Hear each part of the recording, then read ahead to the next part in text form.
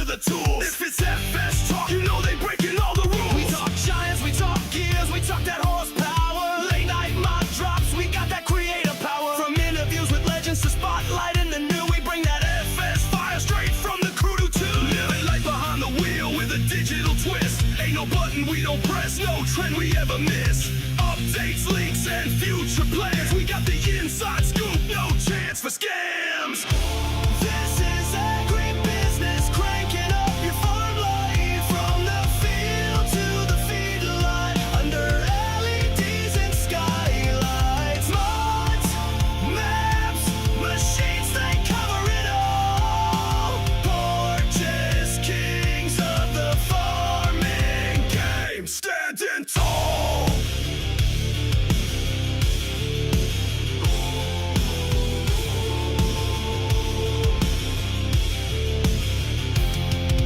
It's more than a game, it's a way of thinking. Talking shop while that diesel's drinking. From tractors to combines, dirt roads to drones, they build empires from screens and microphones. With every guest that drops in for a chat, you get the real talk, no filters, just facts. A spotlight on the builders and players who grind. They got love for the fans and the farm in mind. This is AgriBusiness, cranking up your farm life. From the field to the feedlot, under LEDs and skylights. Mods, maps, machines, they cover it all. Vortex, kings of the farming game, standing tall. So plug in the pod and hit that sub. Roll out in style with your farming club. No fluff, just dirt, diesel, and truth. Straight from the FS underground on coast.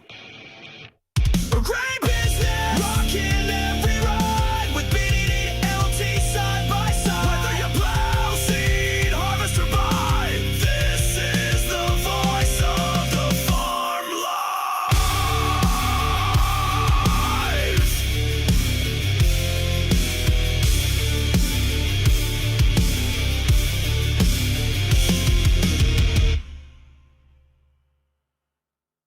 How's it going, everybody? Welcome to the channel. This is Big Day Dave, and this is AgriBusiness Tonight, a show where we talk about mods, maps, and the news. Hope everybody's having a fantastic day so far. I am joined here, of course, by my co-host, WillTGaming. Will, how are you doing tonight? Well, I'm doing pretty good, even though I'm trying to find my Xbox controller. Did it run away on you? Grow little legs and just... Yeah, I was like, not tonight. Found it. We're good. You have played with me too much. I'm running off. I've barely played my Xbox, actually. So, We are joined here tonight by rail fanning Jonah. Jonah, how are you doing tonight? I'm doing fantastic. And hey, well, I can mail you mine. I got two of them right next to me right now. well, I have another one, but it's, I don't want to. Dude, I'm too lazy to open up my end table to grab my other controller. I tell you what, the one thing that I tend to do, the only reason I ever go out for Black Friday shopping is I'll go to Walmart because they actually run pretty decent deals on controllers for the Xbox and PlayStations on Black Friday. It's not too shabby. So that's the one and only reason that I agree to go to Black Friday shopping with my wife, is to make sure that I can get my controller. And every single year, without fail, I will go out and I'll buy a new one just because I know eventually it's going to get worn out and I'll have one in reserve. Exactly. That's good. So I probably got like a drawer just full of old controllers that are still good, but they're just starting to fade, or just a little bit of wonkiness to them. But they're good enough to where if I have guests or somebody over who wants to play on it, there you go. Go have fun with that. I'm gonna keep my good controller off to the side because that's mine. You're like me and like batteries. I have some batteries I keep on to. I've been using the same battery for my controller for 2 years now. That's it. Because they're rechargeable batteries. Saves you a ton of money. Oh, I'm looking at a handful of rechargeable batteries right here in front of me. I actually just learned that they have those individual rechargeable batteries now with the little pigtails that you plug it into Yeah. like a USB outlet, and it's got like 4 connectors, like USB-C connectors, and you just like boop, boop, boop, boop, Mhm. plug them all in individually. Oh, it's so good. So good. Well, I did have 3 controllers, but I actually gave one of them to a buddy of mine because he lost his controller and he got a new Xbox. Um, this kid lost his controller, so I was like, you know Oh. what? I got 3 of them. Like I got 3 of them. I don't use them. So I gave him one of them just to be a good friend. And then I realized that I feel really bad because the controller I gave him, the the 6 drift on that one. But you know what? It's a That's free the worst. it's a free controller. I personally would put up with a drifting controller if it meant it was free. Right. Either play a game or no game. I'm gonna play a game with a little bit of compensating kind of thing. Right. So we got a few people out there in chat here tonight. We got, of course, Rail Fanning Jonah with the stream snipe says 1.3, 1.3, and that's all I have to say.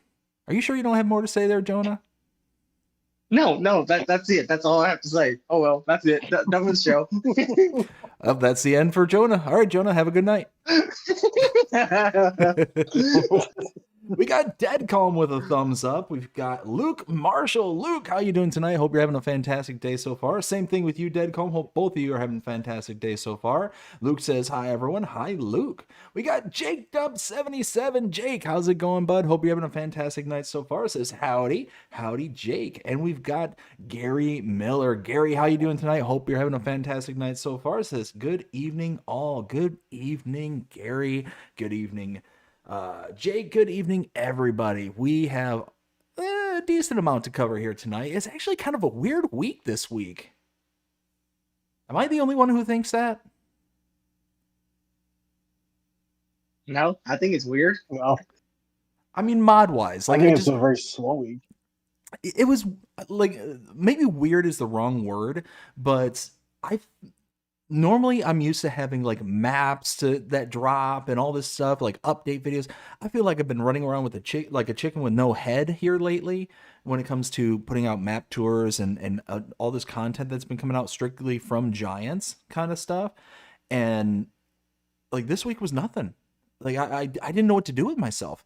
I was sitting there on my hands most of the week. It's like, okay, I'm waiting. And then of course we had all the issues with the well and all that stuff. So that all just kind of, took precedence over it, which thankfully all that stuff happened when it did, because, between not having to worry about doing the map tours and all that stuff late at night and not having running water. Yeah, it's been a wild week. Let's see. So what do you say we get going there, fellas? You want to talk about some mods? Yeah, let's talk about some mods. Hit some home runs with them. All right. Well, and I'm clicking buttons not meaning to be clicked. Holy smokes. Button. Who's got the button? I've got the button. Don't break it yet. I'm not making any promises ever. You know me. I'm a habitual line breaker, and there we go. All right. Well, starting out with Thursday's mods, because we didn't have anything on Friday, we got the John Deere Series 9000 by SL Modding, 14.15 megabytes to download, a starting price of $499,500, starting horsepower of 800, massive amounts of horsepower there. Holy smokes. Well, we're taking a look at our closest comparables. If I can actually bring up the right menu under forage harvesters, we're going to probably be in and around. Well, probably in the New Holland FR 780 territory there. Actually, that's pretty good comparable if you ask me.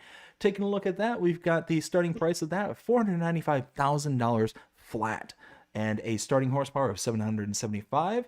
Yeah, so that's actually going to be pretty decent. So again, looking at that starting price at $495,000, you are actually going to spend about what is that, $4,500 more for the John Deere mod here, but you are going to gain about an extra 25 horsepower, which for, forage harvesting isn't too huge of a deal, personally, if you ask me. But for only 14.515 megabytes, that's not that shabby. Now, we do have the John Deere 9000 in base game. I just realized that. And that actually gives you what is that? Additional, it's the same price. It gives you an additional 30 horses than what you get in base game. So, I mean, because we already have it, I'm going to say this was going to be a pass for me. I mean, yeah, you do get all the, main color selectables, rim color, piped, decals, the blackout edition, all that kind of stuff. Like, you get all this kind of additional stuff, but I'll just stick with the base game one. Why waste the near 15 megabytes? It's not a bad file size, but I'll just stick with that. Yeah. So, Jonah, what do you think? I think I'm on the same boat as you. I'll stick with the base game. But if you like mixing up the colors, I mean, go for it. But I'm going to pass on this. And Will? Well, I actually like it because we do finally have a modded John Deere forage harvester. So I do like it. Gotcha. All right. Next one we have is the Mercedes-Benz Truck Unimog 5023 TLF 3000. This is by T-Mock Modding and Sebastian 3DX. 21.92 megabytes to download. And we've got ourselves a kind of emergency Unimog.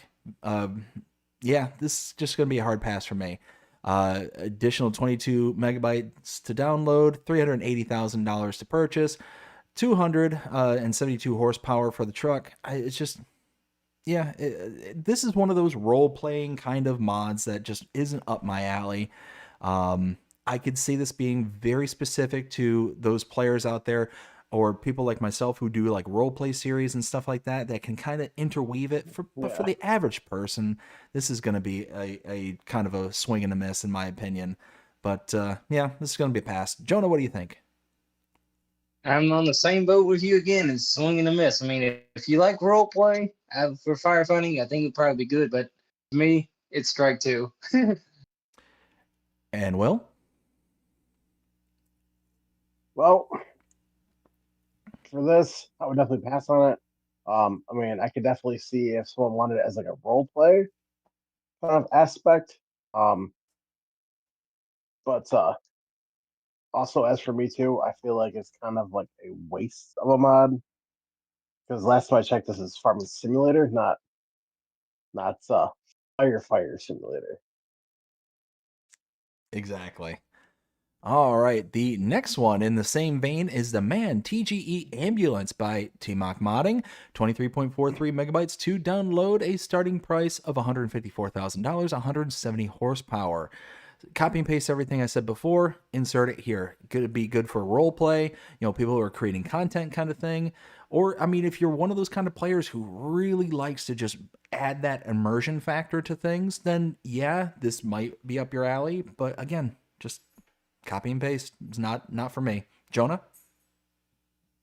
Oh, I say the same thing, but I do have a concept for this. It would be cool to just see these roaming around if Farm Simulator, when they do that, maybe them just roam around the map. But if you can't do them that, it's a pass for me.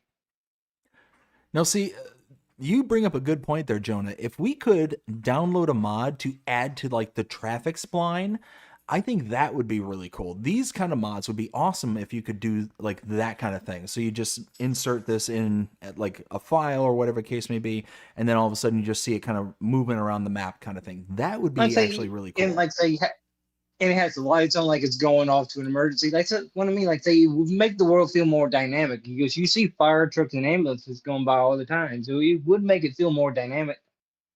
Yeah, absolutely. No, I agree with you there. But as a kind of standalone mod to where you're influencing it, you're kind of doing things. Yeah, copy and paste like we said. Will. Well, I would definitely have to copy and paste exactly what I said for the previous mod. It's I mean, it's Farming Simulator. It's not Emergency Simulator. 100%. All right. Next one we have is the Legal PFW 12,000 Max line. This is by Julie 7250, 19.56 megabytes to download, $102,000 to buy, 15-meter working width, and a capacity of 12,000 liters. So taking a look at the slurry spreaders right here, slurry tankers. Let's see. Well, we've got the Flegel PFW 18,000 Max Line Plus. So that's probably going to be in the ballpark, roughly. So let's go ahead and check that out. So the Flegel in base game is 225 horsepower is required, 18,000 liter capacity, $102,000 to buy. So it's the price is the exact same. 15-meter working width, again, exact same. Where the difference lies is the capacity. The mod is 12,000. This base game is 18,000. So all that being said, the same price, same working width, but this mod is smaller. Hard pass.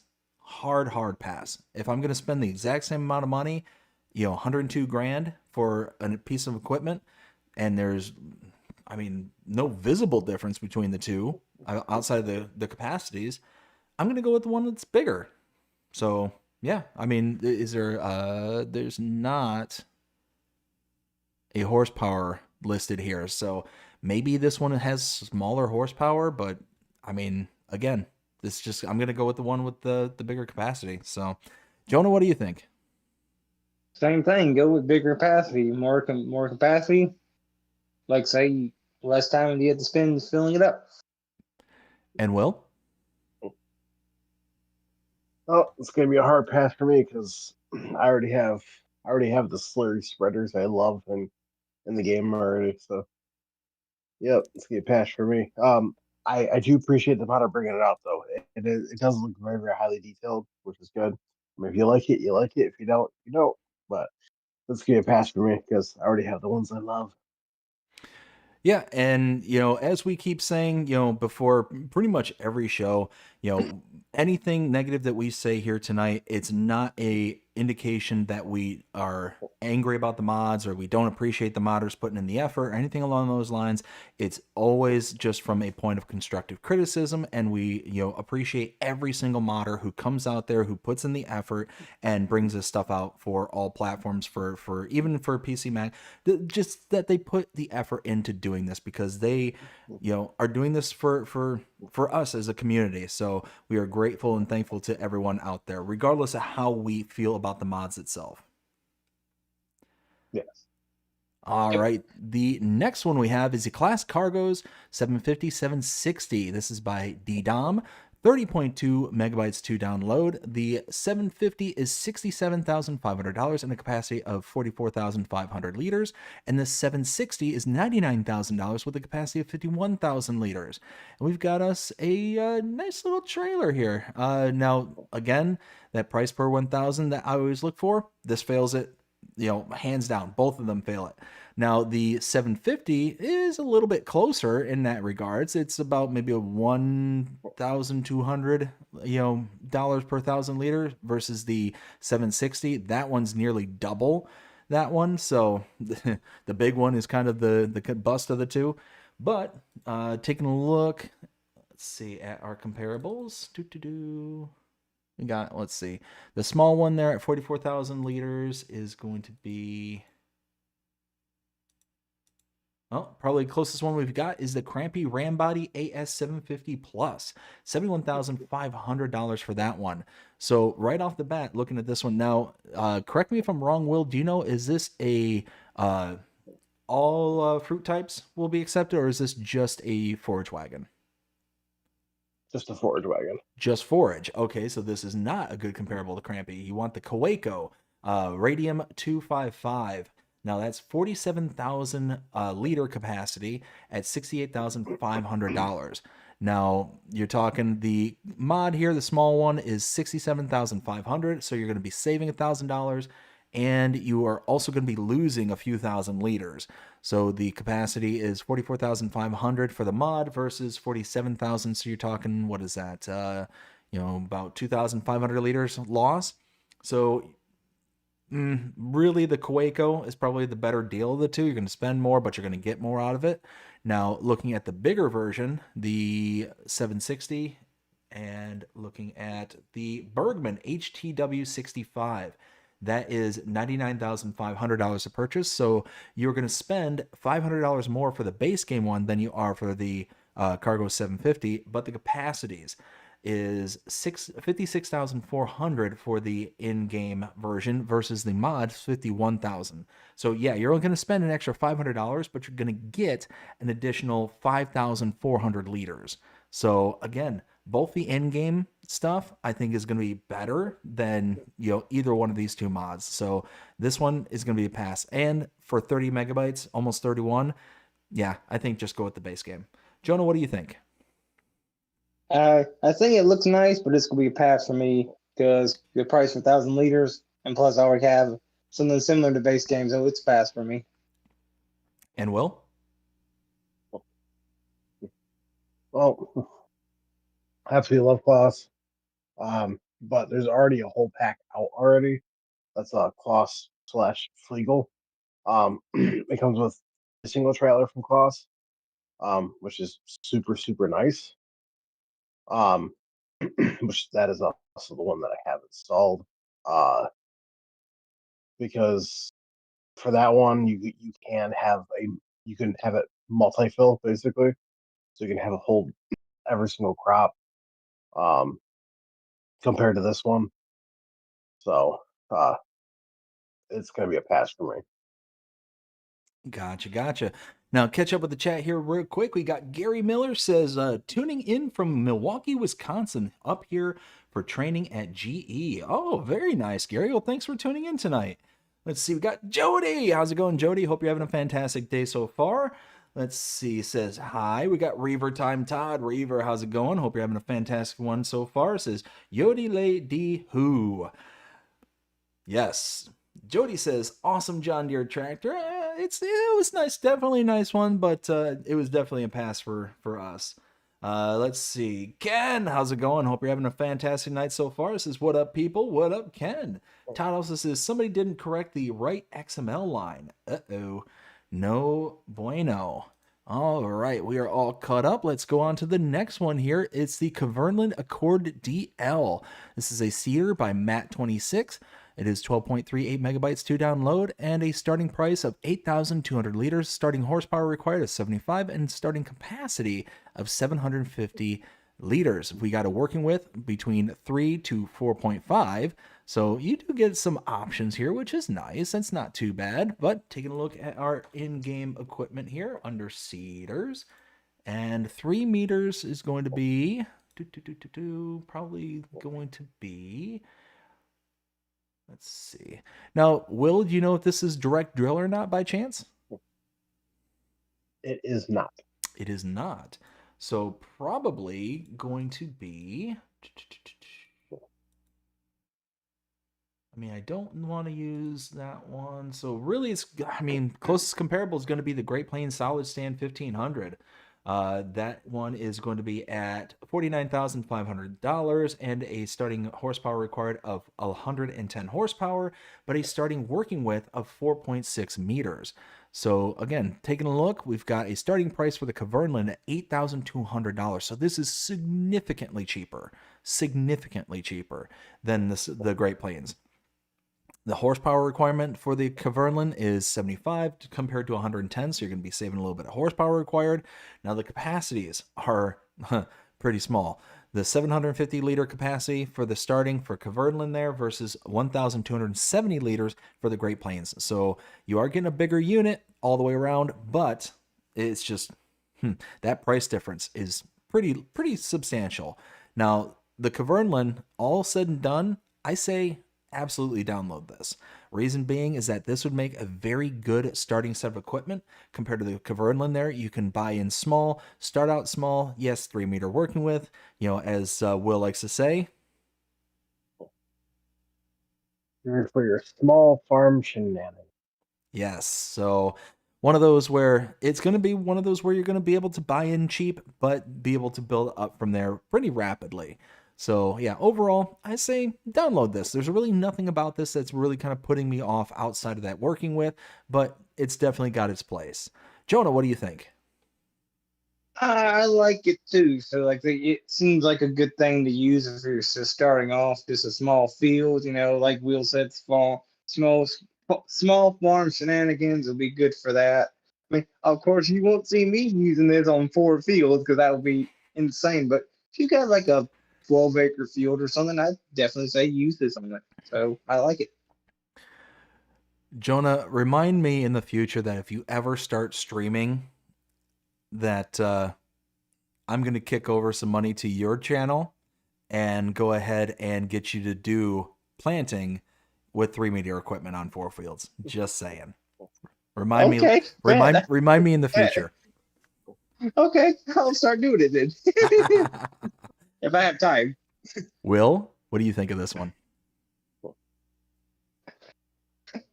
I mean, if you absolutely love the brand, Neverland, or you like using 3-meter implements, then this is right up your alley. If you don't, then it's not gonna be.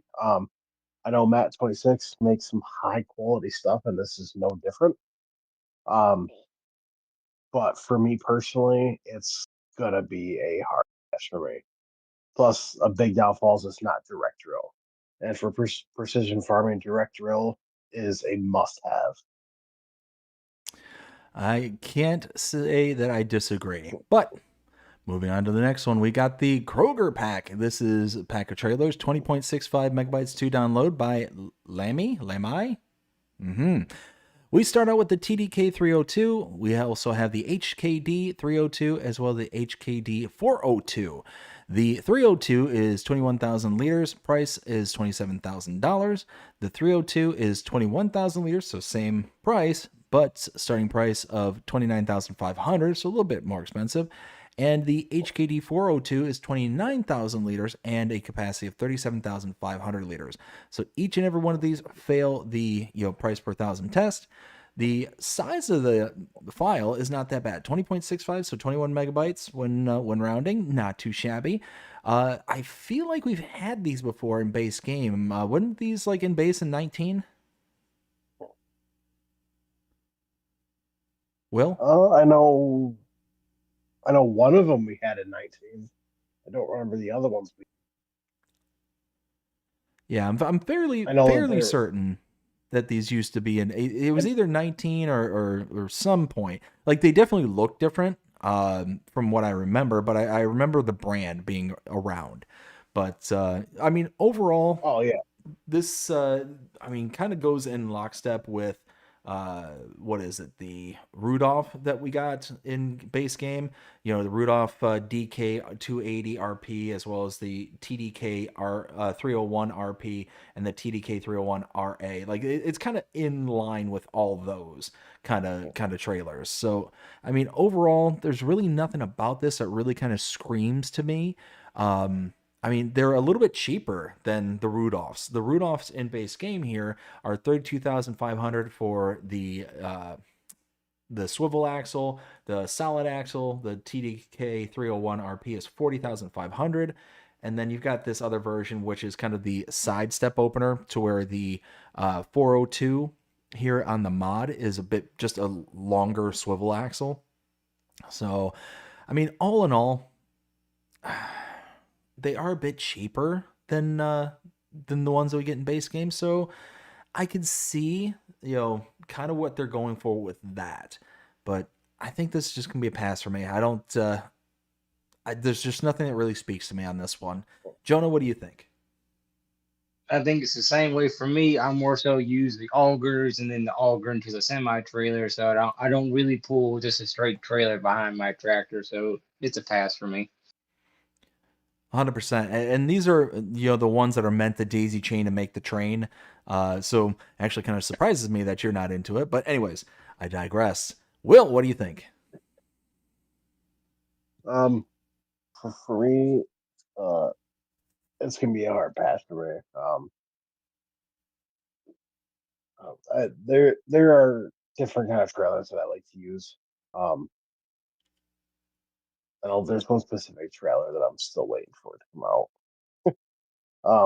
But they look like they're high quality mods, which is good, very highly detailed. But yeah, it's just gonna be a pass for me. All right, next one we have is the multi-brand safety weight by Chimera. 3.73 megabytes to download, a starting price of $2,300, and a weight, it starts out at 750 kilograms.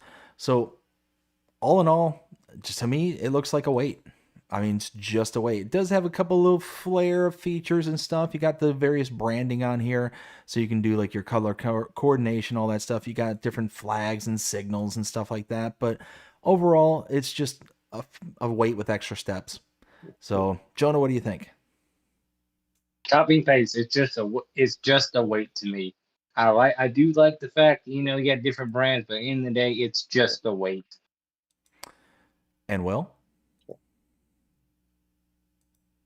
Well, I do agree. It is just a weight, which I mean that usually sums it up. I will say though that we don't get very many of them, but I do appreciate how this one does have the name brand Mercedes Benz on it. I think that is a good touch to it. So I'm very happy that the modder actually added that in there. Now that is nice. I will 100% agree with that. You see the Mercedes brands on screenshot number 2 here up in the top left corner there. So yeah, the whole branding and stuff like that, that's really cool. I do appreciate that. And they do look like really good high quality weights.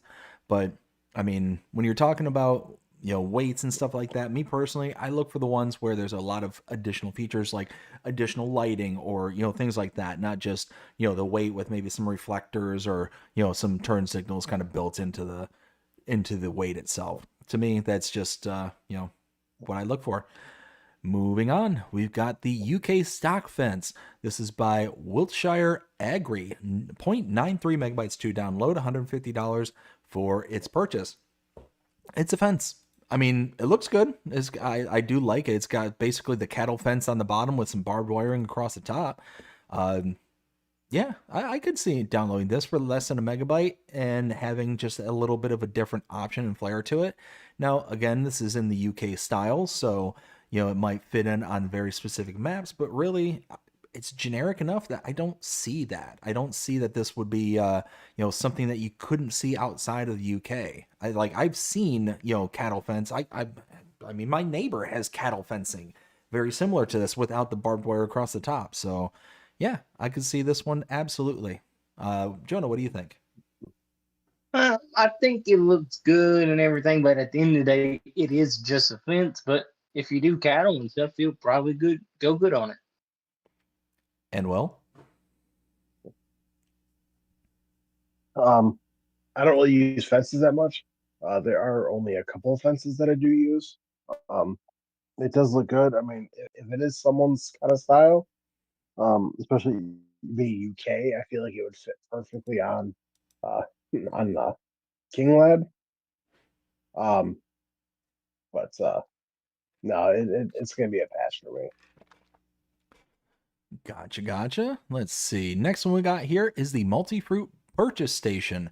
This is by Grangerio for Gemini Modding and Lost Gamer. 2.56 megabytes to download. Price starting out at $2,500. And yeah, we've got ourselves a nice little buy station.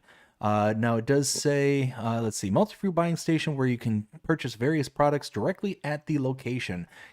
We've also adjusted the purchasing price of pig feed to ensure that you make a profit when raising your pigs.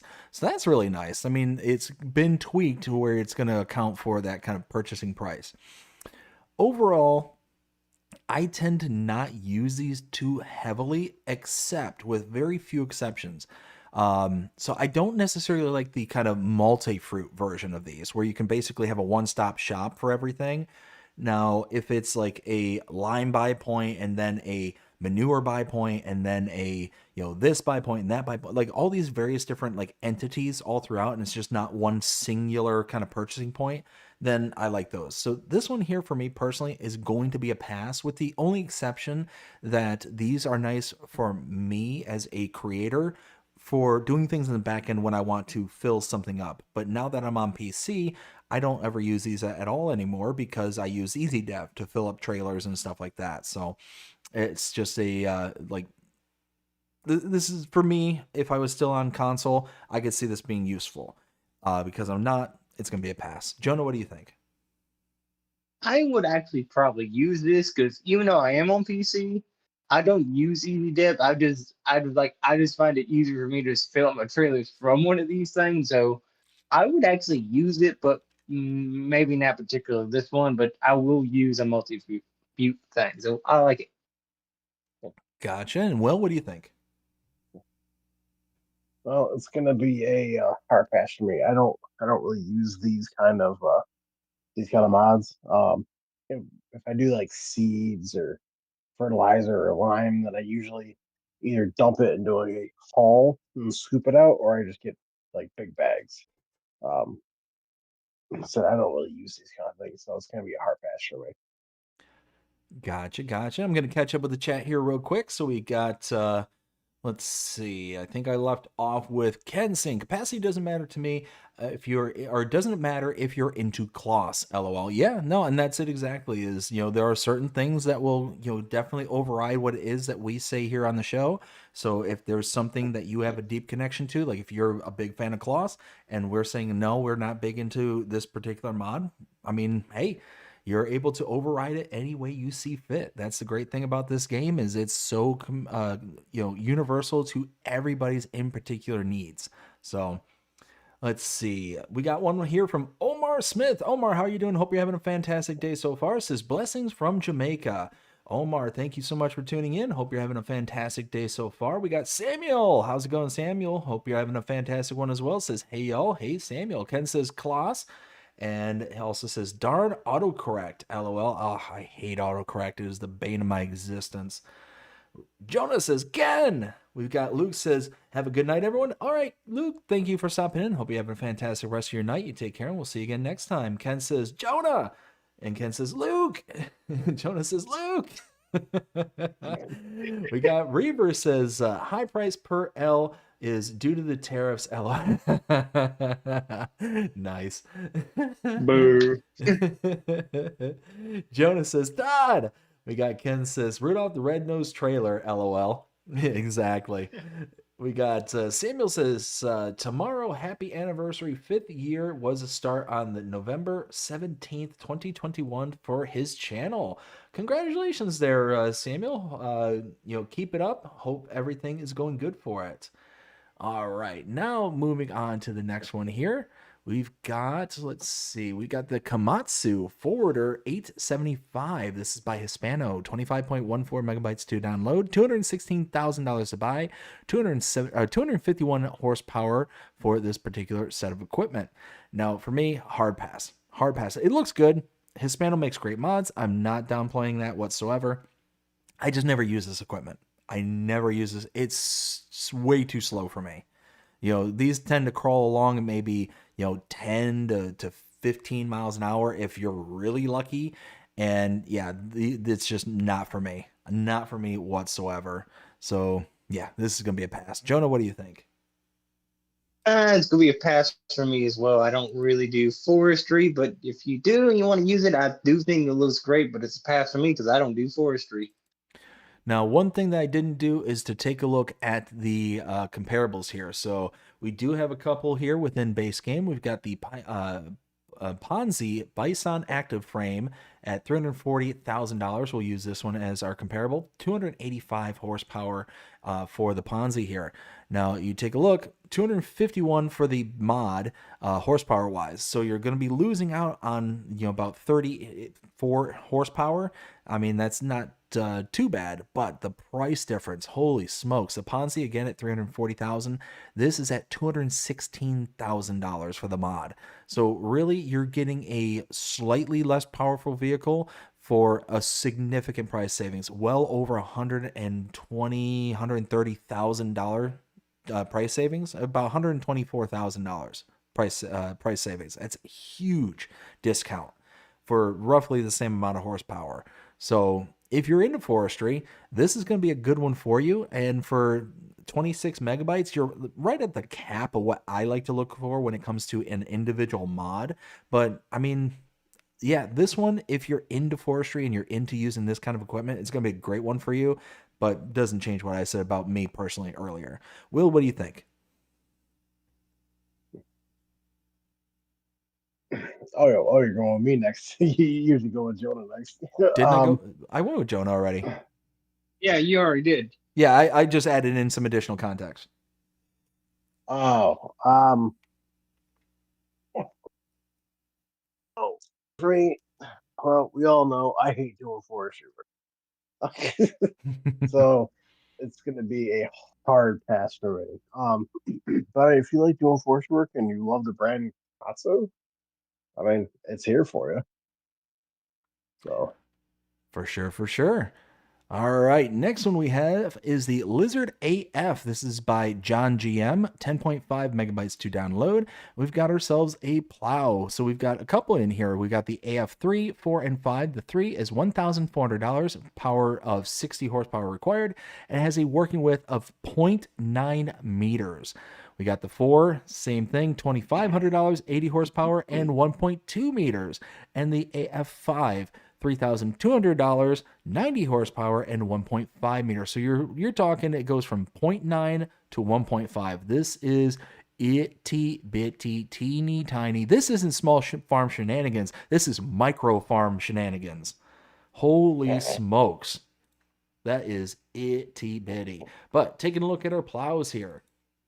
I mean, really, the only one that we're going to be able to look at is going to be the Poniger Servo 25 at $14,000, 85 horsepower, and 1.2 meter working width. So again, looking at the small one, $1,400 and 60 horsepower and 0.9 meters. So you're saving a ton of money. Even on the big end, you're saving tons on this one. So let's focus on the big one because that's going to be like the biggest like differential here. $3,200 for the mod versus $14,000 for the Poniger Servo base game. So you're going to be saving almost, well, over 10 grand on that particular pickup. 90 horsepower for the mod versus 85. So you need an additional 5 horsepower. And you're talking 1.5 meter working width for the mod versus 1.2. So you're going to gain about 0.3 meters on the biggest version, but you're going to be saving a ton of money. Overall, I mean, if you're into these kind of smaller pieces of equipment for your plows, then this is going to be a good mod for you. For me, this is like I said, this is way too small. This is way too small. I don't know if I could be into a map where a plow of this size would be able to fit for that farm. And they're showing screenshots on Riverbend on this particular one. I couldn't imagine using a 1.5 meter plow on any of the starting fields there on Riverbend. I mean, holy smokes, it would take forever. So for me personally, there's nothing disqualifying about this, but it's going to be a pass because of the micro size of these particular mods. Jonah, what do you think? It's a hard task for me because if I use this on 4 fields, I'll be 70 by the time I get done with half the field. I'm struggling to think that you'll still be 70 by the time you're done with any of the fields with any one of these sets of equipment. I'm thinking you're probably going to be, in the middle of purchasing your casket. I said halfway. No, that's halfway done when I'm 70. No. I'm still struggling to feel that you're even going to be halfway done at that point. Oh, dear. Like I'm pretty certain that it's going to be casket shopping at that point. Just saying. Will, what do you think? Well, I would have to agree with you. You would definitely be casket shopping at that point. But for me personally, it's gonna be a hard pass. But I mean, for anyone out there, I mean, if you like using small farm stuff like this, by all means, like it's out there. But for me, it's going to be a hard pass. No doubt, no doubt. All right, next one we have is the Deutschfar Series 7 TTV HD. This is by Jonas. We got 10.88 megabytes to download, $198,000 to buy, 247 horsepower, and a max speed between 40 to 60 kilometers. So I don't know what that is in mile per hour in real terms, but let's see. Taking a look at our comparables here. This is what, medium tractor? Medium tractor. So if we scroll up to medium and go, what were we looking at? 247 horses? It's going to put us somewhere. Let's see. Probably. Oh, hey, we've already got the Deutschfar Series 7 TTV HD. This is already in the game. $198,000 for the mod versus $251,500 for the base game one. So you're going to save quite a bit of money with the mod. Let's see. We're talking horsepower wise, same horsepower. Yeah. So for 11 megabytes to save about, what is that? A little over 50 grand. Let's see, configurations, wheels, wheel weights, front loader, base color rim, max speed, steering wheel, and a Warrior. I mean, it's got front loader. It's got, yeah. This one's going to be kind of a 6 and 1/2 dozen the other for me, because saving 50 grand for that particular tractor, that's very tempting, but there's no real features in this that's really going to be like, oh yeah, I've got to have that feature because now it's a part of this specific mod. So, I mean, 11 megabytes is not that bad for a mod. So, I mean, I could see installing this one. I could see, kind of not installing this one. I'm kind of on the fence on this one and could be pushed in any direction. I mean, there's nothing disqualifying, like I said, and yeah, it's just basically a reskin of the one we have in base game, but it's going to save us about 50 plus grand.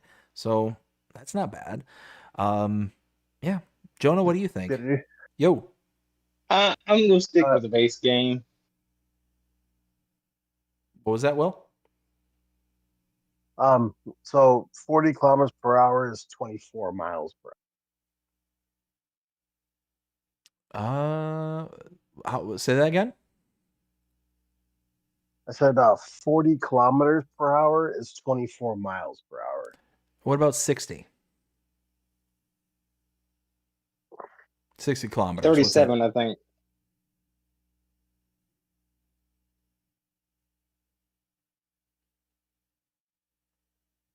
Because if you can tweak it up to the normal speed of the Series 7 that we have in base 37. game, then 37. So yeah, it's basically the base game one, but with some extra stuff to it. So yeah, nothing changes about what I was saying. You were saying there, Jonah? I was saying the mod looks good, but if I can get it in base game and not have to use up that precious file sizes on my PC, I'll stick with base game. It costs an extra 50 grand. Gotcha. And Will, what do you think? I don't really use Deutschfar enough, so it's gonna be a hard pass for me. But I appreciate that it's out because it looks like it's very high detailed. The one thing I will say is that there's no animations. So if you're somebody like me who likes doors and windows opening and stuff like that, you're not gonna get with it. So Gotcha. All right, next one we have is the MetalTech IT35 Custom by GTX, 5.16 megabytes to download, and we've essentially got a hook lift auger wagon, starting price of $56,000 and a capacity of 35,000 liters, and can be configured for a cover for $1,200, cover color as well as base color. All that stuff can be switched around. 5.16 megabytes to download. I mean, if you use the hook lift system, then this will be a nice one to add. It'll be a nice little additional feature. Overall, though, yeah, this one's probably going to be a pass for me. I think we got part of the IT runner pack and stuff. We've got augers and stuff already kind of built into it. And for, you're talking 6 megabytes for a different type of auger wagon. I don't know. I don't know. There's really no good comparable for this one because this is specific to the hook lift, and hook lifts only really come out with the mods that we've gotten from base game, like the IT Runner Pack and things like that. So I'm not going to be able to come up with a good comparable for this one. So I'm just going to go ahead and pass it off to Jonah. Jonah, what do you think of this one? I like it, but I think it looks cool. But I tend to have my specific auger trailers I use, and this one looks like it looks good, but it's not the type I would use, so it's gonna be a pass for me. And Will? Well, I don't really use hook lifts enough to use it, but if I was using the hook lift, I might give it a whirl. I know in this mod, without one mod that already came out, where you can there's a mod that came out where it basically adds lime to trailers and auger wagons. But this, if you don't have the mod installed, this has the capability of hauling lime, which I think is good. But yeah, but no, it's gonna be a pass for me. Gotcha. All right, catching up with the chat there. We've got Ken says, had anyone seen my plow? No, it's so small it's practically invisible. Reaver says, small plow on a large field stream challenge accepted. Much? Oh yeah, no, that's definitely going to be a challenge that I'm going to kick Jonah's way one day. I will have that elephant memory kicked into high gear. I promise. Special stream on rail fending Jonah. Jonah does plows the whole field on 4 fields. That'll be about 70 streams later, and Jonah's still not even a quarter of the way done. Jonah's just having to like go to work and just leave the tractor AI do it all day long. That would be about it too. Let's see. Gold Gaming. Gold, how's it going? Hope you're having a fantastic night so far. Says, howdy neighbors. Howdy Gold. Jonah says, gold. We got Ken says, gold. We got Gold saying, that's a saying you don't hear that often anymore. What saying is that there, Gold? I don't recall what it was that we said. I think he's saying hi. I think it was howdy neighbors. I don't think he asked. I think that's what he's referring to. Howdy neighbors. Yeah. Okay. Yeah, I could see that one. Well, I tell you what, folks. I tell you what there, fellas, I think we're done with that specific day's worth of mods. So what do y'all think is your favorite? Jonah, which one's your favorite for that day? None of them really stood out to me all that much. So I'll just go with the the multi-fruit one, because I use that type of stuff because I can't ever figure out the dev stuff. And Will? I would definitely have to say the John Deere Series 9000 forage harvester. Nice. And I mean, if somebody had to twist my arm out of all these mods, oh man, nothing really kind of stands out too heavily. So I would probably have to go with the UK style fence. I mean, nothing here really kind of piqued my interest per se. So yeah, let's just go with the fence. All right. What's that? Real quick. There was a mod that did get released on Thursday. It is not for all platforms, but it is for PC. And I'm very thankful it finally came out. So I get my new PC up. I'll be installing it, but manual attaches out PC players. So. Yeah, I went ahead and installed it on my my computer, and holy smokes, it's a game changer for me personally, because it slows you down. I like those kind of mods that really kind of not only add the realism, but really kind of forces you to kind of take that additional step in doing things. Yeah. Now it took me a hot second to realize how it worked. Attachment to PC. Say that again. They added a manual attachment. Like we have to attach it from the outside. I like that. I'm gonna download that tonight or tomorrow. Yep, exactly. So, like I said, it took me a hot second to realize how it worked, because it basically takes all the individual components and breaks them out into an attachment step. So you back up to, let's say, I don't know, a cedar. We'll say a cedar. And actually, you know what? No, better one would be like a fertilizer spreader because it's going to have all three components. So you back up to your fertilizer spreader, right? And you got to actually attach it to the kind of trailer mechanism, whether it's a 3-point link or the actual, ball hitch, pin hitch, whatever it hooks up to. That's going to be like the Q button on your keyboard. Then you've got to hook up the hoses, and then you got to hook up the powertrain, right? So the PTO. And to do that, you've got to tap the Z button, and that will hook up or that'll connect or disconnect your PTO. But then if you press and hold the Z button, that'll hold up your hydraulics and your hoses and stuff.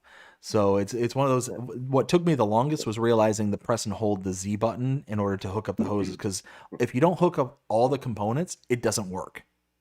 It just basically just kind of it like attached and it's there kind of thing, but it won't actually operate. So I thought that was kind of cool. Yeah, that is one mod that a lot of people have been requesting that comes for all platforms from Giants. Be a base game feature. Yeah, that would be a nice little implementation into base game for everybody. Now, again, having it Just the selectable. ability to turn it on and off. Yep, exactly. Having it selectable would be absolutely key because I could see some people not liking to have to get out of their tractor, go hook it up manually because you have to step out of the tractor and like do those individual attachments. It's pretty cool though. Yeah. All right, moving on. We've got the iMents 38FSX 600H by Vertex Design, 33.4 megabytes to download, and we've got it's a Spader subsoiler combination. So the subsoiler is $62,000 at 6 meter working width, and then the whole letter combination there, the 38FSX 600H is the Spader portion of it, $98,000 again for 6 meter working width. Now I really wish that they had a horsepower requirement on this because it doesn't actually show it. It's down there at the bottom. 400 horsepower for combined power though. That's combined. So in all fairness, I'm not gonna hold myself responsible for not seeing that last bit there. Just throwing it out there. Anyways, 400 horsepower. Let's see. Taking a look. Really, this is gonna be kind of a tough one because it's a Spader and a subsoiler kind of all together. So let's see. We'll take this into individual components. So we've got the subsoiler again at 9 meter working width. So it's going to be the only one we got close enough in base game is the Alpago K Extreme 11500, $31,500 for that, and it's 5 meter working width at 350 horsepower is required for it. So starting out at the top there, you got the $62,000 for the subsoiler portion of it, 6 meter working width. So you're going to be gaining 1 meter in working width, and $62,000 is almost double the amount of for the subsoiler portion of things. So right off the bat, spending double for 1 meter more, no, hard stop right then and there. But doing our due diligence, let's take a look at our Spaders here. The only one we have in base game is the Farmax Rapide 450 Trailed, $58,000 for that one at 4.5 meter working width. So again, $98,000 for this mod here at 6 meters. So you're going to be gaining 1.5 meters, but you're almost going to be doubling the price for that 1.5 meter gain. So overall, you're going to be spending, what is that, nearly $170,000 on everything all in. Yeah, no, hard pass. And 33.4 megabytes, nearly 34 megabytes, hard pass on this one. Looks great. Vertex Designs makes great looking mods. This is just not going to be one for me. Jonah, what do you think? Same for me. I think it looks nice. It really does, but it's going to be a pass for me.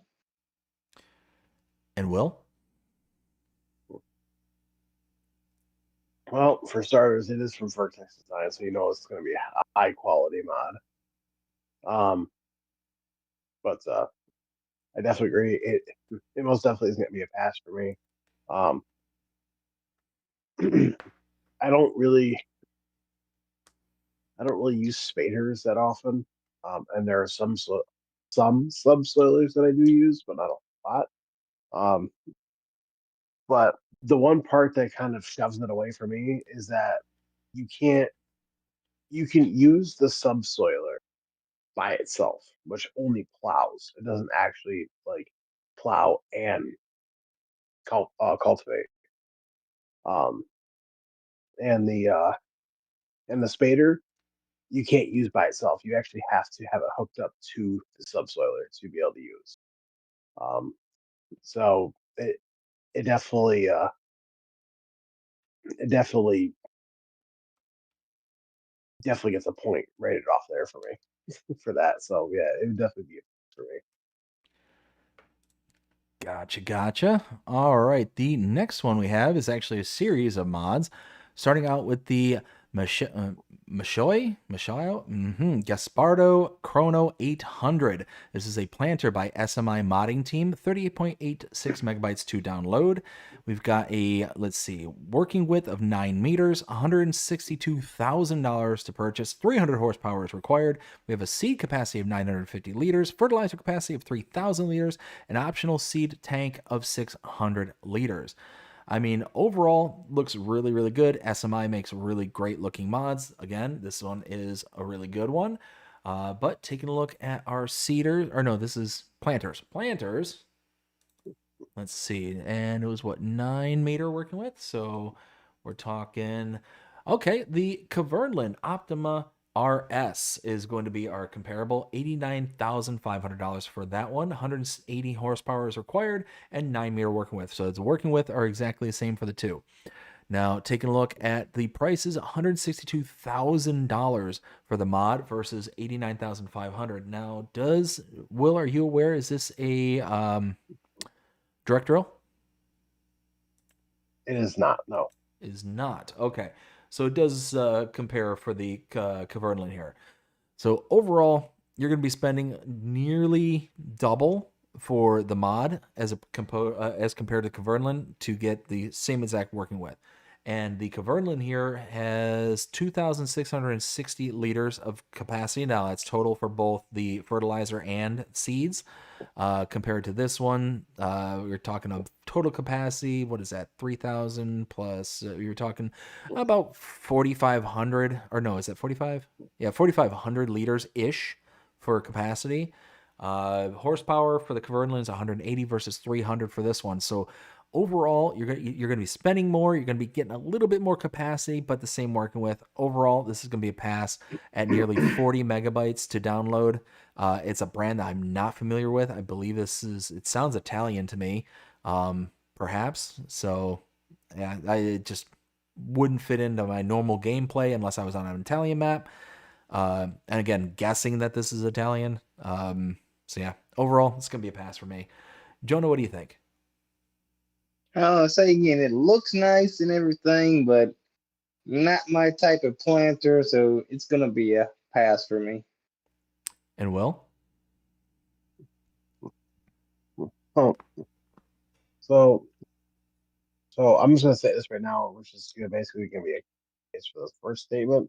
For all these, it is by the SMI modding team, and it's just like along with Vertex Design and custom modding, make high quality stuff, and this is no different. But I do like it, and if you're playing like on a European map, I could definitely see someone using this. Would I personally use it? Maybe.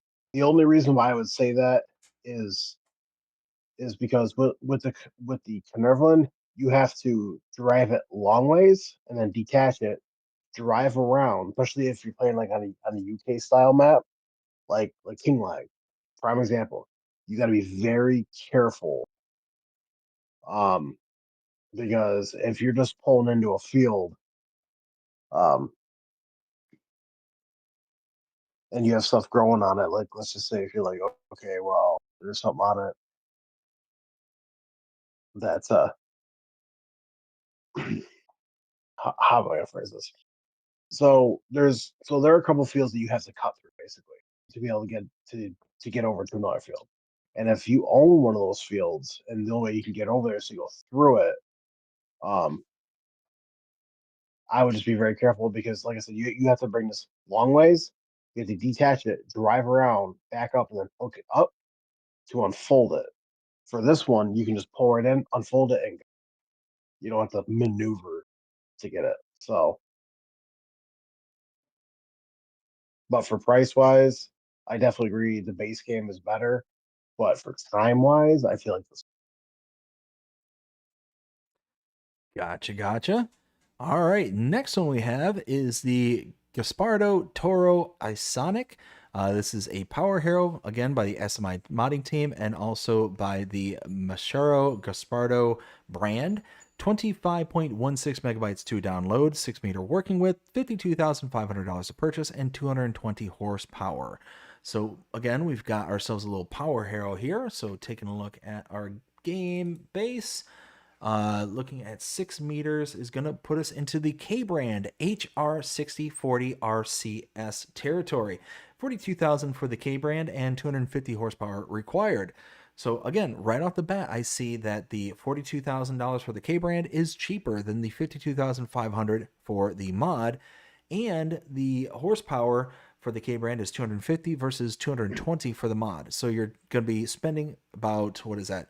$10,500 less for the same working width, but you're going to need an additional 30 horsepower. Overall, again, I'm going to pass on this one at nearly 26 megabytes for the mod here.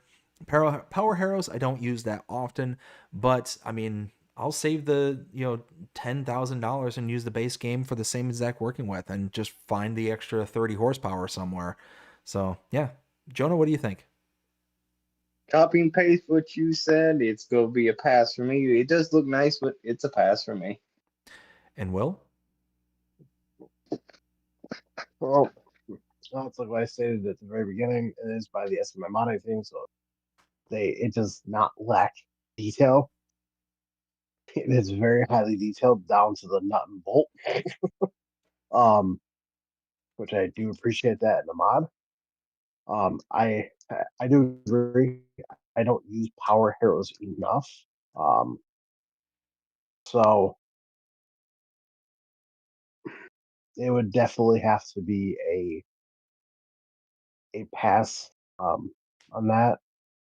But if you think about it, literally for 100 horsepower more, you could go for the Bednar 8-meter for literally 100 for 100 horsepower more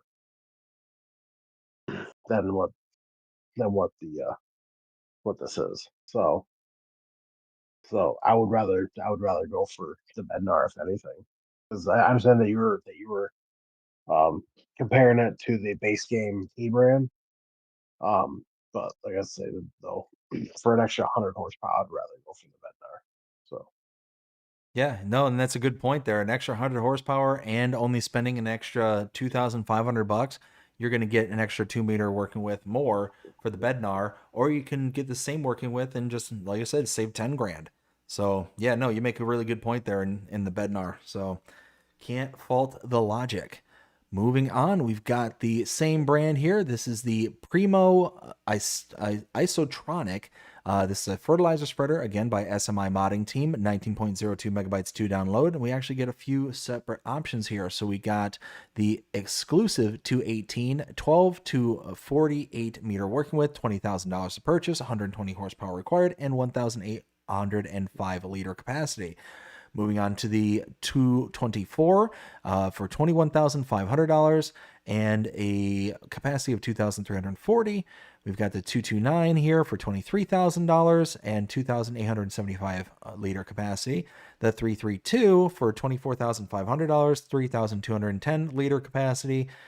The 438 for 26,000 and 3,830 liter capacity. And then lastly, the 445 at $27,500 and 4,450 liter capacity.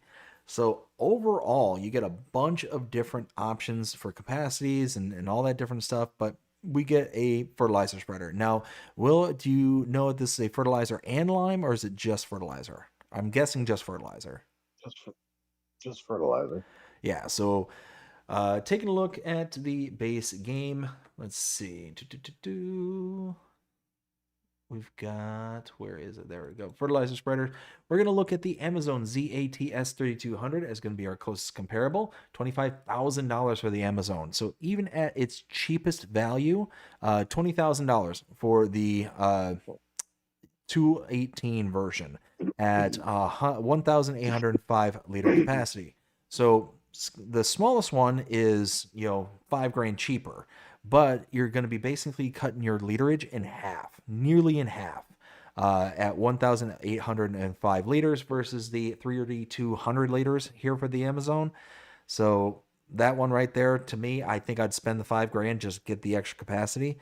But then going all the way up to the more capacity, the 445, that's $27,500. So you're going to be spending an extra $2,500, but you're going to be getting an additional, what is that? 1,250 liters. So that there isn't too shabby. Like that final size and capacity and price, not bad.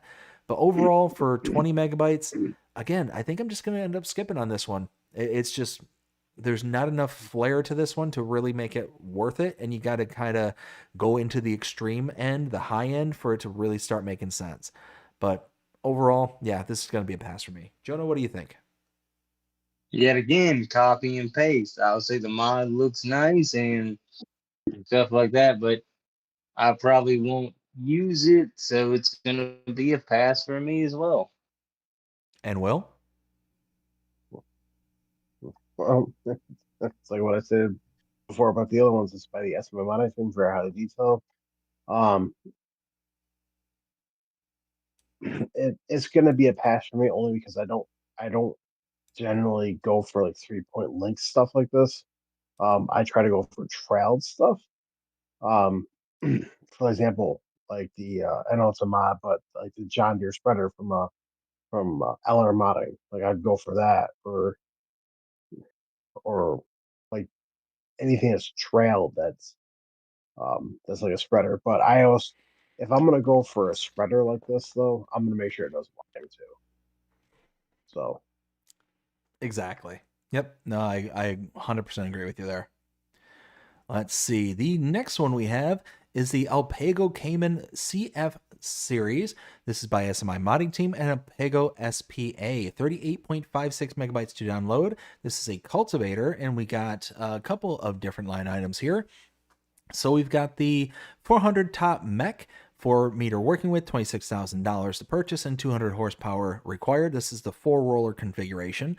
We got the 400 top spring. This is, again, 4 meters, 34,500, 200 horsepower, and the 4-roller configuration, cage, disc, ring, or flex. We've got the 520 top mech, 5.2 meter working with, $33,000. Again, still 200 horsepower. And we also have the 520 top spring, again, 5.2 meters, 42,500, 200 horsepower. Overall, we've got just a series of cultivators. So we're going to take a look at, let's see, we'll take a look at the 4-meter configuration first. So that's going to put us in the John Deere 980 territory. You know what? To be fair, let's use the Amazon Senio 4000 Super. $24,500 for that one. So we're talking, even at the cheap end for the top mech, 4 meters, so exactly the same, it's going to be an additional $1,500 for the Alpago as opposed to the Amazon. And then the Amazon is 150 horsepower compared to 200 horsepower for the Alpago.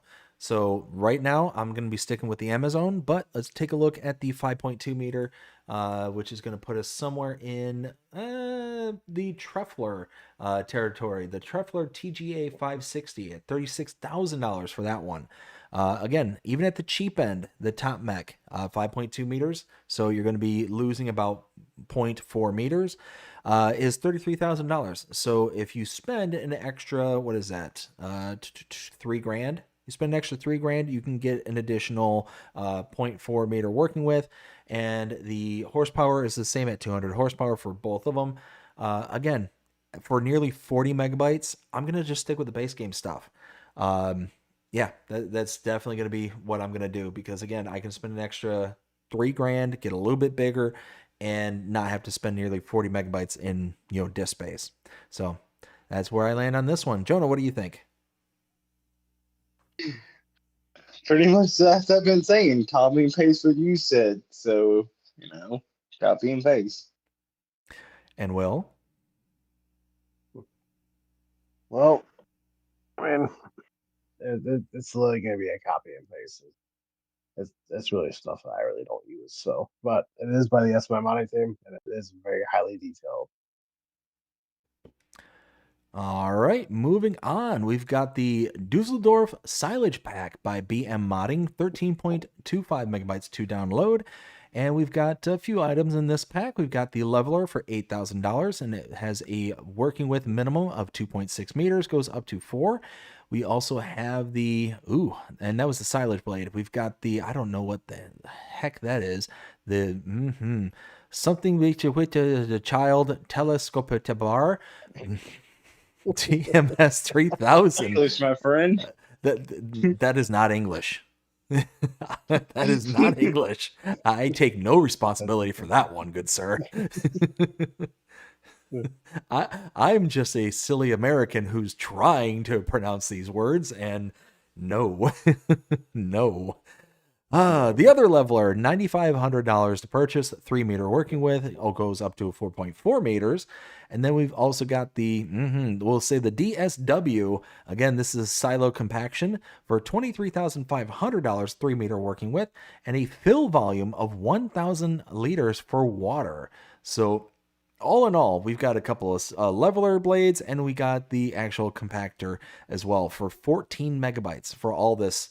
It's actually not too bad. Not too bad at all. But let's take a look at what we got in base game here for levelers. I don't even know where levelers are here on the list. Where are you? Where are It's going to be you? under like forage harvester area. Oh, forage. Aha! Silo compaction and levelers. So base game, we've got the Hilarious MES 400 at $6,800 and a 4 meter working width. So really, $6,800 compared to the $8,000 for the small blade that can go up to 4 meters, so it can get up there.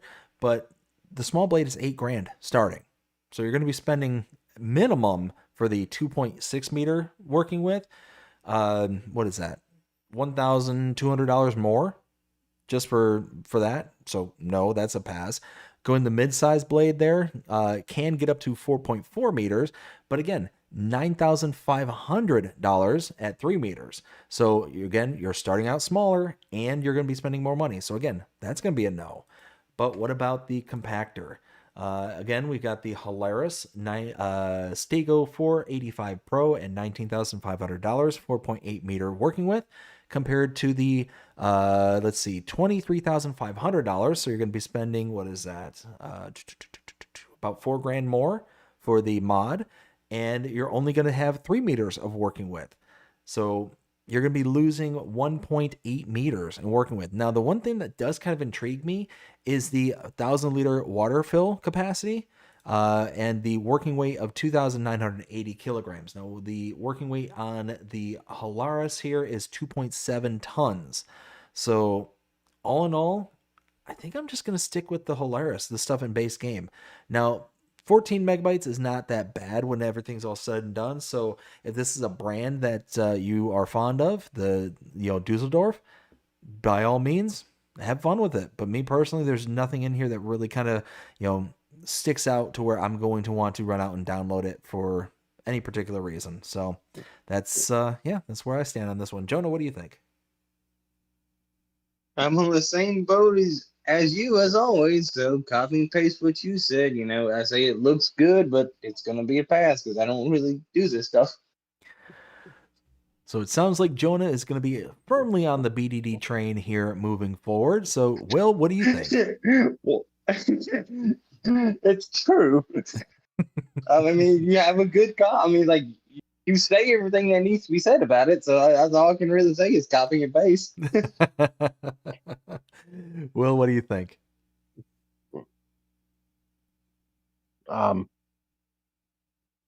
So I'm actually kind of iffy with it, with this particular one.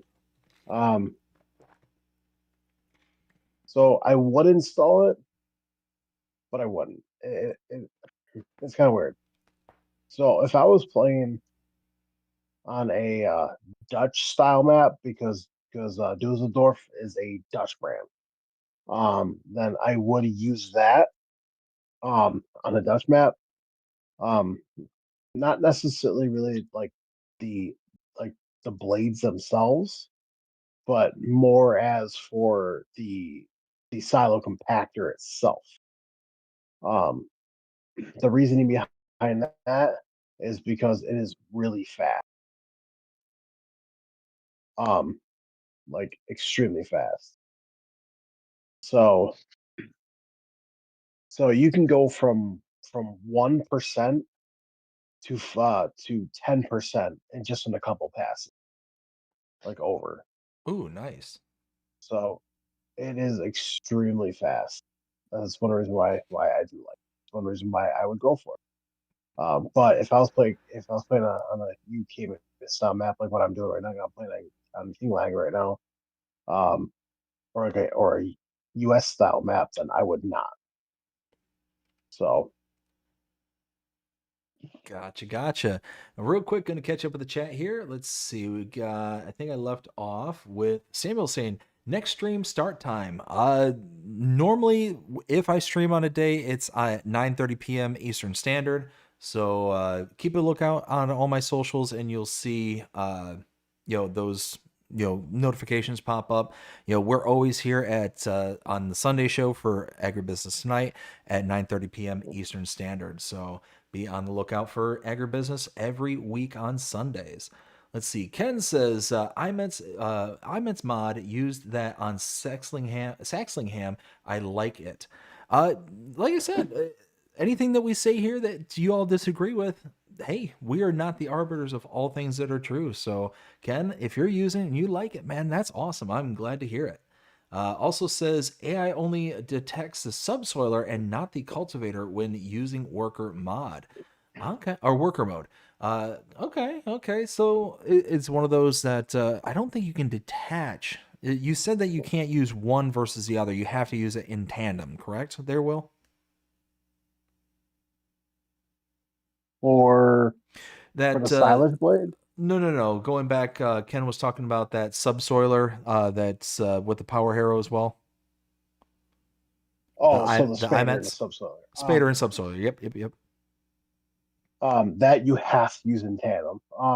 The subsoiler you can use by itself. The spader you cannot. The spader you have to attach to the sub. Yeah, so it makes sense that it doesn't detect it with the one worker versus the other because they have to work in pairs. Samuel says, I'm out. Bye, everyone. See you all soon. Next live stream later. All right, Samuel, you take care and have a good night. Take care. Take care, and we'll see you next time. Also says, good, great, nice, safe work week and weather safe, y'all. Ken says, see ya, Samuel. We got Samuel says, happy Thanksgiving weekend, y'all. Yeah, that's going to be coming up here pretty quick. We got Ken says, I'm like BDD, hardly use power harrows. And Todd says, Jonah is just scared of the future stream challenges. Oh, yes. Yes. Oh dear. Because Oh remember, dear. you all did this stuff to me on my streams. So turnaround's fair play. Just saying. So a I'm 0.9 gonna have to meter. start streaming Farming Simulator. What's funny is that on one hand, I'm actively like pushing Jonah to start streaming, but at the other hand, I'm actively dissuading him from streaming because he knows that if he starts streaming, he's going to have to do it at 1.9 meter working width Yeah. or 0.9 meter working width on 4 fields. But the other thing is, I have to figure out, like, say, I'm still not as good at streaming. Like, say, I still got to figure out the settings with my internet and everything. So even with a faster internet, now, I still got to figure out what server thing works best because I have to use Steam because I'm lame. I don't want to have to pay money for a service just to stream on a platform, right? Oh, for sure. I hear you there. And then Ken just said, okay, then how does Jonah feel, or how does Jonah feed his cows without silage components? Need the roll chaff or grass for those components. So how do you feed cows there, Jonah? I just buy it from the multi point and just put it right in the thing. He Oh, lets them so starve. he lets them starve. No, I buy it from the multi thing and I dump it in there, so they don't starve. I give them the good stuff. It's just I'm buying the good stuff because I have too many fields to manage to go cut grass on. I gotcha. I gotcha.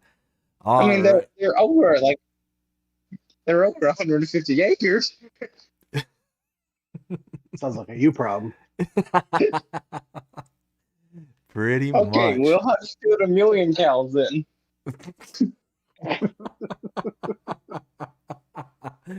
Oh my goodness. Yeah. All right, there, fellas. We got the Bessel und Lade bumper pack. This is by Vertex Design, 9.71 megabytes to download. We got the safety bumper for $2,185 and the weight bumper for $4,155. Now, this is a weight with extra steps. Now, I will say the nice thing about this is that there is the weight with the 3-point attachment with it. So that's really nice. And it has built-in lights. So again, that's really nice.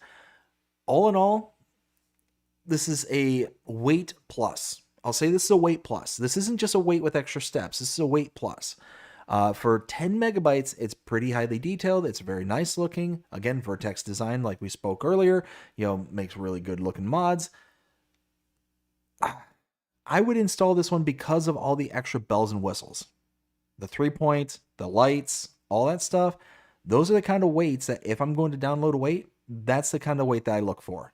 This is going to be a good one for me. So yeah, I would download this one. What do you think there, Jonah? There's an idea because I saw a video today of a tractor when they were making square bells. They had something just like this. They were bumping into the side to the wagon on the back and pick them up because they were diagonal, so they were getting them lined up for it. They were using one of these, so I could see this being used for something like that. So I would download it to give it a try out for that. Yeah, absolutely. This would make a real good push bumper. It's wide enough to where it's gonna encapsulate the tires, so it's gonna jet all the bales off to the side, kind of thing, and make it where you'll be able to easily pick it up. Now they do have a mod out there that is a dedicated push bumper. It's more of a rounded nose to it, so it's kind of made to bump into and deflect away from the tractor, kind of thing. But this one will work just as well because it's the width that's more important than anything. Will, what do you think? I was actually going to repeat exactly what you just said there. There is a bumper out there for that you can whack the bale off to the side. Now, I'm going to say this right now for this and for the next two mods, they're just weights. To me personally, I mean, with this one and the next one, you do have a 3-point linkage on the front, which does come in handy. But other than that, it is just a weight. So, yeah, it's going to be a hard pass for me.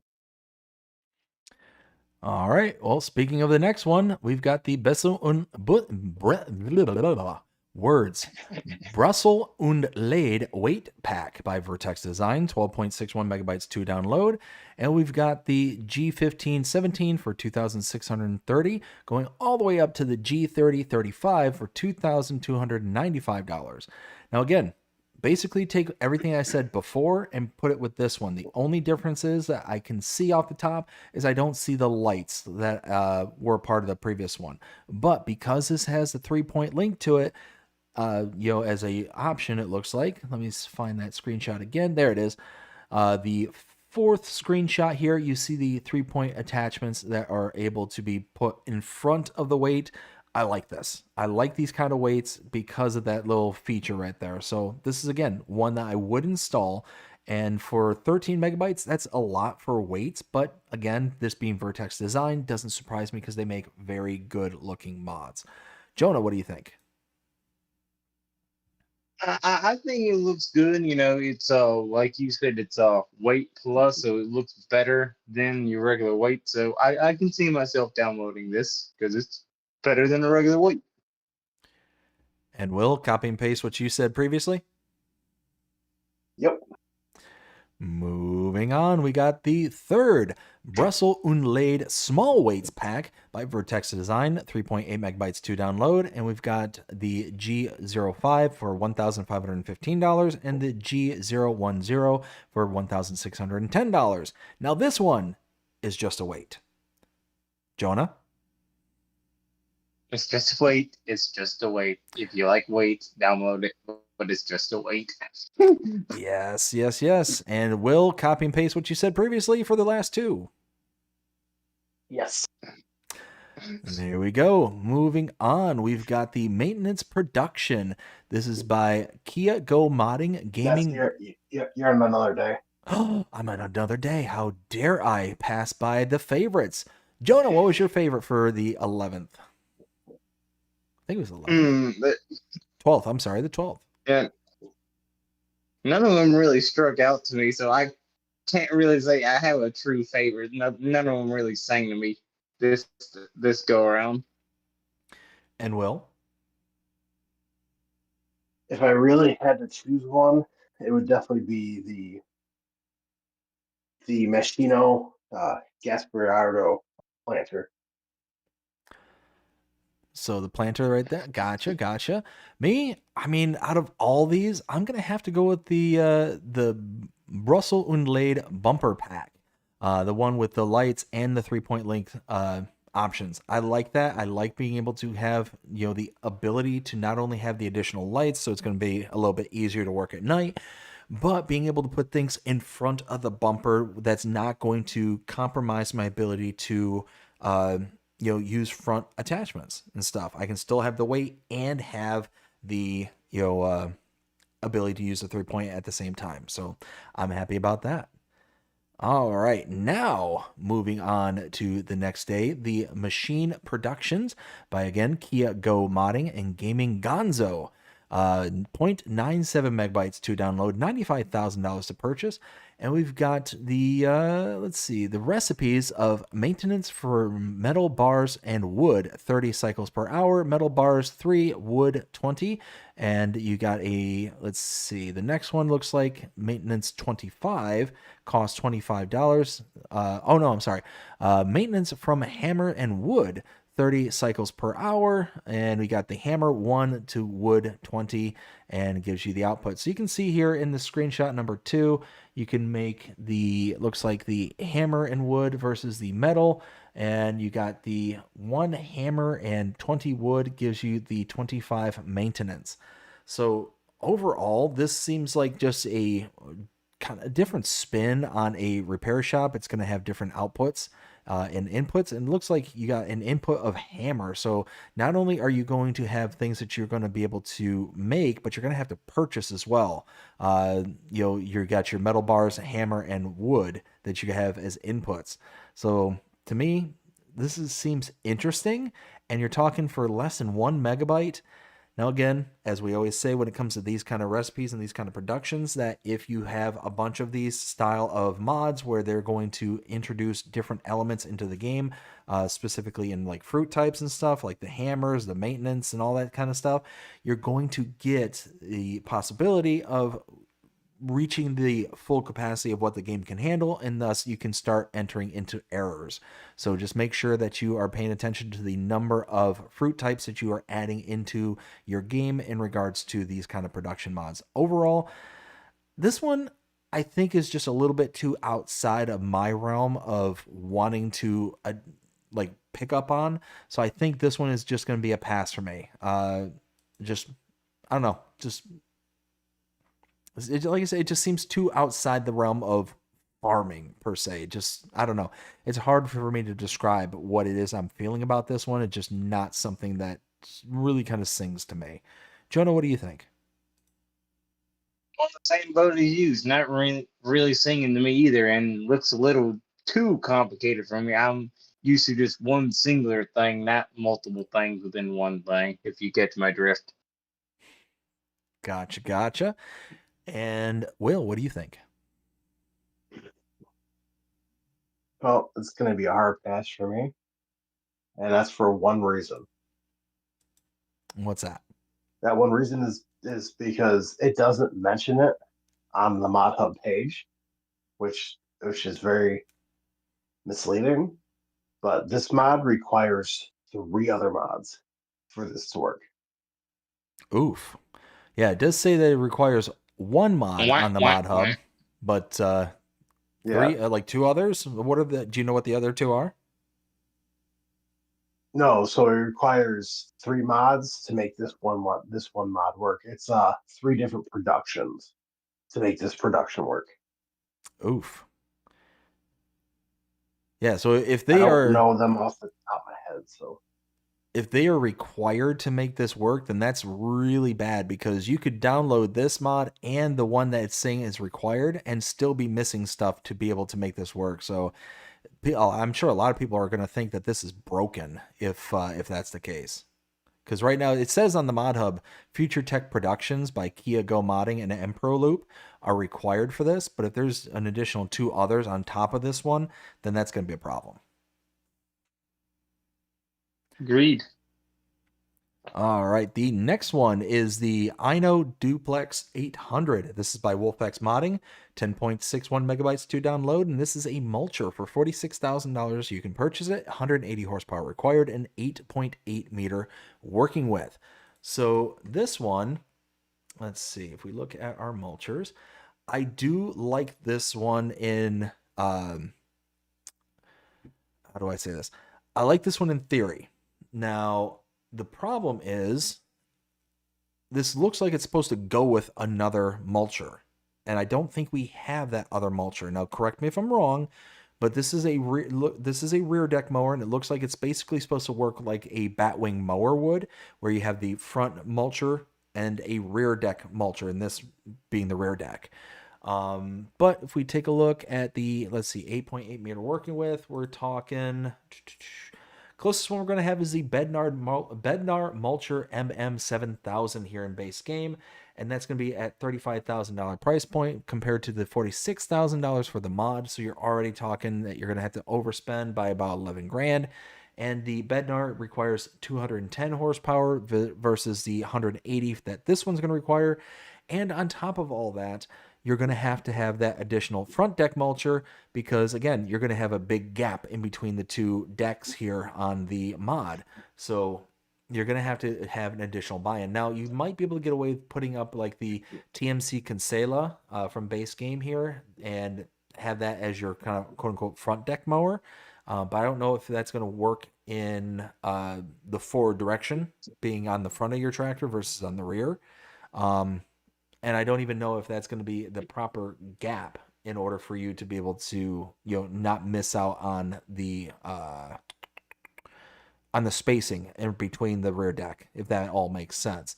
So overall, if the front deck exists in the Mod Hub and I'm just not aware of it, then yeah, I could see installing this as a kind of different way of doing mulching.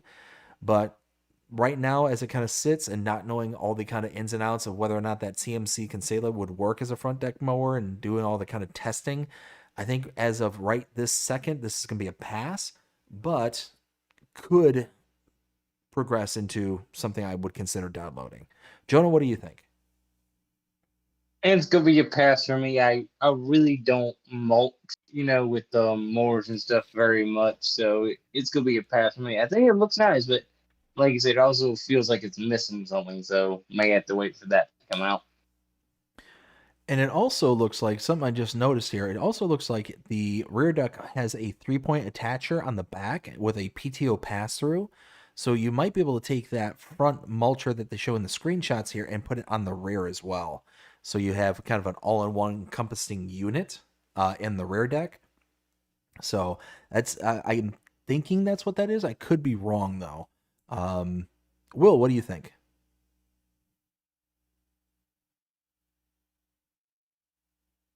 For starters, you are very correct. That does have a 3-point linkage on the back because it does have a PTO pass-through. And the front piece that it shows off on the screenshots, right? That is a WolfX modding mod, and it is on the mod hub. Okay, so there is the front mower that is attachable, or front mulcher that is attachable to this. Yes. Gotcha. And Okay. it is already out. Okay, so to piggyback off of what I was saying, I would install these, just because I think that's kind of a cool way of doing things. It reminds me of grass care as opposed to like mulching. But anyways, finish what you were saying there, Will.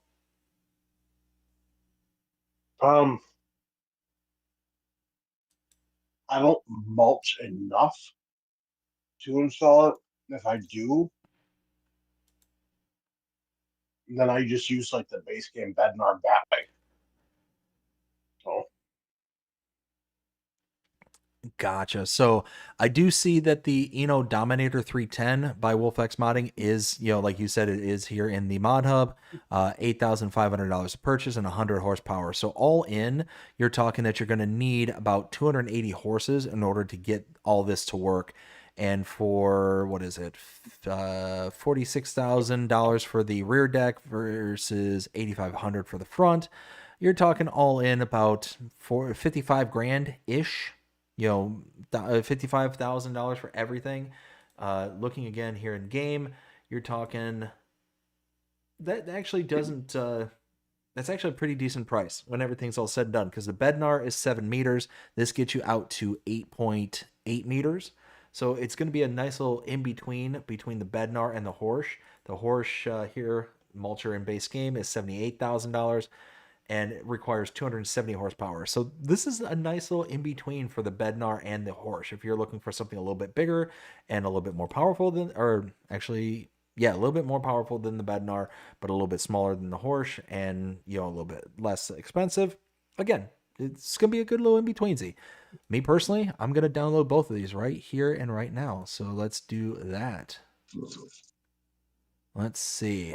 Moving on, we've got the XXL Solar Park by Razak, 5.19 megabytes to download, $978,000, nearly $1 million for the park here, and it's going to have an income per hour of $1,500. So this is going to pay out pretty quickly, per se. I mean, compared to what you're buying into, nearly $1 million investment, and you're going to be getting, what is that, 1,000? Hold on, let's do some math.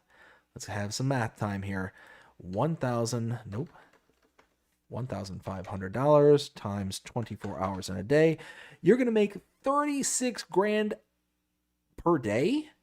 That can't be right. That cannot be right. So this mod is going to pay for itself within about a year and a half in the game.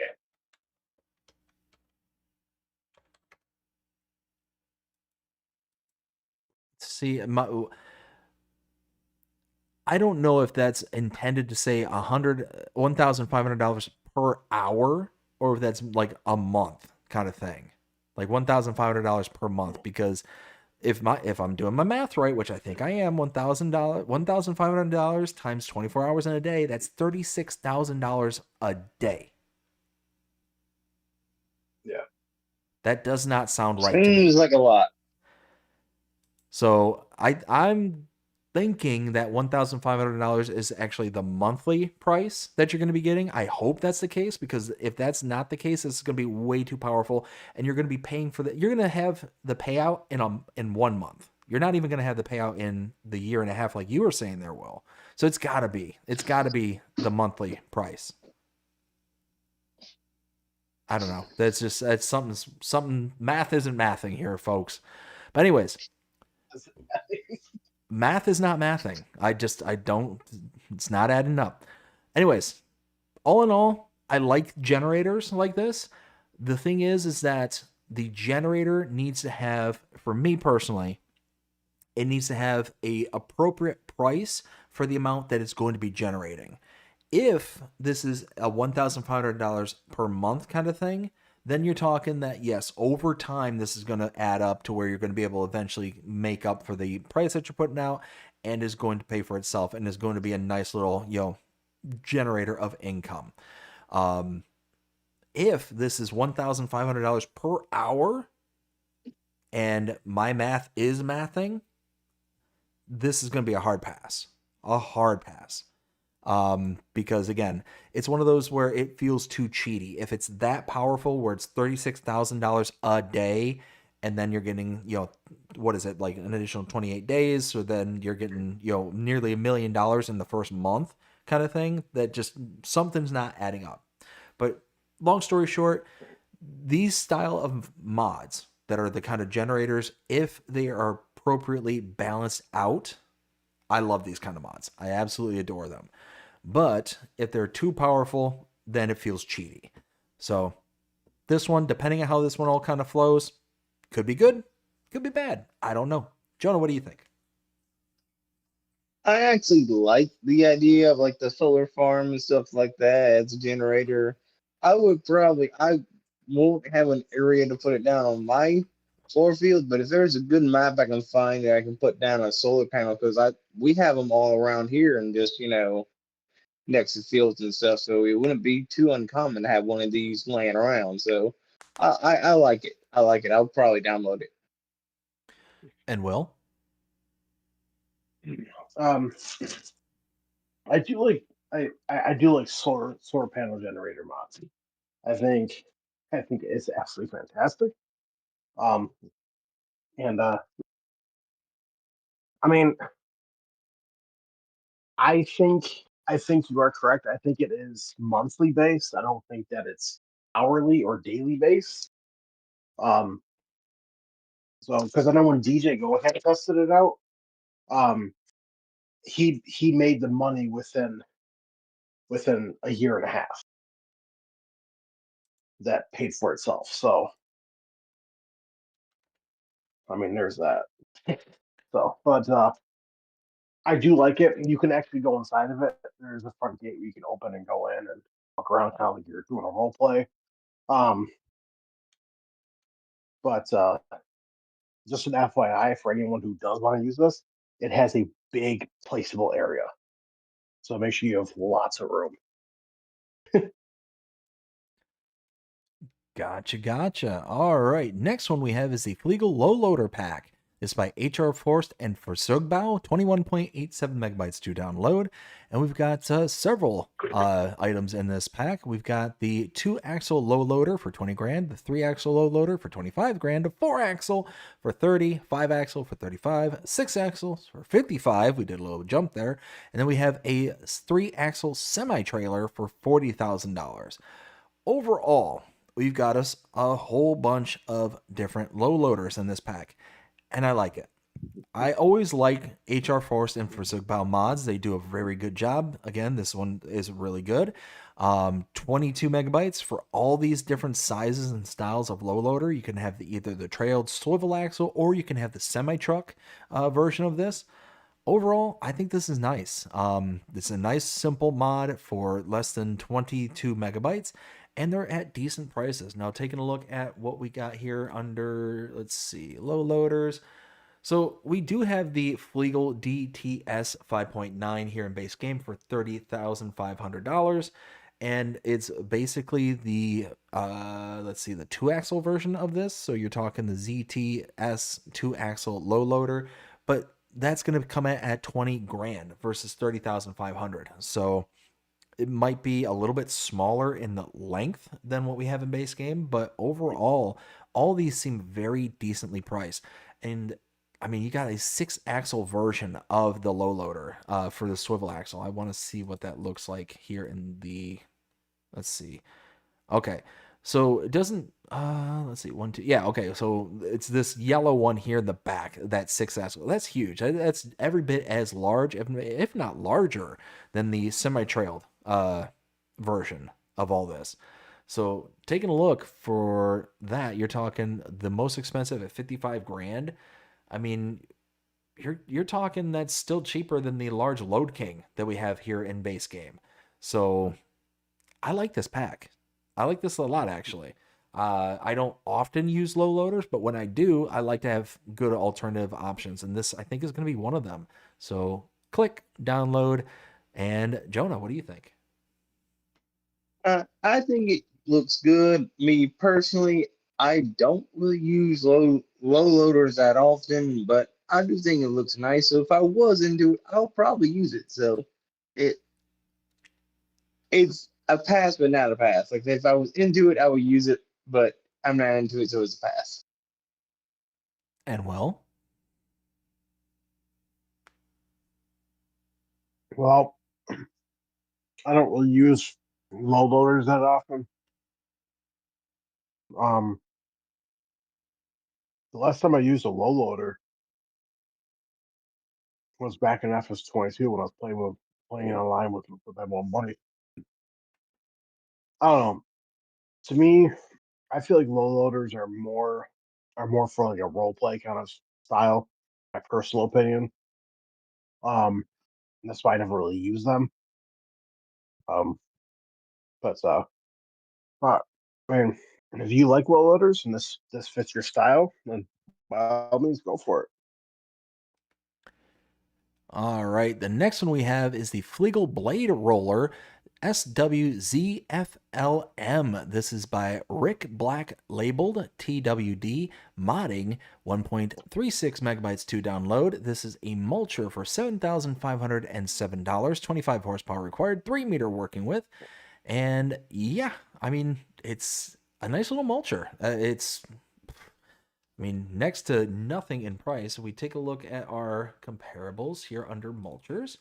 Looking at 3 meters, we're going to be looking at the Noach Speedmax 300 for $11,000 and 3-meter working with. So it's exact same working with.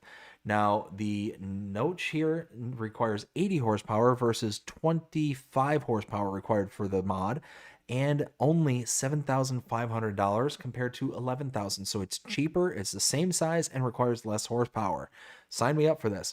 You're talking for less than 2 megabytes, and you got a cool little, it actually has a cool little look to it. I like the little rolling blade chopper that it has.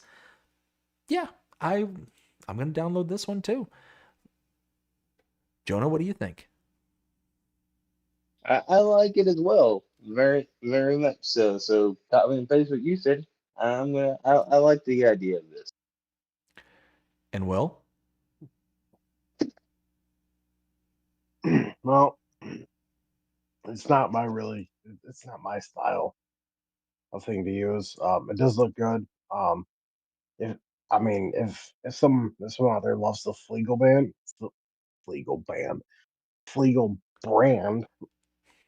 English hard. Um, Words are hard. Words are hard. Then I mean, go for it, like 100%. But for me, it's gonna be it. Well, and what I like about this too is, and in the screenshots you'll see, I think it's the second one here, you can hook this up to the front of your piece of equipment, and because this only requires 25 horsepower, which is next to nothing, you can have a trail to implement as well. So you're able to get 2 jobs done at the same time, which I love those kind of mods where you're able to actually utilize front attachments and rear attachments at the same time. It just speeds things up and makes things just work that much better for you. So I like it, and I want some more of it. Next one we have is the Liquid Manure Basin Pack by Modding Association Katsu. 25.76 megabytes to download, and we have capacity starting at 505,000 liters going all the way up to 4.3 million liters. A price starting at $65,000 going up to $125,000. So overall, you are getting massive amounts of quantity. You are not paying massive amounts in price, but 26 megabytes to download. And you can see in the third screenshot all the various different sizes that are available in this pack. It looks great. It looks absolutely fantastic. I love the kind of dirtied look on a lot of the, at least on the first screenshot here. You can see just kind of the dusting that's on the outer perimeter of it. One thing that I really am hoping for is that this has a fill plane. If this has a fill plane, it's 26 megabytes. That's a lot, but I could see really liking this, and I probably would download this. Again, 26 megabytes, that's a lot, but you're getting a lot out of this pack. You can see there's what, 1, 2, 3, 4, 5, 6, 7, 8, 9 different sizes available and different textures. So you got the concrete rings and you got the kind of green ringed versions of this as well. Yeah, I like this. Like I said, if it has a fill plane, sign me up. If it doesn't, it's going to be, it does, sign me up. There we go. Click. Jonah, what do you think? I like this too. I mean, almost 4.5 million liters of stuff, manure. The only thing I have to say, and realize if this breaks, I don't want to be anywhere near that smelly thing. Oh my word, that would suck. So bad. So bad. I don't think that, like, see, if one of these breaks, you might as well just move, because you never get the stench out of your whole field. Your whole field just could be ruined for life. The tidal wave of manure heading your way. Nope. Goodbye. It's one of those where I could see it. It's all like in my head right now. And it's just like I could see AI generating a hilarious video for something like this, but just a random person just standing out in the middle of their yard, and all of a sudden you're starting to hear a, and then they turn, and then they see the wave, and it's just this 10-foot high wave of just manure just coming their way, and it's like, yeah, just resign from life at that point. It's like, nope, I'm done. Just sign me out. Worst day Goodbye. ever. So,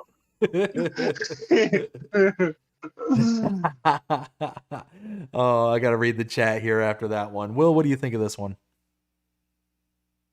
I do like it. I think it is a very I do like that it has a fill plane.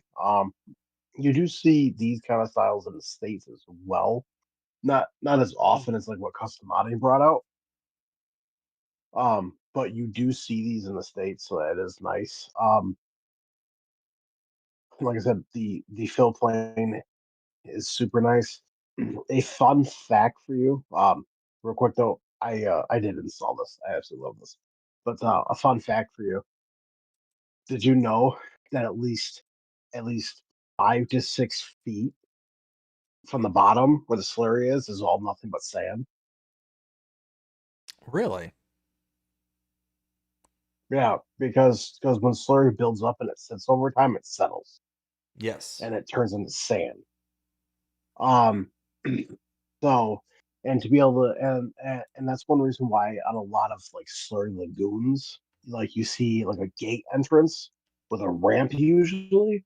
That's because you can drive like a wheel loader or skid steer or something down there to be able to scoop it up and then go back up and then dump it.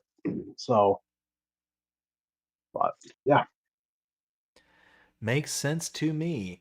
So, gonna catch up with the chat here real quick. We got Ken says, "Okay, Jonah is a lazy farmer, lets his cows fend for themselves. Can't see him letting them cutting through their own feed. LOL." And Jonah says, "Not lazy, tired farmer. LOL." And he corrected himself, said tried or tired. Jonah or Ken tried to correct him, says tried or tired, and Jonah says tired. I'm bad at spelling. Well, here's my thing on being tired. I have over 104 fields that are over 180 acres, so I deserve to be tired after that. That would be exhausting. I would agree with you. Ken also Sounds like a you says, By problem. myself. it does sound like a you problem there, Jonah. I will agree with Will on that one. So we got Ken says, I cannot find any use for the tool production. Yeah, same here. That's kind of where I'm at with it. It's one of those kind of spin-offs that's going to be its own kind of dead end production kind of thing. So that's why I kind of hummed and hawed out of it. It's just kind of like, like I could see it being cool to produce something, but the required mods and all that stuff, and again, having the potential of not understanding that there are downstream things that are needed. Now, here's the other thing is some of those required mods might auto download too. I don't know if they do or not, but if they don't, then again, you're going to lead down this kind of debt. They do. Okay, so that's good. At least they do auto download. So that's nice. But yeah, all in all, I think it's just kind of meh. Ken also says, you find a map for the solar park that fits and looks good on. Yeah, 100% agree with you there. And the reason why I saw this one pop up there and I really wanted to read it, Reaver Time Todd says, a true-ish storm in regards to the breaking of the manure wall. Yeah. I love it. Absolutely love it. Ah, good deed. Yo, Good. could you imagine that? No. Just like, no, it's like, well, because it's like, so for example, if if something later on happens, someone that will pass away from it, and then you're here, someone's like, hey, how did he pass away? Well, let's just say the walls gave in on a slurry lagoon, and the only thing he saw was a big wave of slurry. I What's don't know. that? Cow poop. I don't know why this just popped into my brain, but are you familiar with Chris Jericho from WWE? The name is very familiar. Yes. He was like the long blonde-haired guy. Oh yeah, He used to do like the lion salt, the lion tamer, and all that stuff. Well, yeah, yeah. so his entrance song for the longest time was the kind of break the walls down. And all of a sudden that just kind of burst into my brain after like we just got done talking about all that, and I don't ay ay ay. Again, my brain, it works in mysterious ways.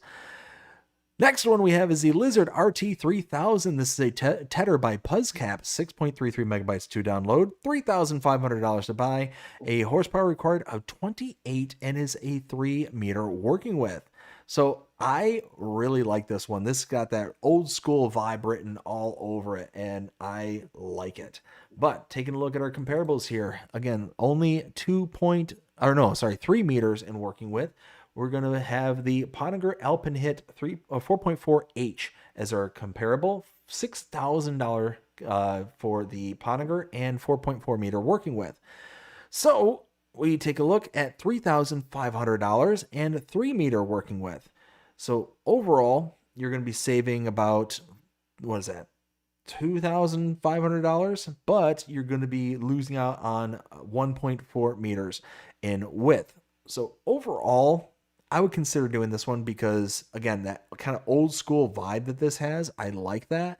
The one thing that I would be very interested in to find out is how much of a spread width this has. Because when we use our tethers here in base game, or in base game, just in the game period, you get that kind of distribution from the spreading of the tethering action itself. I'd be very curious to see if this is a huge spread versus a kind of a more mild spread to it, because I've been looking for those kind of tethers that will ted the grass but won't give a huge discharge of the distribution width. It's kind of a mild. Okay. So it's one of those where, again, I like that kind of old school look and feel of this, so I would download this, absolutely. There's nothing about it that really kind of, screams at me, but again, for 7 megabytes and $3,500, it's all right in line with what we have here in game. So yeah, I would download this. Jonah, what do you think? I have to admit, it's a little too small for me. At 3 meters on a big field. I mean, if you have a small field, it'll be good for the small farm shenanigans. But for me, if I use this on 4 fields, I will be 80 by the time I get halfway done with one field. Oh man, yeah, I could only imagine. Will, what do you think?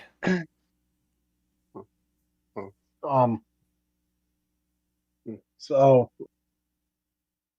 I do like this tether, but for one reason.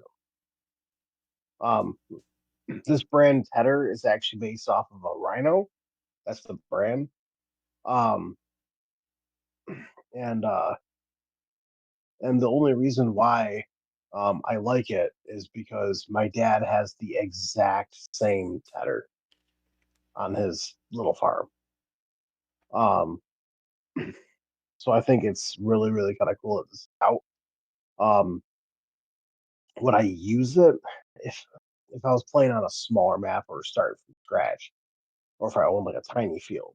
Um, Puzzcat mainly makes stuff mainly for like Polish style maps, like Zawaka, for Mm-hmm. prime example. Um, but yeah, I think it is very, very neat that it's out. And I absolutely love it that it's the exact same make and model of my dad's. So Nice. I gotcha.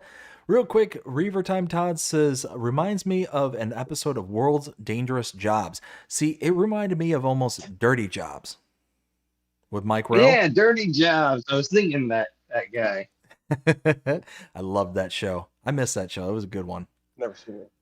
Never seen Dirty Jobs? Oh man, it was basically think of like all the nastiest, dirtiest, stinkiest jobs out there, and it's just kind of highlighting all of them, kind of thing.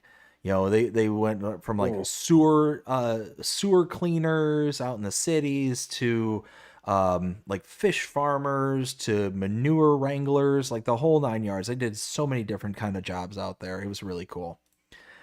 All right, next one we have is the Lizard 10 Series SA by Holtz FS and Macron FS. 82.06 megabytes to download. We've got a few things in this pack here. So we got the Lizard 10 SA. This is the minimum horsepower of 85, starting price of 10,800, and goes all the way up to 150 horsepower and 30 grand. So does have a pretty decent range there. You have the front loader that comes with this for 2 grand, an adapter for the front loader tool for $300, the front blade for $1,500, the universal bucket for $800, and the root rake for $1,500. Overall, a hard pass for me. Absolute hard pass. Nearly 83 megabytes. You're talking map size. Map could be, you know, a good forestry map could be gotten with this size of a file for one tractor and its implements. And it looks fantastic. Don't get me wrong. It looks really, really, really good. But it's going to be a pass because, again, that file size is just way too much for me. Jonah, what do you think? I have to agree. I love the tractor.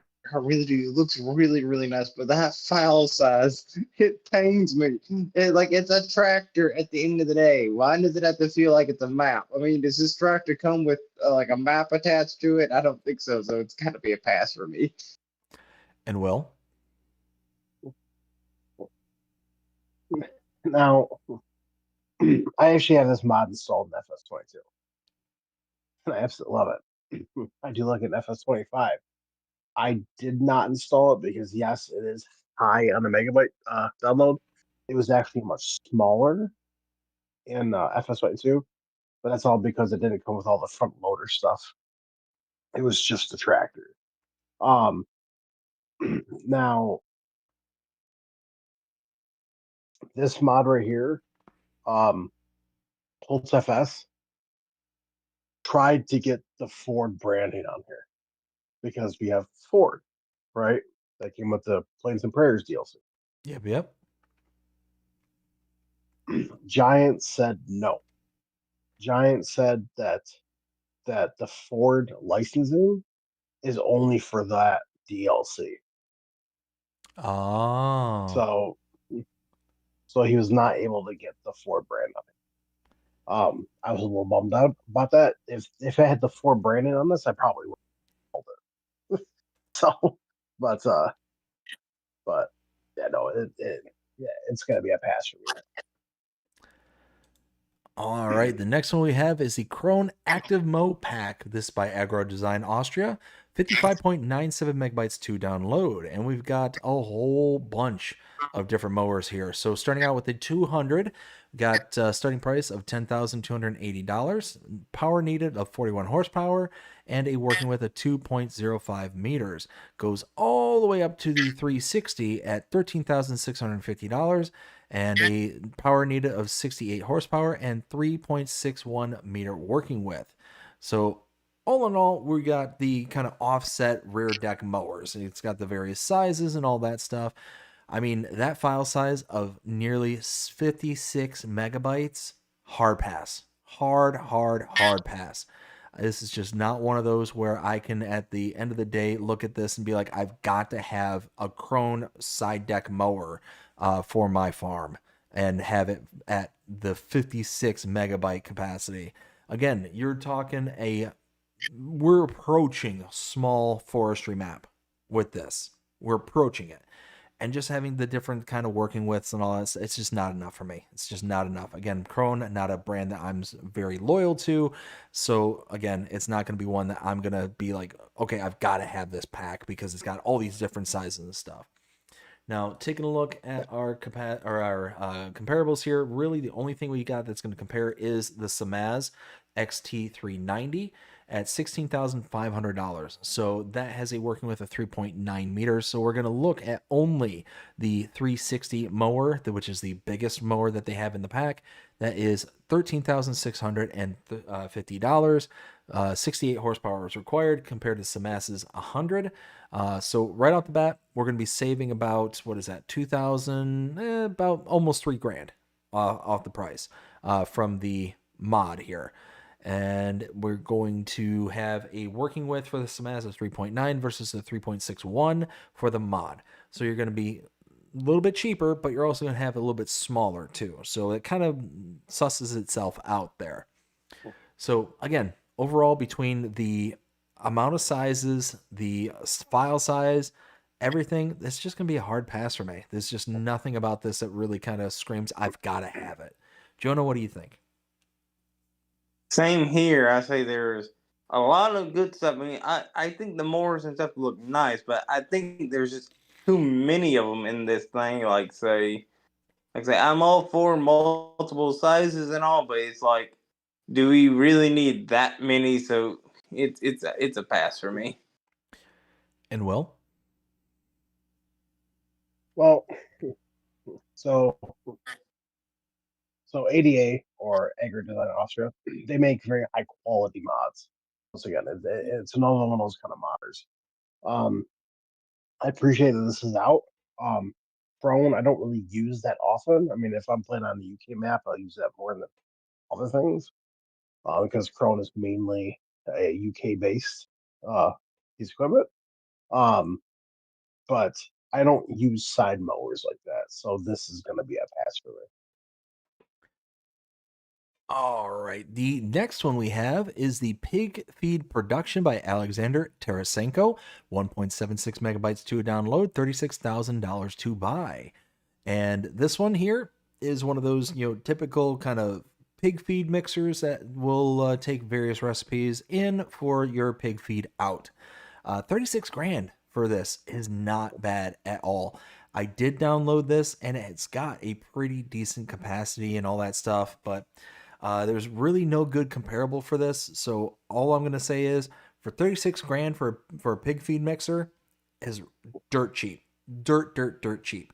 If you got all the different, fill types going into it to be able to make your pig feed, number one, pig feed is one of the better options to be able to produce, to be able to sell if you're not going to actually use it for your pigs. So it's a really good thing to have in order to have a output sellable. And, all in all, for less than 2 megabytes, yes, download this one. I love it. Absolutely love it. Jonah, what do you think? I'll say I'm split. I think the mod would be good, and if I was into doing pig feed and stuff like this, I would definitely download it. But I'm not into pigs or pig feed, so it's a pass for me. But if I was into it, I will install it. So that's where I say it's a split for me. And Will? Well, I don't do pigs enough to use it, so this is going to be a pass for me. Do I think it's unique? Yes, I think people who do pigs would love this mod. Just I just have a fair heads up warning for people who do use this. So there are 3 different recipes that you can use on this. The first one I would highly recommend because you're not losing anything with the first one. The other 2 recipes, you lose almost 500 liters. Yes. So you lose a decent amount. But the very first one, you don't lose anything. So that was something else, and thank you for reminding me on that. I feel like this is going to have an update because of that, because the loss doesn't make sense. So it's one of those that Yeah. my gut feels like that was a mistake and is intended to actually be corrected downstream. So that's my thought, not what's actually technically may or may not happen. I guess is what I'm trying to say. But yeah, the next one we have by the same maker is the Cow Feed Production by Alexander Tarasenko, 1.76 megabytes to download, and again, $36,000. Copy and paste everything I said before and apply it to this. You've got several different recipes, and what's really cool about it, if I remember correctly, is that there's actually different styles of recipes that we're not used to when it comes to actual cow feed. So it says cow feed production allows processing of grains, legumes, silage crops, and additives into a nutritious, balanced feed. So you're talking all sorts of different styles of productions that goes into this one that will allow you to make your TMR. I love it. I think it's fantastic. Again, this is a one that I downloaded, and I would recommend others to download as well. What do you think there, Will? Well, I do appreciate this, and I do appreciate like the different ways that you use. I think it is absolutely fantastic. Um, I just wish that there was a modder that basically put it out there. Maybe this Alexander Tarasenko, um, maybe he could do it with an update essentially, or a different modder in general. Um, make it so so you can do the portion correctly.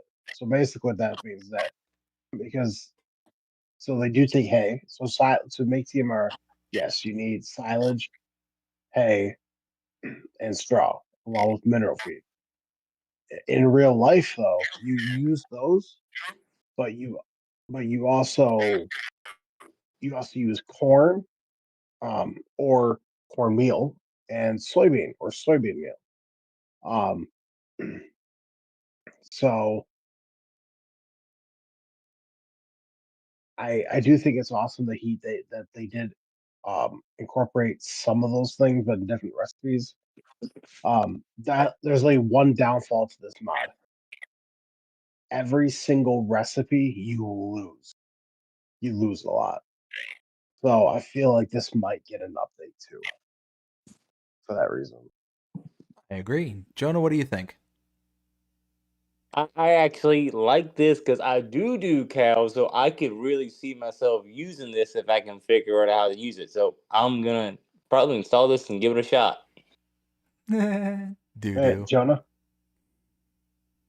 Yes, Will? um, you said figure out how to use it. You just put the stuff in it and turn it on. Yeah, I'm gonna have to figure out how to turn it on. LOL. Moving on, we got the Horman Building Pack by Missy B, 36.96 megabytes to download. And we've got an assortment of different stuff here. So we've got the Horman Agrarbo small bale shed for 15 grand. We got the corner shed for $206,000, the grain silo for $125,000, storing bales and pallets for $49,000, the 2-door vehicle shed for $110,000, 3-door vehicle shed for $125,000, the 5-door for $150,000, the large vehicle storage with silo for $250,000, the vehicle workshop for $65,000, the storage bales and to pallets $65,000, and the storage bales to pallets $15,000. Whew, all that to say, we got a lot of buildings with this pack. We got a ton of stuff. We got bales and pallets. We got silos. We got just vehicle storage. The whole shebang. Overall, for 37,000 or 37 megabytes to install. I mean, a lot of these buildings are very pricey, and they are that kind of very standardized, UK style of building.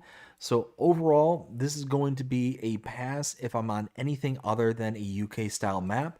But there's really nothing about this that I find too disqualifying other than the price of the buildings. But the prices honestly seem pretty in line for the most part with what would be in reality. Um, they look great. They look fantastic. If I'm on a UK map, I would download this. If I'm not on it, then yeah, not gonna be a pass for me. So all that saying, kind of take it or leave it in one way, shape, or form. Jonah, what do you think? I say I like all the various buildings and everything, but yet again, if I'm not on this particular area, so they won't really fit. So I like them, but it's gonna be a pass for me because I don't really do this type of stuff. And Will? So the pack is massive. There are a lot of buildings in this package. You do have bale and pallet storages, you got sheds, you got workshops. You have 2 silos. Now, I believe in the mod hub, I believe it says it holds 100,000 liters. I believe it said. Um, for it, I believe, or that was just in the game that I saw. Perhaps the games I don't see anywhere in the description that's saying Yeah, capacities. yeah. So when you have it in the game, it says 100,000 liters. That is so far incorrect that this will probably get an update. The actual capacity for the silos is, if I remember correctly, I think it was like almost 24 million liters. Wow. So yeah, the storage capacity is so far off. So Makes sense. Makes sense. Alrighty. The next one we have is the Old Polish Bunker Hut.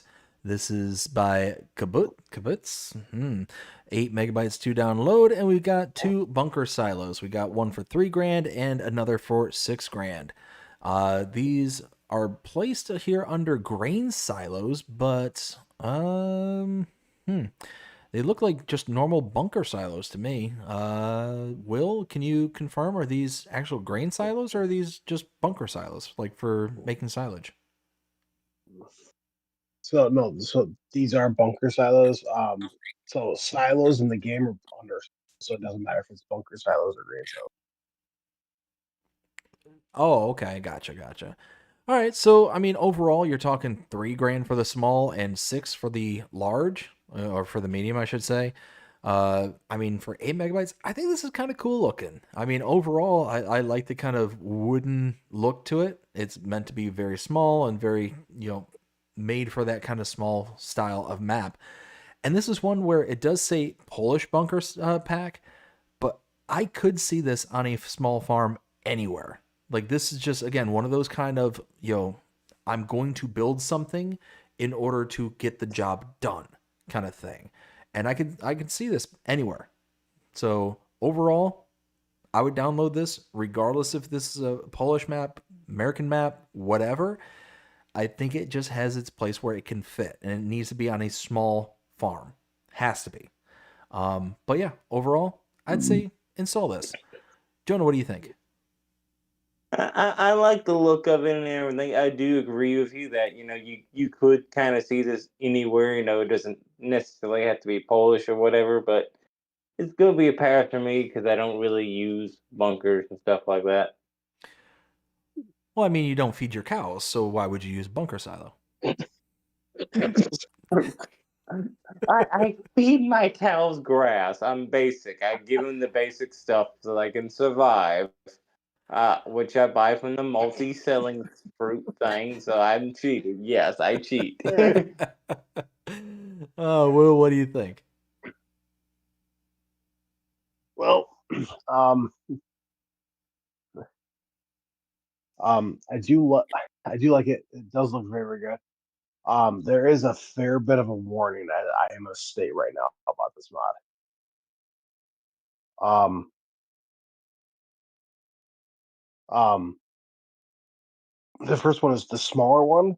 It acts like it has a barrier at the end, so nothing will like spill out. Okay. The second one, the larger one, does bleed through the wall. So just heads up. So, Which, I mean, yeah, it'd be passed for me though. to be fair, I mean, seeing that these are just kind of wooden slats that are put in place between two concrete pillars, I honestly, I think I'd be okay with it bleeding out. Like, Right. you know what I'm saying? Like, I wouldn't Mhm. expect this to hold 100% of the product inside the bunker, kind of thing. Just Right. I don't know. Maybe I'm overthinking it or something along those lines. But it's just one of those where I just think that that I would find that to be acceptable for this one. It wouldn't be acceptable if this is like a concrete wall and then it's bleeding out the wall kind of thing. That wouldn't make sense. Right. But Right. to me, this does. I just want to let people know. So For sure, for sure. All right, the next one we have is the K brand GA3201G. This is by Kopi and Lasoul. This is a windrower for 6.49 megabytes to download, $4,500 to buy, 2.4 meter working width, needs 25 horsepower. Now, again, looking at our windrowers, we're looking at, let's see, a 2.4 meters. Well, really, that's only going to be the SIP favorite 254 for $5,000. So that is a 2.5 meter working width. And yeah, compared to the mods, 2.4 meter working width. So you're going to be losing 0.1 meter. But the horsepower, again, the SIP is 20 horsepower. The K brand mod is 25, but you're going to save $500. So overall, you're going to save $500, lose 0.1 meter, and you're going to need an extra 5 horsepower. All in all, if you're looking for just some itty bitty kind of windrower kind of thing, this will be a good option for you. And it does have, again, that kind of old school K brand look. To me, that looks old school. I mean, yeah. And for 7 megabytes, I would download this as, again, for a small farm or a kind of building up from a, small farm, start from scratch kind of style. Jonah, what do you think? I'm on board with you there too. I know playing for fields and stuff, but I would say if you have a small farm, if I did small farm stuff, I can definitely see using this. Use this, like I said, on 2 acre little field, cutting grass, bale it up if you're like doing a small lawn service role play and stuff. So it could be good for something like that. So I say if you're into small stuff, install it. I like it. And Will? For me, it's going to be a pass. I don't really use that brand enough, I should say, to use it. If I wanted to go for like a smaller windrower, I would probably go with a rotary rig. I mean, that is technically a rotary rig, but something that's at least 8 meters or bigger. So they would be a pass for me, though. Gotcha. All right, real quick, gonna catch up with the chat here. We got Todd says that's it, dirty jobs. Referring back to the show name. Let's see, we got Ken says that pig feed mixer works well on Iowa Plains. LOL. I could absolutely see that fitting in perfectly on Iowa Plains, to be honest with you there, Ken. Also says copy and paste that for Iowa Plains in regards to the cow feed mixer. We got Ken says, see, Jonah, that's how you use a cow feeder. Let's see. Jonah says, wait, I have to feed my cows? I mean, in all fairness, we should just be happy that Jonah isn't lobbing tractors from the sky at them. I'm just saying. Just saying. I mean, it's one of those where beggars can't be choosers, and I mean, it's between animal abuse and squishing them with tractors. I mean, it didn't matter if you get a tractor stuck in a roof like that, so I guess you got a point. Also, Jonah says, I thought they feed me. I mean, eventually they do. Speaking of which, oh my goodness, a little side note here, fellas. I made amazing burgers the other night. Last night, holy smokes, best burgers I've ever made ever. Delicious.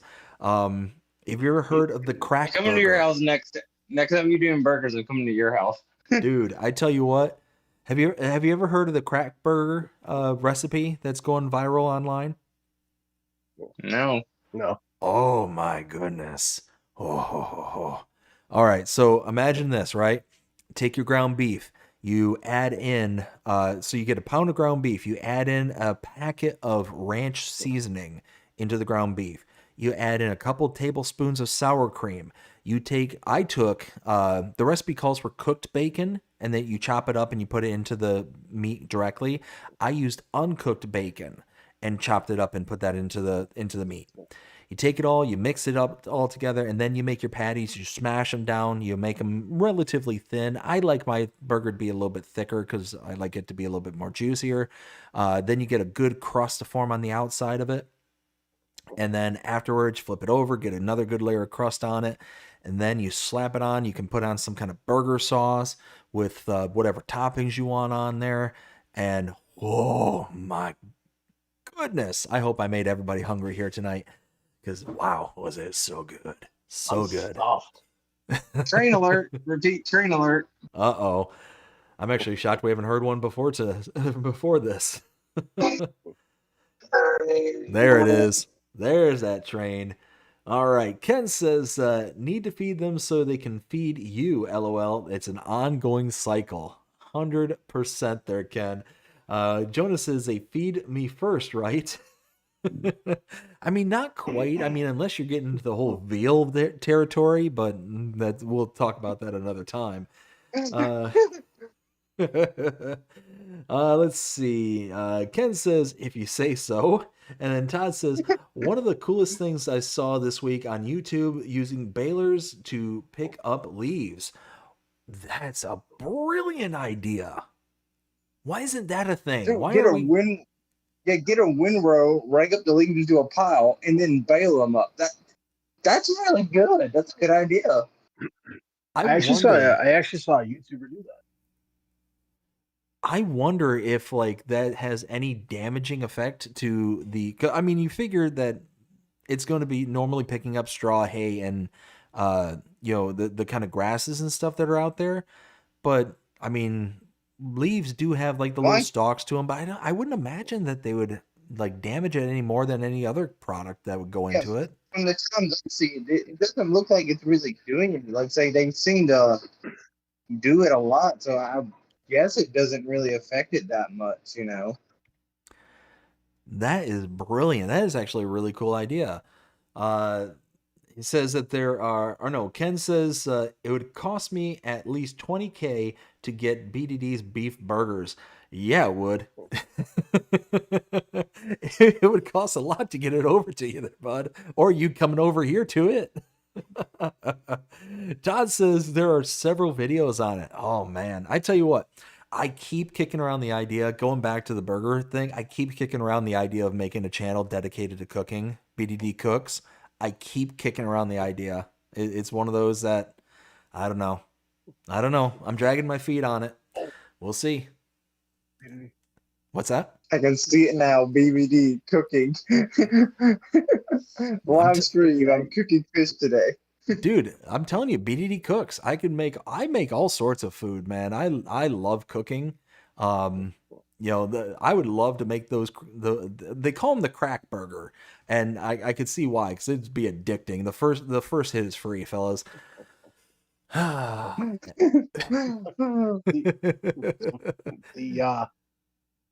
um Bree and I actually might be coming down to Florida next year, November or December area. So Okay. Well, I mean, maybe we'll cook up some crack burgers and give them to you. Oh, here we go. I had to adjust myself. Wait, how come you didn't cook burgers for us? Just kidding. Because I met you in the city. I'm just kidding. hey, BDD, I think we should make a video of us cooking burgers together, then eating them and sending to Jonah and be like, "Oh, sorry, you wanted one? Too bad." We'll send it in the mail. Hopefully, it gets to you in a decent shape. Yeah. Moving Send it to me on. frozen. I'll grill it myself. Hey, you know what? That might be worth it. That, or like I said, I might make a channel, be BDD Cooks, and you can make it yourself. I'll make it easy recipes, and all the breakdowns and all that stuff. I'm telling you, maybe one of these days. Anyways, moving on, we got the Lizard Z283 by Cordy PL, 5.3 megabytes to download, $1,000 to buy, 25 horsepower is required, and 2.7 meter working width. This is a tedder, so again, taking a look at our tedders, the closest one we're going to have is the Poniger Alpenhit 4.4H, as we talked about earlier, $6,000, 30 horsepower, and 4.4 meter working width. So overall, it's going to save you $5,000 for the mod here. It is only going to be, what is that? That's going to be 3 plus, it's going to be 1.7 is my mathing. I think my math is mathing. 1.7 meter difference, so it's going to be a bit smaller and is only going to require 5 less horsepower. So overall, again, this would be a good pickup if you're, again, starting from scratch or starting really small and you're wanting to build up from there. At 6 meters, yeah, this one's going to be really nice. Now, it does have, what is that? Almost looks like Polish writing on the side of it there, maybe. So it's going to be one of those where it's going to fit in on very specific maps unless you can deactivate that writing on the side, which probably is not going to be able to happen. But overall, I mean, that's a detail where you could probably overlook it over everything else kind of going on in the game. So yeah, I'm going to download this one. I would absolutely download this one. For less than 6 megabytes to download and having yourself a nice little starting out kind of tedder, why not? Jonah, what do you think? Like I'll say this again. It will be good for your small farm shenanigans, like we say, when we get small stuff like this. But for me, to pass, it's too small for me. Too small. And Will? Now this one compared to the other one would be a pass. The other one was trailed. This one's a 3-point. I'm not a huge fan of 3-point like stuff that's not trailed. So this would be a pass for me. Gotcha. Next one we have is the Crampy KS950. This is a semi-trailer by Roan. 6.15 megabytes to download, $61,000 to buy, 48,000 liter capacity to this one. So overall, we take a look at our trailers for our semi-trucks. Let's see. Actually, looks like... Okay, no, this is not the same. So we do have a Crampy in-game, but this is not the same one. So checking out, let's see, 48,000 liters is really, So trying to find a good comparable, and really we don't have one because the smallest capacity is a belly dump, the triple hopper. We do have the AgriLiner, and yeah, we can use that one. Let's use the Krone GX AgriLiner 520 for $95,000 to purchase. $52,000 or 52,000 liters is the minimum capacity.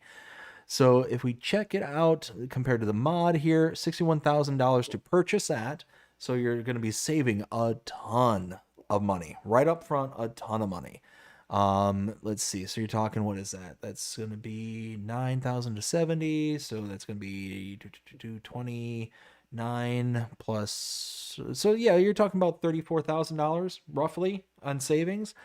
And the capacity at 48,000 liters compared to 52,000 liters to the Krone here. So you're talking, what is that? About 4,000 liters less. So you're saving, quite a bit of money to only lose out on 4K worth of capacity. All in all, this is a download. Absolutely a download. For 7 megabytes, I mean, yeah, you are missing out on that $1,000 per 1,000 liters, but it's not by much. And comparative to what we have here in base game, yeah, I think it's worth it. Jonah, what do you think? I like this as well. I think it's unique and stuff. The bed tipping upward and everything without it being a trailer and stuff like that. So I like it. I like it. And Will?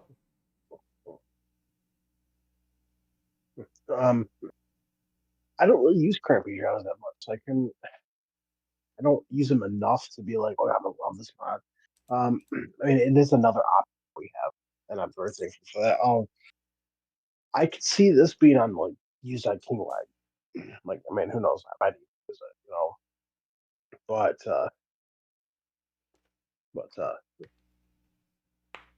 the one thing I'm trying to think here, if this is the one I'm thinking about,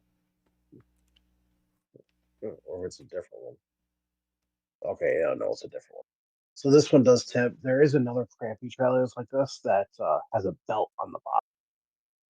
This one's gonna be a pass only because it does tip upwards. Now if I was gonna play on like more of an American style map, and if I wanted to use this trailer, it would work. But more on a UK base because everything's dumped in the ground basically inside of sheds, this would not work. So yeah, it'd be a pass for me. Gotcha. All right, the next one. Oh, fellas, dare I say it? Game changer. Game changer. This is the auto-loading wood pack by Let's Be Having Moo. 15.75 megabytes to download. And this, like I said, is a game changer. So we've got the actual auto-loading trailers. So starting out here at $26,000, minimum capacity of 44,000 liters. And it goes up to 200,000 liters, depending on configurations. We also have the other trailer here for $68,000. And again, 22,000 liter capacity going up to 200,000 liter capacity. But this also has wood storage. So you've got the large wood storage for 49,000 and holds up to 66,000 or 660,000 liters of capacity. Also the small one for $10,000 and holds up to 352,000. Wow, numbers are hard tonight, y'all. 352,000 liters of storage. What all does this have? So if we take a look at the first screenshot here, you got yourself a set of trailers. So you got the first set of trailer, which is the kind of large semi-truck trailer version, and the shorter kind of pull behind, swivel axle style. Now, how these work is they essentially work like the wood containers in base game. So think of what we got from FS22 in the Platinum expansion for the containers themselves. You go up to them, you open them up, you shove a log into it, and then it accepts it and then holds it as like a actual product kind of thing. This essentially works the same way.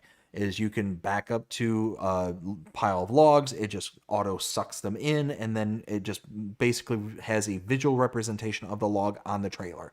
And it works in similar ways as to where it's going to, because it's taking the scripting from the container mods, you're going to want to, slice them and dice them to specific lengths in order not to ruin their literage input and all that stuff, because it's just how the scripting all works. But once you do that, you can take them to your buildings here and load or unload into the buildings. and be able to have them as storage. And they work off of the production scripts to where you're able to set up distributions and stuff like that. You can also set them to sell, I think, if I remember correctly, because they are basically production points. Or you can have them pop out as the kind of the pre-cut logs, and they're just a kind of wood pallet. Think of them as a pallet at that point, just in the shape of wood logs. So then you can transport them around. You can reload them into your trailer, if I remember correctly, and then take them out, into the world to either use as downstream production material, or you can use them as, sale portions from that point on. So all in all, like I said, this is a game changer because this makes it to where anybody, regardless of platform, is able to auto load trees. That is amazing. Now this works entirely different from what the universal auto load will do on PC players. This works, like I said, as a container, or what would be considered a container, and just kind of absorbs it in, and it's then kind of in ethereal form, and it just kind of visually represented on the trailer itself. It's not actually there in a capacity per se. It's just kind of behind the screen scripted at that point, to where the universal auto load, that'll actually take the log from the floor and put it into the trailer for you. It still has mass, it still has weight, it's still there in a physical form. These are not. So all in all, this is wonderful. I absolutely 100 million% recommend downloading this, especially if you're on consoles. It's one of those that if you're not a big fan of working with wood, doing the woodworking and all that stuff, then this is going to be a great alternative. And for 16 megabytes, are you kidding me? 100% download, 100%. Jonah, what do you think of this one? This mod is a grand slam to me. I love it. I like the idea. Like, so this will make, for those of us who can never get a hold of them log, loading contracts and stuff like that, this will be perfect. So I can just pick up the logs and just get them to where they need to be without having to fiddle with a crane that I have no idea to do at all. So grand slam home run with this mod. Now, correct me if I'm wrong here, Will, but I don't think this works with the contracted logs. It does not, no. Oh, okay. Oh, well then. Yeah, so this Still, works with still all good the mod other. though. Yeah, this works with all the other, wood types that are out there.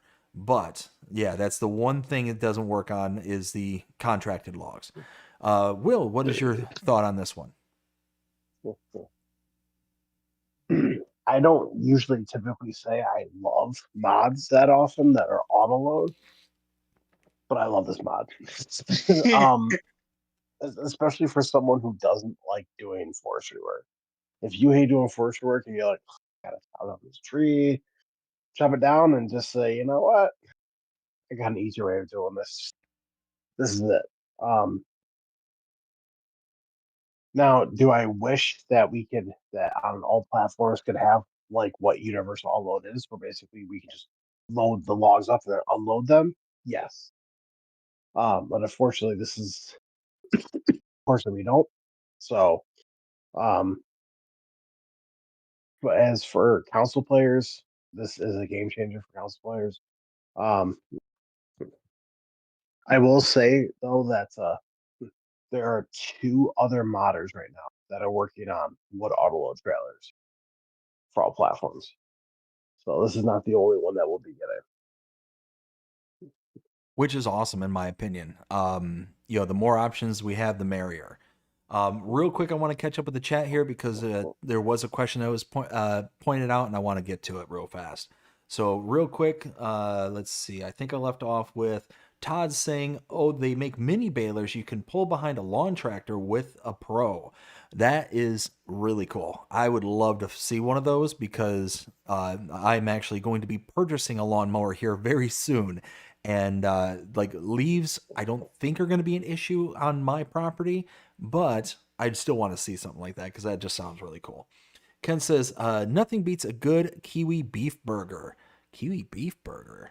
I'll have to Have to look into that one there, Ken. Absolutely. And then Ken says, "Oh, look, Jonas-sized Tedder, LOL." And then the question from Todd says, "Does the wood work with all sell points?" I do believe it does. So you can pop it out from the storage points or from the actual trailers themselves. You can see here on the last screenshot as I'm hovering over it, that's a pallet fork right there. So basically, it just think of these kind of stacked logs as a pallet. That's all it is. And then I think you can take it over to a normal production point, sell point, and anything. Click that sell wood trigger, and I think it works just like a log would. Like, again, don't quote me on that, but I'm almost positive that's how it works. Is that it just basically takes it in its normal wood form and makes it into a wood pallet. Will, can you confirm, deny what I'm saying here? Yeah, so you can sell them at any sell point that does accept logs. You just have to unload it first. Yeah, so yeah, and that's why I thought it's just taking the wood from the trees, quote unquote, and changes its outward look, what we see visually from the game point of view, and just makes it into like a wooden pallet is all it really does in the end. And that's all it really does with the containers as well, is it just takes the tree in the tree form kind of thing. After it falls, it has a literage that's associated to the tree itself. And then it takes that literage and calculates it out into the container. And then once you take the container to the sell point, it just taking the literage that you have and selling off the literage of wood. That's all it's doing. And then in the calculations behind the scenes, it's also taking into account whether or not you're cutting it to the proper lengths and all that stuff. And it just adds on little additional penalties and whatnot if you're not cutting it to the right lengths. So like if you're cutting, let's say a 12-meter log container and you cut it down to like 9-meter lengths, it's adding a penalty to that specific container in the code to say, okay, well, this person ended up loading the wrong size log, so therefore we're adding like a rider to the payout script kind of thing. So that's all it's really doing. All right, so moving on from the game changer, we've got the Man TGX 26640 pack. This is by Hispano. 49.43 megabytes to download, $125,000 to purchase the 26640, or $180,000 to purchase the one with the wood crane. Now, again, I'm not huge into forestry work, but this is one that I do like. I do like these kind of styles of wood transporters. Now, I believe we have something similar, if not the same exact thing in base game. I'm going to confirm it right now. Where? Let's see. Is it? No, it's not forwarders. Oh, come on now. Where is it? Wood transport? Aha, there we go. Okay, so what we have in base game is not this one. It is the Radler FH16 RUL HKR in base game. $221,000 for that one. But again, basically the same premise. Now, the one thing I like about the mod as compared to the base game are the additional lights and stuff that you can get onto this mod. You can see, where is it? There it is. The last screenshot here. Look at all those lights on the front end on top of the cab there. A ton of lights. So this really lights up the night for you. Now, taking a look again with the wood crane, $180,000. So you're going to be saving about 40 grand off the base than what you are here. But 50 megabytes is a big file size for you to kind of swallow. Now, 640 horsepower from the Man mod as compared to 600 at starting for the Riedler here. So you're going to get a cheaper vehicle with more horsepower, and it's going to have the same functionality. All in all, if it wasn't 50 megabytes, I consider downloading it, but You can see where the 50 megabytes is coming from because this is a very complex mod. It's got a lot of stuff going for it. Not only is it just the semi truck that we're used to, but it's also got that wood crane attachment as well. So you're going to have that kind of additional uplift in file size. But overall, this is going to be a pass for me. I'll just go with the base game and spend the extra 40. Unfortunately, because of that file size. If this is a little bit smaller, I'd download this in a heartbeat. Jonah, what do you think? I'd say copy and paste. I'll stick with the base game and save me some download space. And Will? Well, as a previous mod, I said I love it because I hate dual forestry work. This goes in the whole way of I hate dual forestry work. So this would be a hard pass for me. I mean, if you love the man brand for like trucks or anything like that, or if you love dual forestry work, I mean, by all means get it. But this is going to be a hard pass for me. Gotcha. Next one we have is the Fuel Tanker by Leo and Speedy. 10.9 megabytes to download, 30 grand to purchase, capacity of $30,000. I love this. I absolutely love this. It's like somebody got their hands on an old semi-trailer and just, you know what? I'm going to continue to use it for my fuel tank operations and just hooked a fuel pump up to it. I think this is, again, it's just something that is made out of necessity rather than it having to be or look to perfection, if that makes sense. It's a very much a form over function, or function over form kind of mentality. I love that kind of mind state kind of thing. And this is just another one of those. Leo is a amazing modder, does really great job at making something that not only is functional but looks beautiful. Now this one doesn't necessarily look beautiful per se. It looks like an old semi-truck tanker that somebody just got their hands on and just they're using it kind of thing. All in all, I think this is brilliant. I think this is absolutely brilliant and absolutely worth a download. Jonah, what do you think? I love it too. Like say it looks like making use. Like say if the trailer can't move anymore, why you can still make a use out of it. Still probably good for holding stuff. So I really like that idea. It looks amazing. So I definitely would download this. And Will?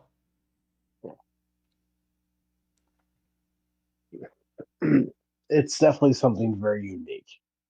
I will state that for a fuel tank, this is something very unique. There are some farmers that actually do this that will actually park a tanker like that in front of their fuel tanks, and they'll just keep it hooked up.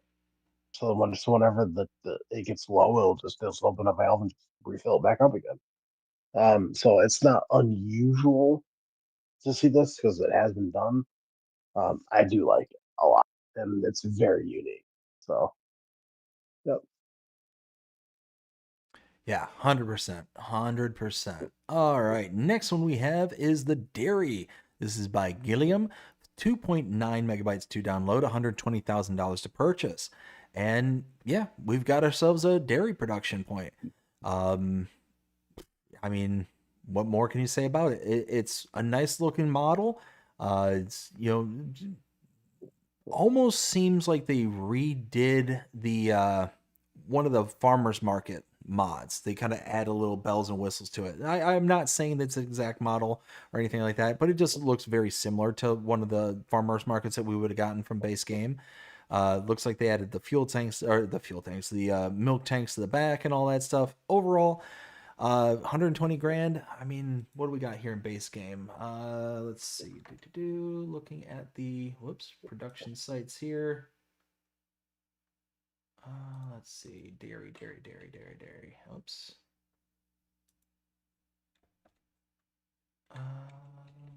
Let's see. Where? Oh, there we go. Okay, so dairy and base game is $210,000. If this functions anything like the normal dairies do in base game, not the small farm dairies, but the actual dairy productions, then you're talking we're going to be saving about almost $90,000 from base.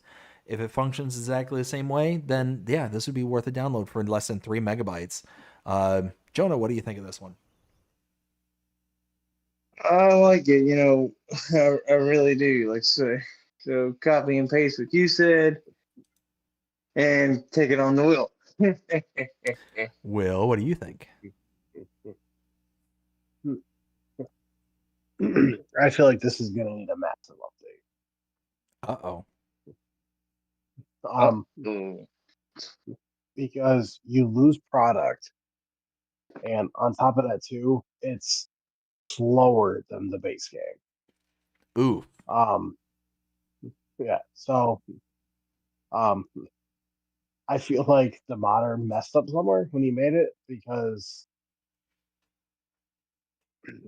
your inputs, which I don't believe that it states the inputs. Let me see. No, it does not. Okay.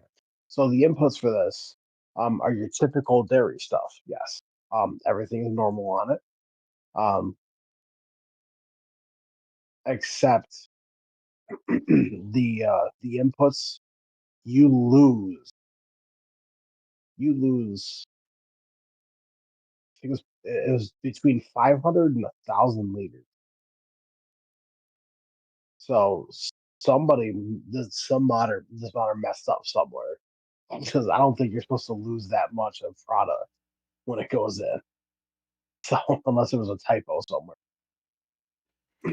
Which is certainly a So possibility. yeah. So I mean, hands down, I love the mod because I absolutely love the building. I think this building reminds me of a dairy. Um, but just the way that it is, I would definitely say it needs an update. If it got an update, I would install. I gotcha. Yeah, and the thing is that I would even be okay with this being slower than the full version, the $210,000 base game version, because you're saving, like I said, nearly $90,000. So having a smaller kind of output from this versus what we'd get from the base makes sense to me. So that doesn't, now what you're saying in regards to the product loss, that's an issue. That's a full blown issue. But it not working as fast as the base game, I can live with that personally. Let's see. Next one we've got here is the Upper Bavarian Farmhouse with Workshop. This is by Hans. 43.63 megabytes to download, $419,400 to purchase. This also has a income per hour of $50 for a holiday apartment. So this is considered a farmhouse, so it should have a sleep trigger, wardrobe trigger is my best guess. You do have some indoor areas, as you can see here, for some storage buildings. But you can also see, Will, what can't you do? Can't go inside. Come on. Now, you kind of can and you kind of can't. You can go into the garage, but you can't go into like bedrooms and interior in the home and whatnot. What's that? So that doesn't count. I mean, it kind of does. It's kind of there. Not quite, but kind of.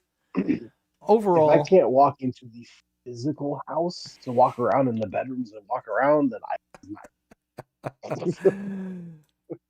overall, this is going to be a huge pass for me. This is definitely one of those models that are going to fit on very specific maps. Obviously, Bavarian going to be, very, very specific style of home. So yeah, it's going to be a pass. And that file size, nearly 44 megabytes for the house. I mean, it's a good looking model. It's very highly detailed. You got a lot of stuff going on with it. You got the operational garage and all that stuff. But again, it's just, a lot of things about it that's just going to be a pass between the location, the file size, and all that stuff. Yeah, it's going to be a pass for me. Jonah, what do you think? And I have to agree, it's going to be a pass for me because I admit, going in the garage, I kind of agree with Will. You can't really say that's part of the house because we don't even have a garage. I can't really even say the garage can be part of the house. But also, Screenshot. Who has a tractor that's at their house? I think that would have been in the barn. LOL, right?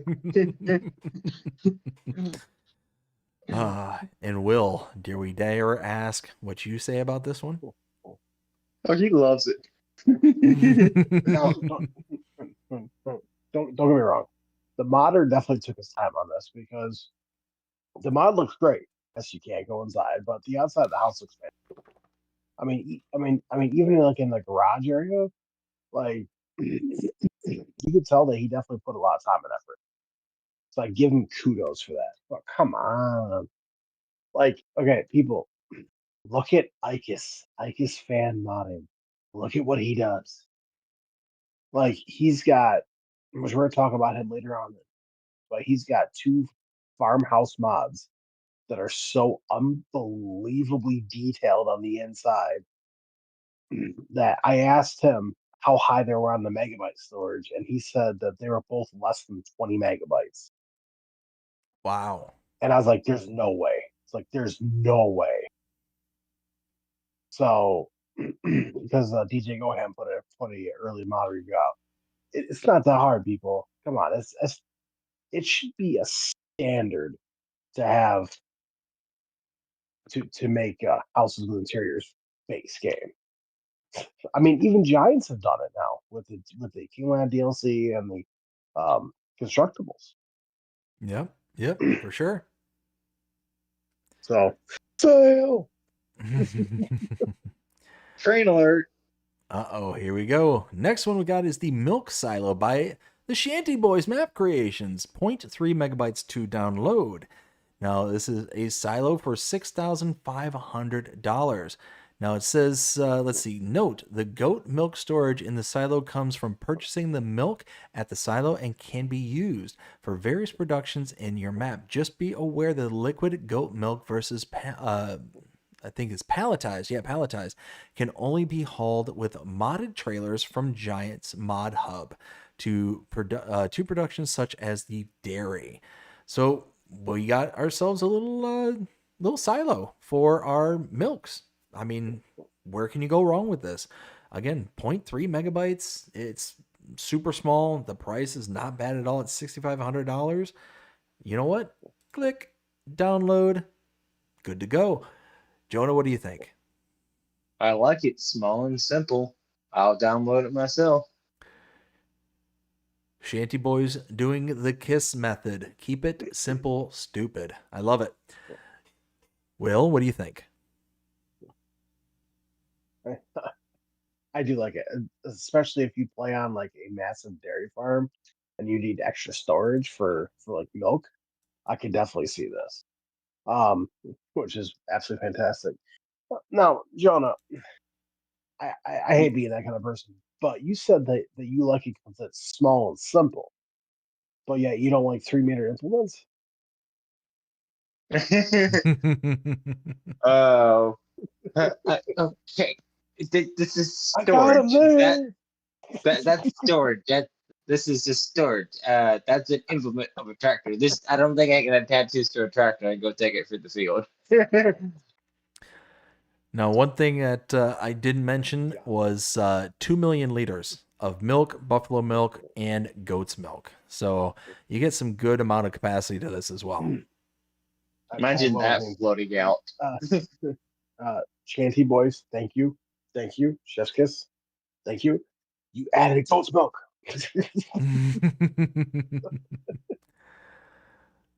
Good stuff. Next one we have is the tow trailer by AgriBusiness. 1.32 megabytes to download, $2,500 to buy, and it also has a capacity of 2,500 liters. So overall, if you're looking for just a little trailer to kind of tote around your farm, this is going to be a good option for you. And you know what? For less than 2 megabytes to download this one, you know what? Click again. I'm going to download this one. I like it. I think it's, again, just a small, simple little unit that's going to allow you to be able to just do stuff around your farm. And again, it's going to work not only on a small farm, it's going to work on just the small capacities as well. So if you want something that's going to be able to kind of be small and kind of grow with you, this is going to be a good option, I think. Jonah, what do you think? I like it. The trailer kind of reminds me of when I was a kid. I had my little Power Wheel tractor thing. That little trailer with it. Mom Power, always power, tell me power wheels. pick up the limbs in the yard and put it in the trailer and take them to the burn pile. So reminds me of that. So I would definitely install it. And Will? Well, I would typically usually say, okay, there's no sense of the shot. But now since Giants have actually put like dirt bikes and four wheelers and UTVs in the game, I can see this more of a thing to use. So, I mean, for me personally, I would rather use a Brant trailer, like what Roughneck Modding brought out. But I mean, but I would use it if I absolutely had to. So it is definitely an option. All right, and the next one we've got is the Bergman Shuttle 490S Edit. This is by Agna Adrian. An N3V, 9.15 megabytes to download, $165,000 to purchase, and it has a capacity of 49,500 liters. 300 horsepower is required for this forage wagon. So taking a look at our comparables, let's see, forage wagons right here. So I think, what was it, 49,500 liters? Oh, wait. We already have this in base game. Let's see, what is the difference about this one? So we got configurations for wheels, color configurations, the main body, lettering colors, rim colors, extinguisher, animations. The back door can be opened using interactive controls. The pickup can be lowered using okay. So, I mean, this is basically what we have in base game, plus a few little, options to it. This is going to be a pass for me, and that's the case. It's $165,000, so it's the same price, same literage pickup, same horsepower is required. Everything's the same. It's just got a couple of additional bells and whistles to it. And for 10 megabytes, I'll use my 10 megabytes elsewhere. Jonah, what do you think? If we only have it in base game and everything, I think I'll stick with base game. It looks good and everything. I'll probably, if I feed my cows correctly, I could use this to pick up the grass. So maybe I should download it. Or if you feed them at all. Okay, sure. They get one blade of grass between them all. You know what? It's going to be like Cow Wars. We're going to throw that little blade of grass in there and just let them all fight. I'm gonna have to hop onto again. Well, I'm gonna have to hop onto his multiplayer map, or if he says his multiplayer, I'm gonna have to hop on there, walk over to the cow pen, and be like, "How dare you?" And then just like do like a role play and be like, "Animal control." I think I just came up with a shirt idea. Anyways, do it. You know what? I'm making a note and writing it down right now. Feed your cows.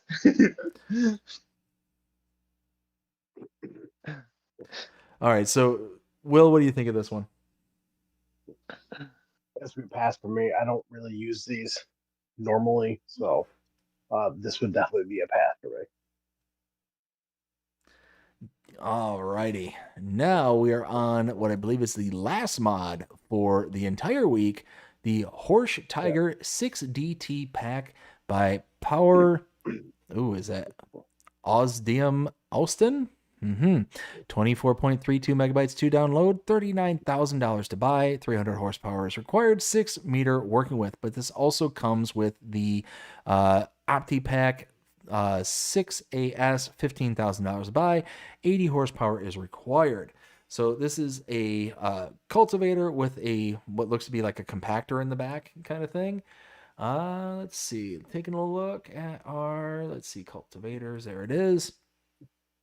Let's see. It's actually a roller. Oh, is that a roller? Yeah. That would make some sense.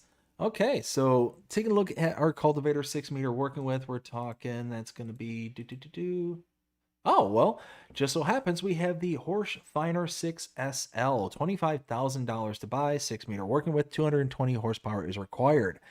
So right off the bat, this is more expensive by almost double. You're talking, 25 to 39. So that's what? You're talking 14 grand in addition. 300 horsepower is required for the mod versus 220 for the base game. So you're going to need an additional 80 horsepower and same working width. The only thing that kind of comes in addition to this is that roller, like Will said. And yeah, for an additional 15 grand, I mean, that's kind of cool. You can kind of roll out afterwards. But really, in base game, that doesn't make a lot of sense, though. To cultivate then roll. I mean, unless no, it does. It actually does, because when you're cultivating, you're going to kick up stones. They should be small stones, so thus you're going to push them right back in. So that does make sense. Now that I'm kind of thinking about it a little bit more clearly. So yeah, all in all, for 25 megabytes and for the additional money and all that stuff, it's going to be a pass. But I do like that kind of concept and idea of being able to cultivate and roll back in the stones. Now, here's the thing is, after I think like the second or third time doing this, like it might be the second time of cultivating the same field, you're going to be kicking up more than just small stones. So you're not going to be able to roll those back in. Is that, is the mechanics right? Am I thinking about that right, Will? I'm pretty sure that even if you're using even a shallow cultivator, like this would be, you're still going to be digging up at least medium-sized stones after the second cultivation of it. So using a shallow cultivator, the first time around, you bring out small stones. The second time, you bring out small stones. The third time you bring it through, you will bring up medium stones. So you will never bring up large stones. The only way you'll ever bring up large stones is if you use a deep cultivator. Yes. Wow. So after the second cultivation of the field, you are not going to be able to use that roller anymore to push them back in. Yeah, you can. You can push in medium stones? Yeah. Oh, well then, never mind. Then all that makes sense. I mean, regardless, still for the file size and the price, it's going to be a pass for me. But I can definitely see this being kind of a cool option. Jonah, what do you think? Like it's also gonna be a pass, but I'm with you. I do like the concept of it. So if you dig this, download it. And Will? I think it's very, very unique. I mean, I'm not huge into the horse brand. Now if they made a John Deere cultivator with like a crumbler in the back, then by all means I would install it with a heartbeat. But but it being a horse brand, something I'm not really used to, I probably would not install it. I mean, if I was on PC, maybe, but on console, no. Gotcha. All right. Well, like I said, that was the last one for this day. So, Jonah, what was your favorite for the 11th? Before I say my favorite, I will give you an honorable mention. I think the milk silo was very, very good. I like that one, but the manure silo is my favorite out of this. The manure silo. Okay. The manure basin pack. Yes, sir. There you go. Will, what about you?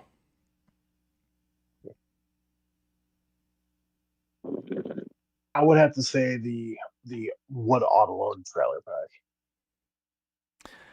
And you know what? I'm going to double up on Will there and say the autoload wood pack. Yeah, I think that is such an absolute game changer, specifically for console players.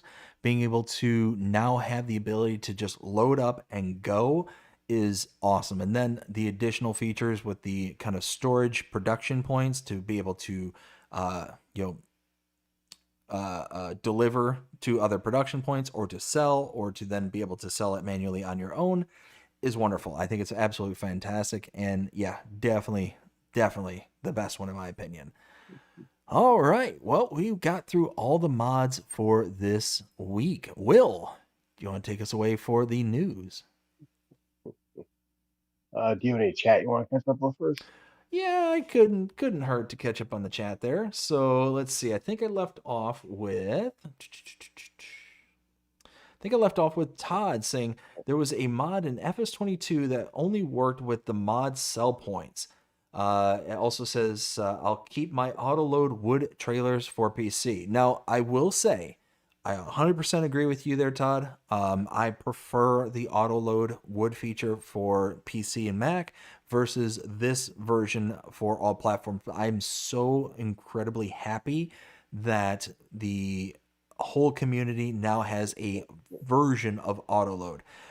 Where I kind of got introduced into auto loading for the trees. I think it was back on FS19. I could be wrong about it, but there was that version of the trailer where you would basically have the cutter bar that would shoot out from underneath the trailer, and then you would cut up and make out of the logs that were on the floor wood chips. So basically just ingest the wood, kind of like the tree devourer does, and it would shoot the wood chips, or in this case it would just load the wood chips into the back of the trailer, and thus it would have a capacity of wood chips and have a visual representation of the logs in the bunk of the trailer kind of thing. And then you were just going off and selling off wood chips, but in this case it would look like you were just selling off logs kind of thing. So that was kind of where I got introduced to the auto load kind of concept back. I think it was back in FS19 if I'm not mistaken. I don't think they had a quote unquote auto load back in 22 if I remember right, other than the like containers, the pallets, like the you know, the ones that we got from the Platinum expansion. And then yeah, now it's back here. We have a version of it, and it sounds like we're going to get more versions going down you know, in the future. So looking forward to that. Todd also says, imagine the rust flakes in the fuel. So regarding the semi-tanker fuel tank, yeah, oh yeah, I could definitely see that. You know, hopefully they're smart enough to be able to clean it out and, you know, prevent the rust flakes in there. And Todd says, feed your darn cows. I agree. Sorry, what cows? There's cows? I've never had cows. What you talking about? Now, in all fairness, again, at least he's not hucking tractors at them. I'm just gonna throw that out there. Again, I don't know which one's worse, letting your cows starve or throwing tractors at them. I mean, my money is on the kind of, you know, hucking tractors at them. I think that would be terrifying. You'd just be chilling out in your field one day, and all of a sudden you got this tractor come flying out from you from orbit. Just that seems very terrifying to me. And pretty much, you know, like, go ahead, Jonah. There's still some bales on my roof from all the times your tractor went into orbit. There's still some like hay bales on my roof. So can you come and get those, please? But so I was gonna say, you know, the other thing with cows, for anybody who's actually been around a cow, they pretty much have two modes of operation. You know, mode number one, ooh, what's that? And then mode number two, oh, what's that? That's pretty much their two modes of operation. So from going from, you know, ooh, what's that, to all of a sudden having a tractor come chucking from the sky at them, to, yeah, that would, you know, that would send me into a panic. I don't know about the cow, but anyways. And then lastly, we got Ken says, don't let Jonah near your cows. Now the good t-shirt. Quote, don't let Jonah near your cows. Now you need a good t-shirt logo. Oh yeah. Yeah, that'd be an interesting t-shirt to make. All right, In fellas. all honesty, I think we've all forgot to feed the cows at least once on our map. We've all forgot to feed them at least 1 month. No, Jonah, that's a you thing, man. I've never forgotten to feed my cows, ever. Sheep, on the other hand, that's a different story, but cows, never forgot to feed them. Oh, don't let BBD near your sheep, then. Will, you want to take it away on the news? Yes. Of course, nothing wants to load in order the way I want it to. Of course not. Broke it.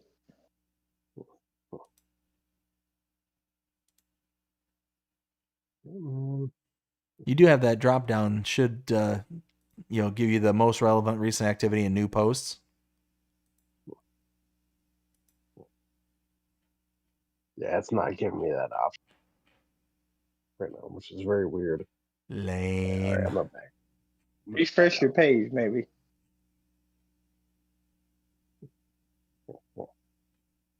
All right, there we go. Fixed it. All right, so the very first thing we have right here, which is just here 4 hours ago, is from Squiggles. Love the name. Squiggles. That's submitted for all platforms. FS25 hammer drill. Say goodbye to giant equipment to crush a single boulder. Blizzard hammer drill brings handheld rock demolition straight to the player. Pick it up, walk to the rock, hold it above, and start chiseling. Watch stones fracture in real time and clear your land faster than ever. Price is $250, and it's already been submitted and pending with Giants. I love it. I absolutely love this. The one thing that drives me absolutely up a wall in regards to the stone breaking in game is that if you're going with all the base game stuff, you have to have a skid steer and you have to have the rock breaker tool, right? Now we do have the jackhammer. That's kind of the same thing as this is, but again, it's just a different way of doing the same thing. I love this. I think the jackhammer and this are brilliant to be able to make it not only cheaper, but you don't have to necessarily have a separate piece of equipment if you want to break stones. So, yeah, I like it. Here, next one, we're from Hispano. It says, "Hello guys. The last one was sent to ModHub a few days ago.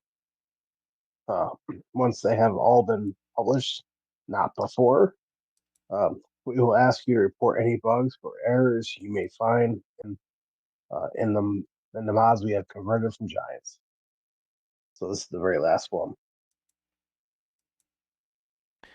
Is it me, or does this truck remind you of the Marty McFly Back to the Future pickup truck? Like the little Toyota that's in the movie? Dude, I have never seen Back to the Future.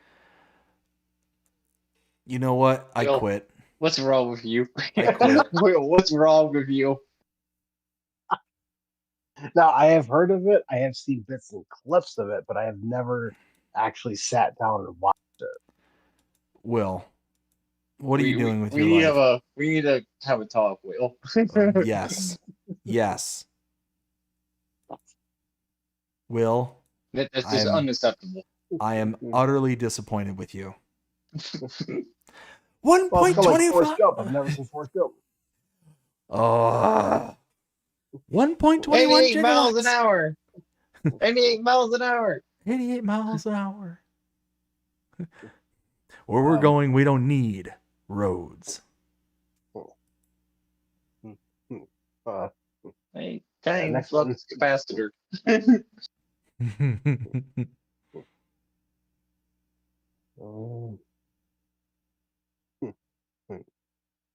is it showing off? Okay.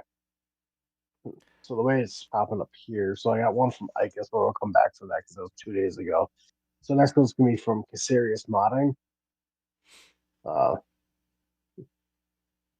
Basically just showing off his Case IH STX Tiger series. He's trying to thank everyone who helped him.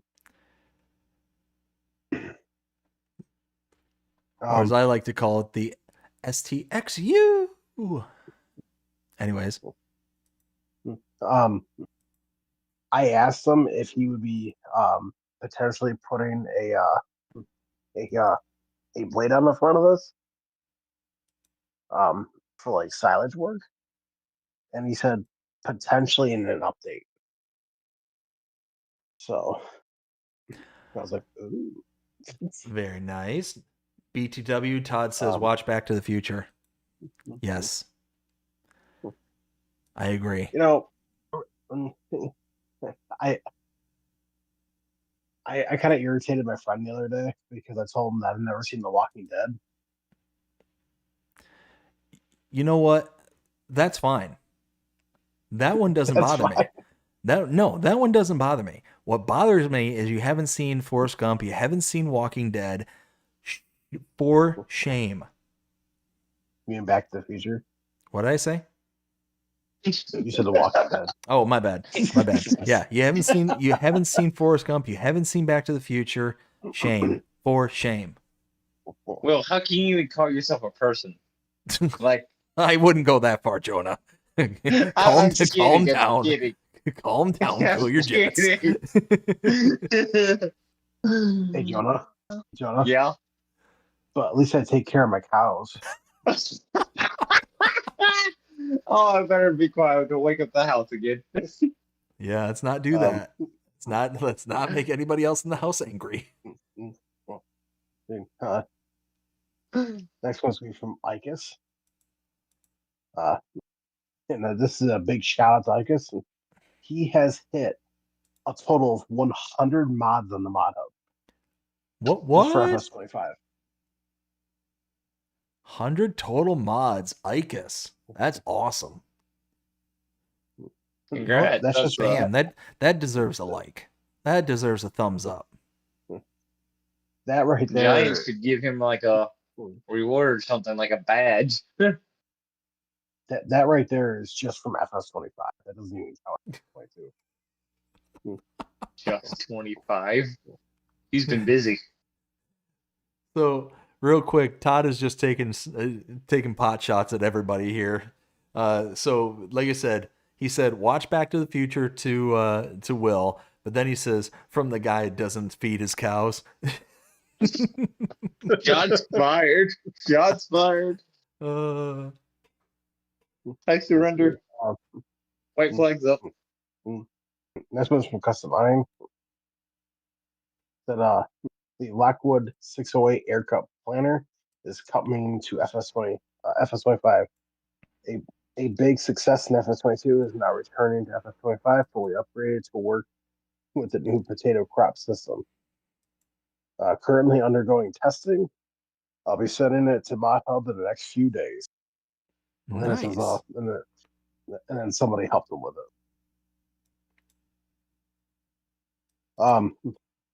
I did ask him if because there are a couple cameras on here. I asked him if the camera systems would work on it, and he said yeah. Ooh. Okay. So I'm very, very excited for that. Let's see here.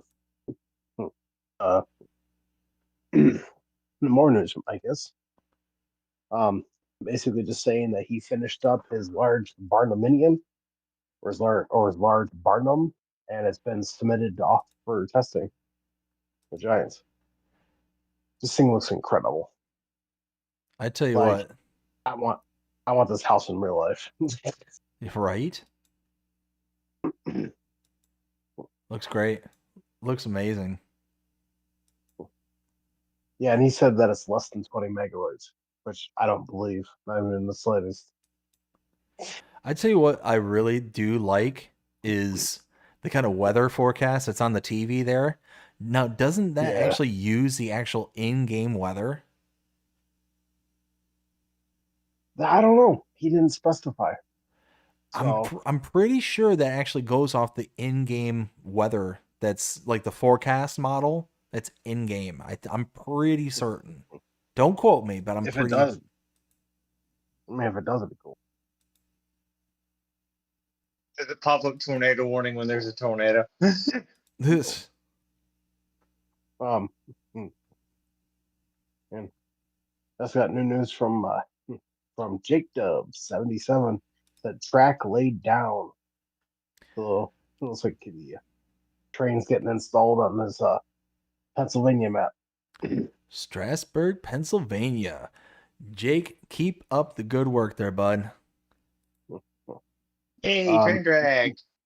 There are I know there are some things. I think I already go back about to them later on. Oh yeah, right here actually.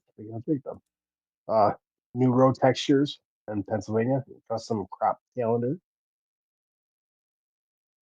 Very Now, nice. I saw this come out on his page the other day, and when I saw this I got really excited about, because originally the map has this really dark, like, pavement look to it that, Yeah. I mean, it just really stands out. But this, from what I understand, this kind of, pavement texture looks very much more like what you would actually see in this local area rather than the previous one. So the fact that Yeah. this is now laid down and put in there, again, Jake, good on you, man. Keep up the good work on the upgrades there. Make this map absolute perfect. And then having the custom crop calendar in there as well. Again, awesome. I love it. Um, mm, he he is adding alfalfa. I do know. And he is working closely with Celebuki to be able to make alfalfa silage with bunkers. So, well, that I do know. Nice. Let's see. Mhm. Um, yeah, and then from Icus again, said, quick ask, which driveway do you like more, short or long? I said short. I think that one looks a lot better. Yeah. Yeah, I like the short. Cool, cool. This one here. I think that's And cool. a lot of people said short, so I think you went with short. All right. This next one, this is a massive discipline. And people really need to stop, like 100%, because if people continue the way that they are, then we won't get any mods for anybody. Um, with people like posting or messaging like Roughneck saying that he sucks and he's the biggest POS, I guess, put it that way. Um, and that's calling him out on so many different things. It's like, bro, like he's making these for free. Well, so like I know I think it was last week. It was last week or the week before we had a huge talk about this.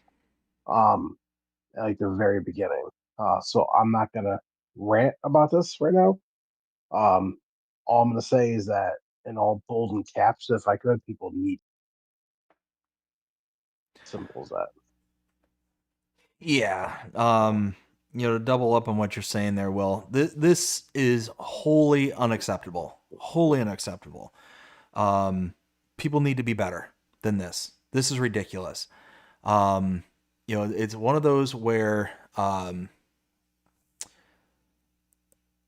can understand people, excited about mods. I can understand people being excited about, doing, wanting to see things come out to the mod hub and to be available for them.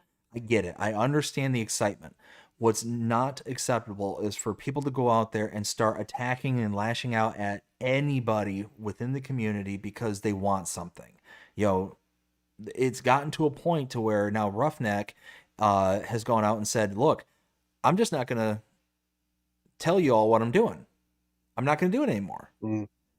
And again, it's exactly the same thing that Giants went through when FS25 came out. We used to know everything for every stage. We used to have the update list and all that, or the mod list and all that stuff. We don't get that stuff anymore because people were just so impatient and so attacking on every little thing, every little nitpicky thing. They would lash out, and now we're poor for it as a community. And that's what the modders are going through now, is that they're realizing, and I literally said this last week before this came out. I said, you watch, they're gonna start not telling us what's going on to save themselves a headache. And that's exactly what's happening. I literally called it. And to add on what you're saying there, I mean to cut you off, but um, this is something that we both have been trying to tell everybody, like, and And anyone who's listening to this, anyone who's watching this, please share it with anybody that you know, share it with all your friends, because this needs to stop. And because I haven't admitted this to anybody, and I'm saying it right here, right now on the live stream. I have not played Farming Simulator in almost 3 weeks because I've just been so overwhelmed with the amount of BS that I've had to deal with about people constantly complaining. I just haven't had the urge to play it anymore. You know, like today's the first time I've actually sat down and actually played this game for a little while. Because I want to, but it's it, it's the amount of people that just are constantly complaining, complaining, complaining, complaining, complaining, complaining, complaining. That's making it not fun anymore. And like the second that modders stop making stuff, I feel like the game will still be fun to play, but it won't be as fun. Except when they release a DLC. I actually spoke with Marcel over at Giants. And I was very distraught at what he told me. Like I wanted to like scream, like very loud. Um, he said in the next season pass, we were supposed to get 1 to 2 free DLCs. And they weren't small DLCs. They were decent sized DLCs, like the Mercedes Benz pack, like that kind of size of the DLC. But now they're gonna charge us for it.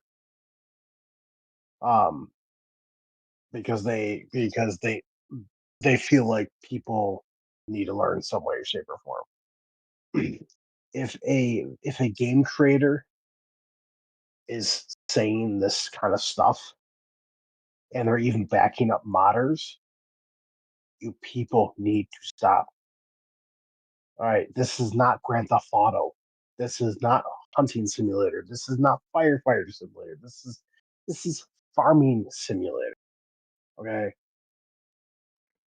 If you want to complain, because we're not getting dirt bikes, we're not getting fast cars, we're not getting this, go play again. Go play a different game. By all means, please take a hike and please go play a different game. People play this game because they want to farm. They want to play it because they enjoy it. And then you have these other people like this in this post that are causing nothing but problems. And this is why we don't get information. Modders make what they want to make, and that's the end of the story. I went on a huge rant on this other group I'm part of. I probably wrote a 5-paragraph essay stating on how fumed I was about this. And BDD, can you guess how many people I banned in one day after making that post? No, I'd hate to even begin to guess. I banned almost 1,000 people off that group. Wow. Because I got so much hate. Oh my god, so much hate that went into the comments. And after I banned the last person, I reached out to Dustin Cook, who's the owner, the creator of that group. And I was like, listen, we need to start aging these people. So say you can only join this group if you are 18 and older, or this and this. Because everybody that I banned was younger than 18 years old. Go figure. Mm-hmm. And I reached out to Roughneck Monty Crew, and he told me everybody that's been complaining and causing problems like this are people under the age of 18. Yeah, people who have gotten used to the instant gratification of, the age of the internet and have not developed a bit of patience. And it is one reason why I stated to someone the other day that I'm trying to figure out a way to say this and not sound mean. We're in trouble. this new generation, we're in trouble, and I see it everywhere. And I know me stating that this has nothing to do with farm sim, but it technically does too, because all the people that I ban, people have had other people ban for it, or have had other people ban other people. Um, is this new generation of people, because they complain until they get what they want. They want when they want it. It's not how it works. And I had someone threaten me over Messenger, and I had to report them for it, all because I told them, listen, if you have a problem with a modder or you don't like what they make, this is what I said word for word: shut up, go make your own mods, and then release them. If you have that big of a problem, and then he threatened for saying that, so I banned him instantly, and I reported them to Facebook, and they banned them from Facebook. It's Yeah. getting to that point now. It's bad. Well, the biggest problem with a lot of the stuff that goes on is, how do I say this? The biggest problem is the dehumanization that takes place in regards to the modders and the mod scene. So the basis that people interact with, one another, if they're lucky, is through like Facebook and stuff like this, like what we're seeing here. Being able to message, us to the modders and back and forth kind of thing. But there's that disconnect between who the modder is and who the individual is. So it makes it extremely easy to be able to lash out at the individuals because you don't know who they are as a person. I say this all the time behind the scenes for Farm Sim Talk and the people that I interview, is that is the driving and motivational factor of Farm Sim Talk, is the bringing the humanity back into the people that are being interviewed. Because there is that disconnect. There is that huge ability to be able to lash out at people because we don't know who they are. So my hope with Farm Sim Talk is to bring that humanity back. And I always say it, and I say it in this particular manner, is my hope with this show is to either blunt the knives or to help put them away, kind of thing. And to make it to where people understand who these individuals are that I bring onto the show, and to understand who they are as an individual, as a person, kind of thing. And it's this exact thing that we see. This is a perfect example of, because there's that disconnect where we do not see each other as humans, as people, that we're able to lash out and thus create the situation that we're in here. And again, Roughneck Modding is going as far as saying, I'm completely disengaging from the information side of the mods. Thankfully, that's as far as it's going at this point in time. Thankfully, because we're seeing it happen over and over and over again with all these other creators out there saying, we're just disengaging from going out from the mod hub. We're disengaging from, creating mods, period. It's getting to that point. And all we're going to be left with, if this keeps up, all we're going to be left with are the modders who are putting out the bare bones of basic stuff. And again, we're going to be poorer as a community. And here's the thing, I will go a step further and say, Giants does a great job with making a very great game, but without the modders, without the mod hub, this game will not last. It just will not. That is my opinion. And there may be people out there that disagree with me, but if the modders decide that we are done, it is no longer worth the headache, it is no longer worth the effort to put into these mods, that we don't get any, any sort of, monetary incentive to do, there are very specific parameters where you can potentially earn money, but it's a very low amount kind of thing. It's certainly not enough to get somebody kind of incentivized to start it. You're doing it as a passion project kind of thing, first and foremost. And then if you're lucky, you may get something on the back end. May being a very, very heavily loaded word. All See, all here's this the thing. well, here, let me finish this. We'll ask Saw here. Yeah, good. All this to say that, again, if this stuff continues, if the community of people that make their way in continue to do this kind of nonsense that you're seeing on the screen right here, then Farming Simulator will be a relic of the past.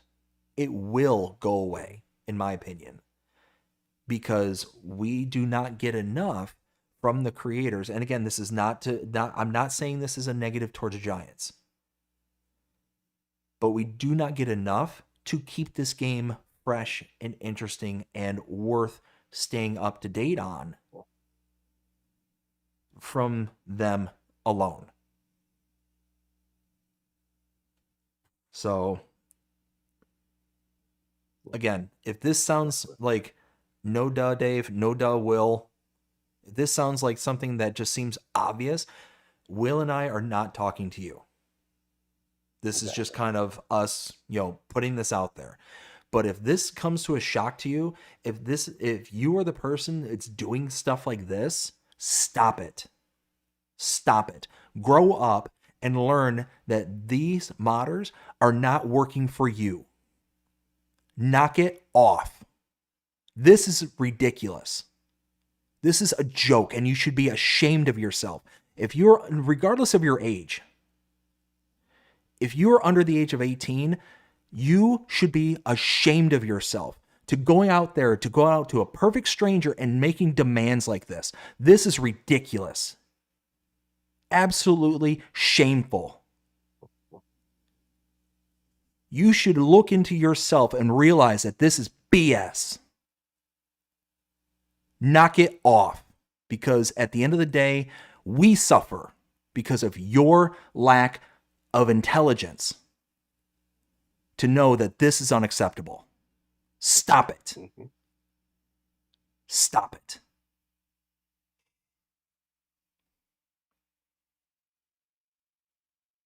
That's all I got to say on that. One last final thing I want to go here, and because I've had a bunch of content creators reach out to me, not really content or modders, I should say, modders, well, some content creators, stating that that a lot of modders are starting to do this one thing, and I know it's really gonna keep people off. And a lot of people have already started doing it. A lot of people have been doing it, and it's for the reason why. Even DJ said it in one of his news videos, and he's a little PO'd about it. A lot of modders are starting to have stuff behind paid walls, so behind Patreons. So you won't be able to see any news. You won't be able to see any like content updates until it comes out, because it's behind a paid wall, or a content creator gets it sent to them so that they can announce it. That's what's going to start happening. That's the next step. Is that soon? Like this whole farm sim show, for this whole news section, won't be another thing. It will be in the past. The only thing we'll be going over is mods, because I won't be able to get anything unless the modders send the stuff to me to be able to share. It will be forgotten. And if you guys like hearing the news, seeing what's coming out, see what's in testing, what's going on, then everybody who's causing these problems, it's like what BJ said, you need to stop. Get your head out of your rear ends.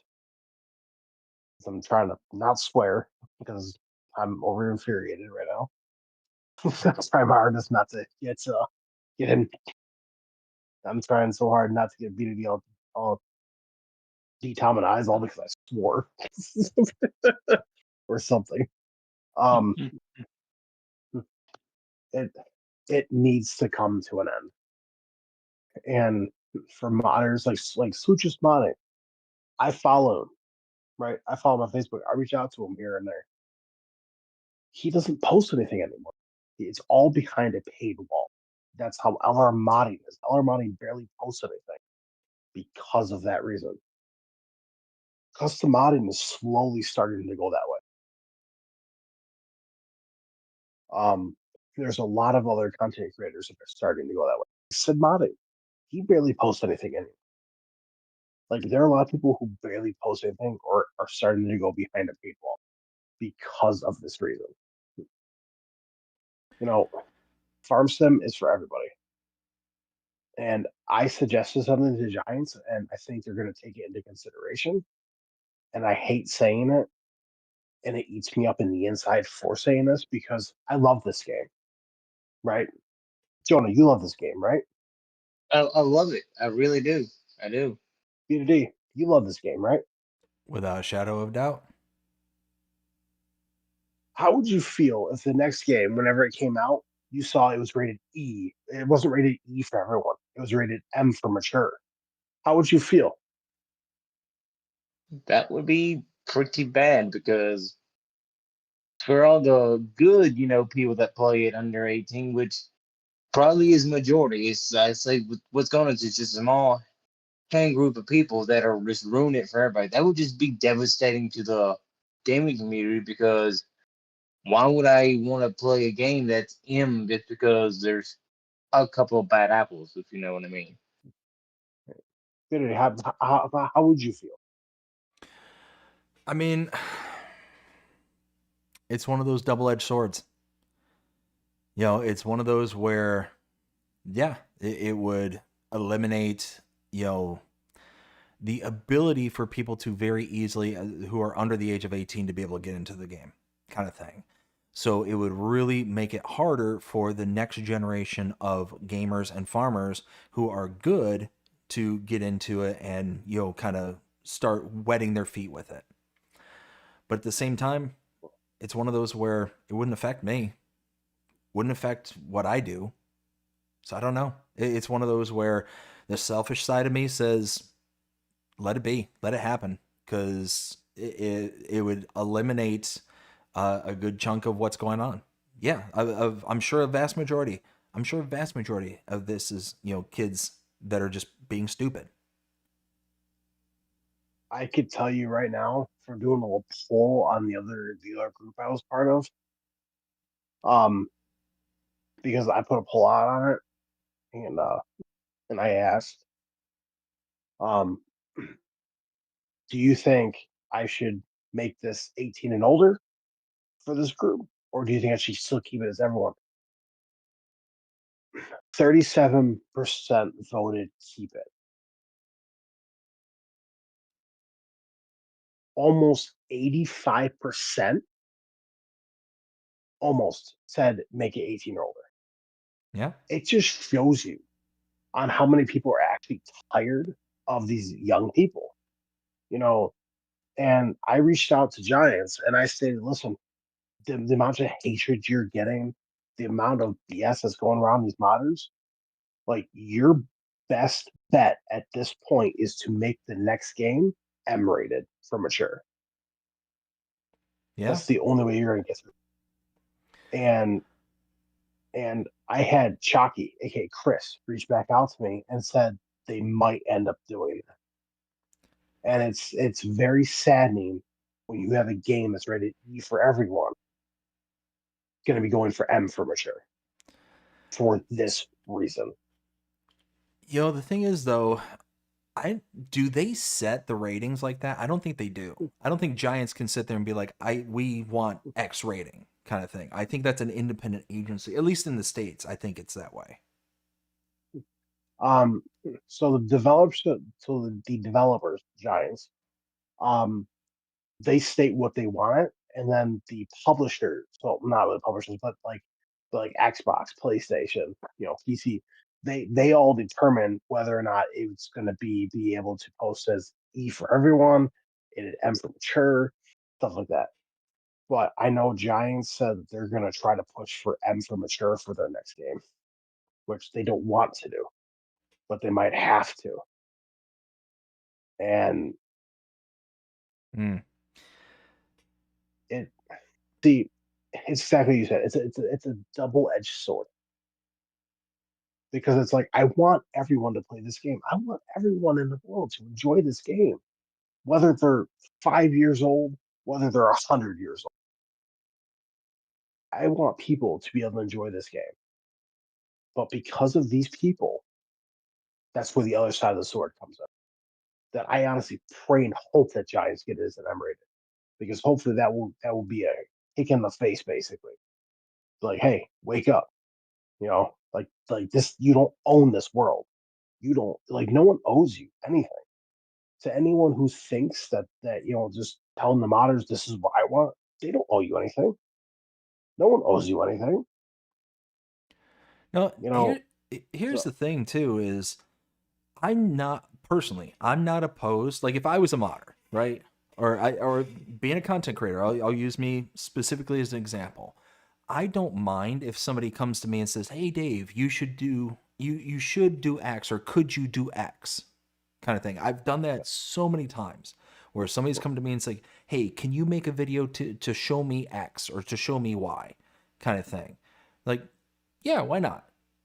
I've even made like personal videos, like to specific people, and put them behind private wall and just sent them the link to it, just so I yeah, can just illustrate, hey, this is what you need to do, because it's easier for me to just show it in a video than it is for me to write it out in text, kind of thing. And right, it's all of maybe like 5 minutes worth of work. If I've got the time to spare, I can do that. But right. if somebody were to come up to me and sit there and say, "Dave, make this video, do it now." Or in this case, saying like, "I'm a POS because I said I'm going to do X and it hasn't come out yet." Or I whatever. All that kind of Right. stuff. Well, number one, I'm definitely not going to do it. If that's the case. Yeah, If somebody makes a demand of me, I'm never going to do it. Ever. right. Because I'm that kind of person. I'm the kind of person where if you demand something from me, I'm not only going to tell you no, but I'm probably going to give you a couple of the middle fingers along with it. Yeah, Because that's the kind of guy I am. right. But Like I am. it's one of those where, like, you cannot expect anything else from anybody. Like, what, you think that just because you're going to sit there and stomp your feet that you're going to get what you want? Like, no, absolutely not.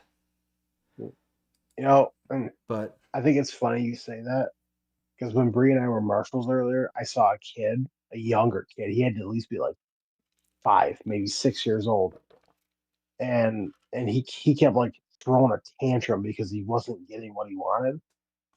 And even though his mom kept saying, "Stop, stop, stop, stop, stop," he kept throwing a tantrum, throwing a tantrum, throwing a tantrum.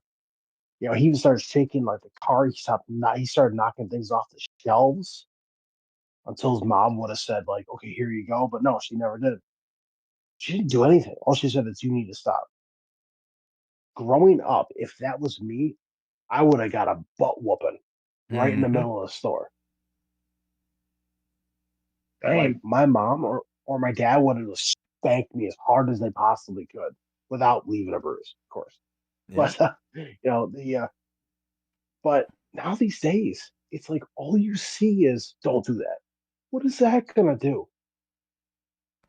Well, I would say there is one more thing is that hitting your kids in public nowadays is frowned upon for the most part. They may spank them when they get home. My dad was disciplining my sisters, and someone called the cops on him for child abuse because he was disciplining his kid in the parking lot.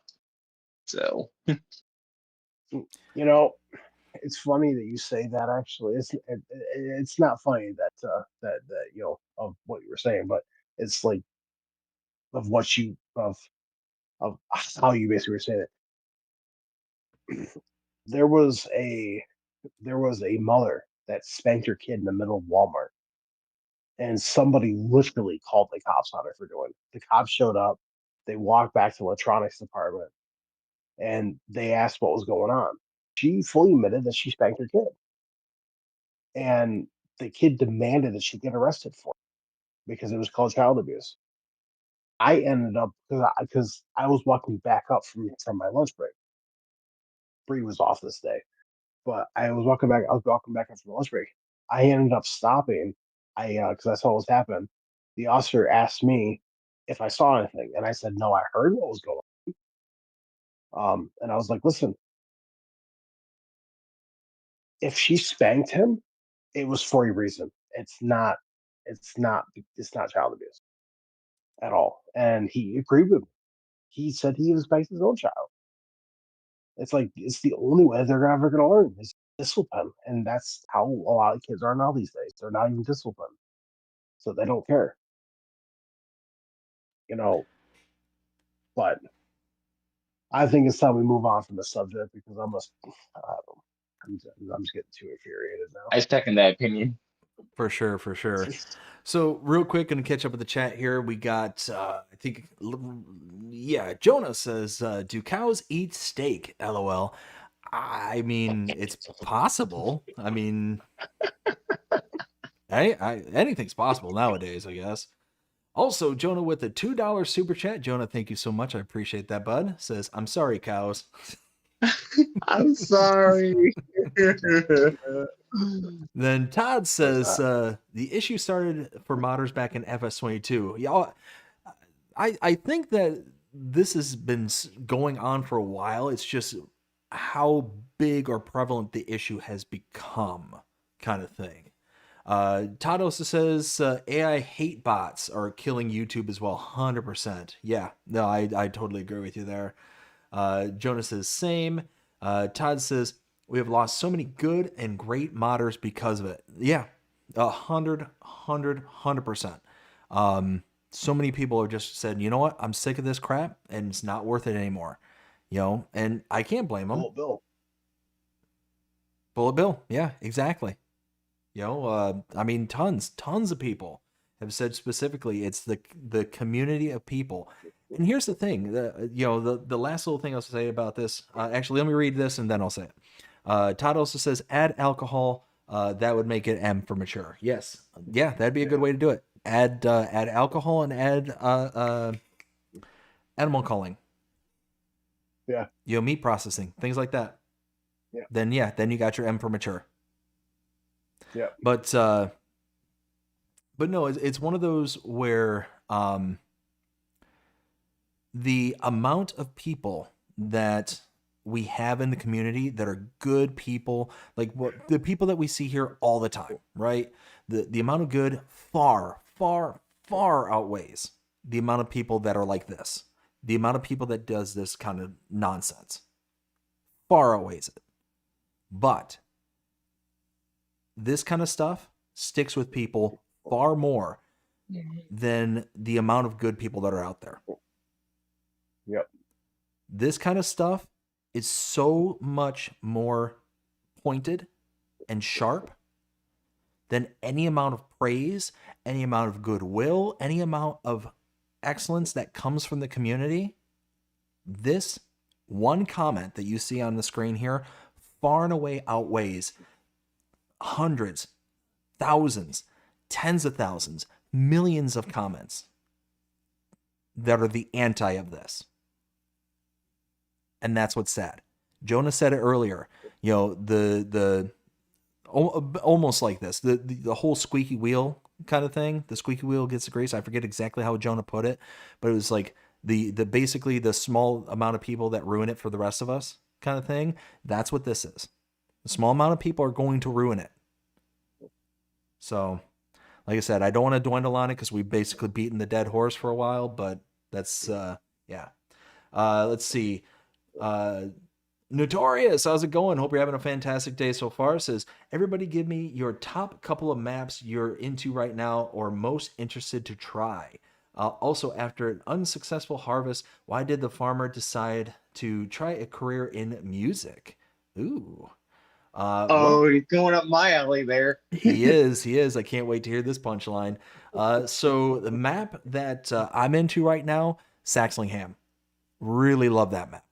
That is amazing. Kinlig is also a great map. Giants put out a beautiful, gorgeous map there.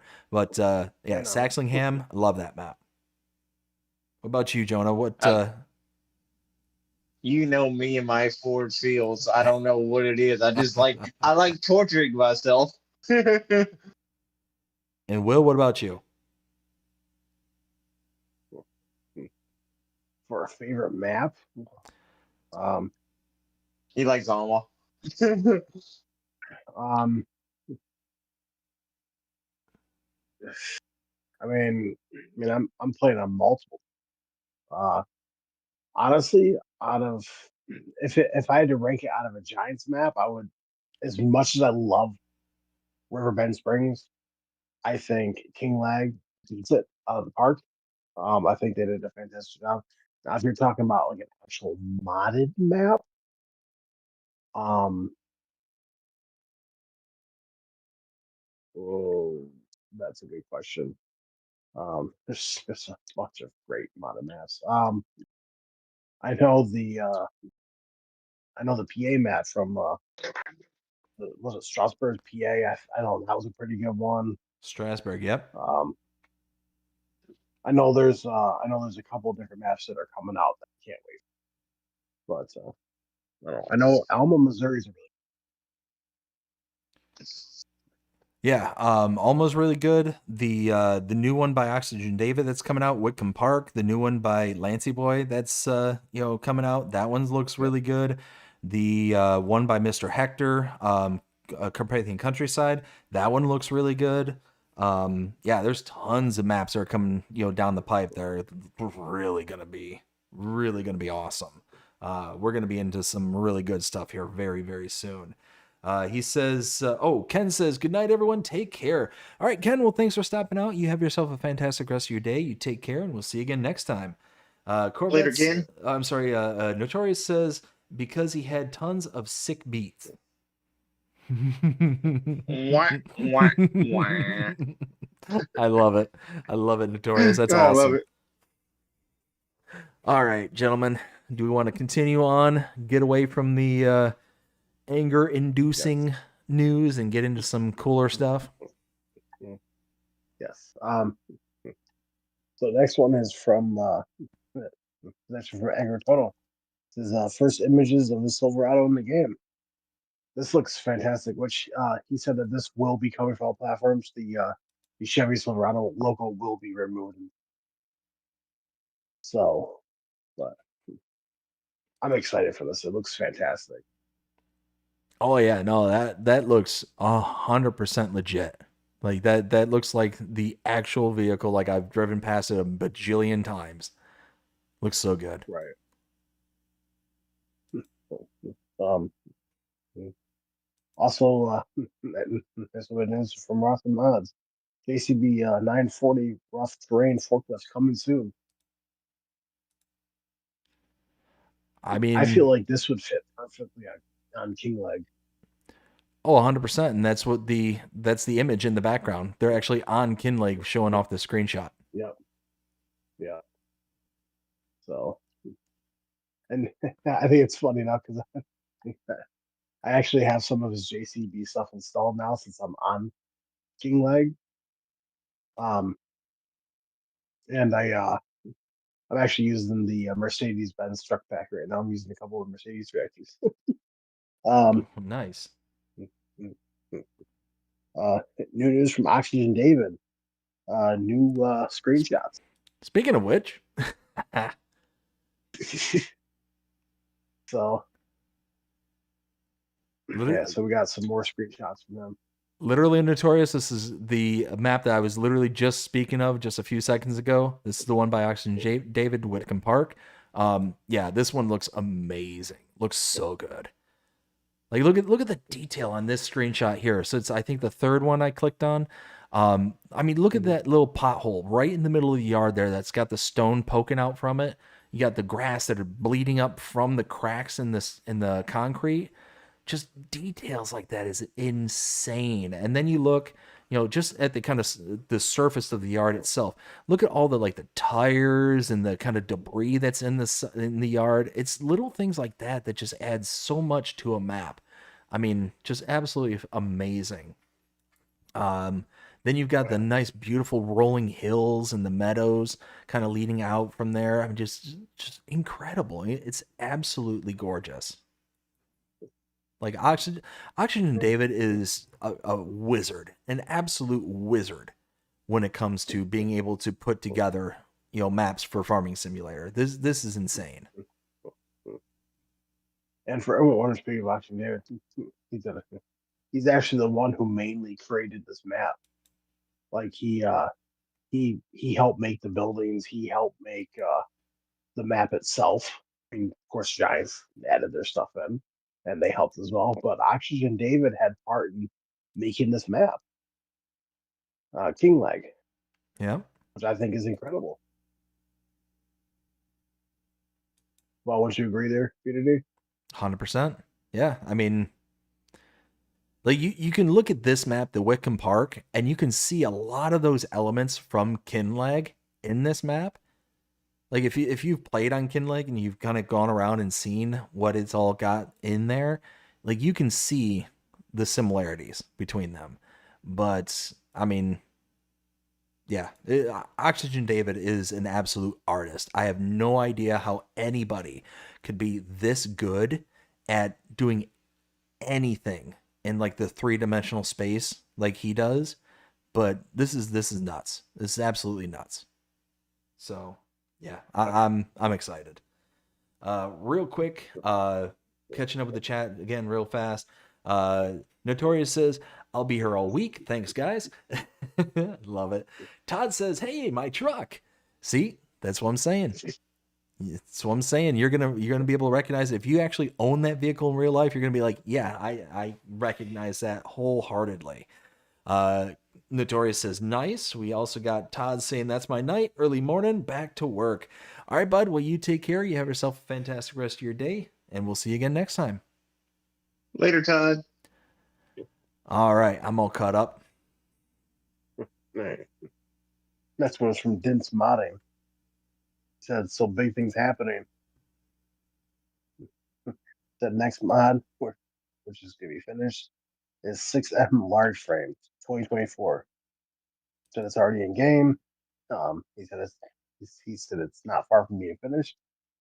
So he's going to start working on the 6M extra large series.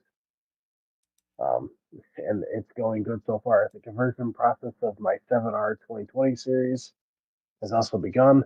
I don't have any photos from that yet. He said I have planned to complete the whole newest 6M series pack.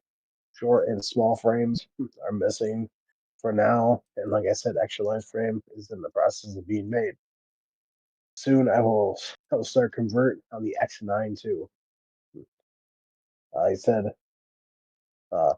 for the end pulse, I would like to officially mention my newest and biggest project ever. Try to guess from the last picture what it is. The What black I'm going to say is screen. his John Deere mods. It's literally a black screen. Like, I don't understand that. So DJ Goham, when he loaded up on his news video, he goes, because he was reading this off, he looks at it and he goes, really? You want me to guess what it is? Nothing. No, he goes, I can see the image now. It's WillT's favorite. It's a New Holland. No, it's not. No, he actually DJ actually went in and actually edited the video, edited the photo to like limit to like brighten it up. And him and I had the exact same guess. Like the second that I saw the image pop up, I knew exactly what it was instantly. And so did DJ Goham, except he wasn't 100% confirmed about it. He was like just high hopes here, and I'm thinking to myself when I was watching, I was like, no, that's exactly what you think it is. And I asked Dents if I was correct on it, and he said yeah. Nice. Yeah, he's making the John Deere 9er X 830. Ooh, nice. I asked him if he isn't making a silage blade for it, and he said yeah. Sweet, because in sweet. real life you can put a silent plate. So Sure. I'm excited. Um, now once we get through this, there's one other piece of news, but I didn't share it because it wouldn't let me for some odd reason. But I will talk about it. The next one, it's just showing how the lights work in Icus's barndominium. I think it's awesome how the lights go all the way out. That's ridiculous. That's cool. Yeah. Okay. That was the last good news.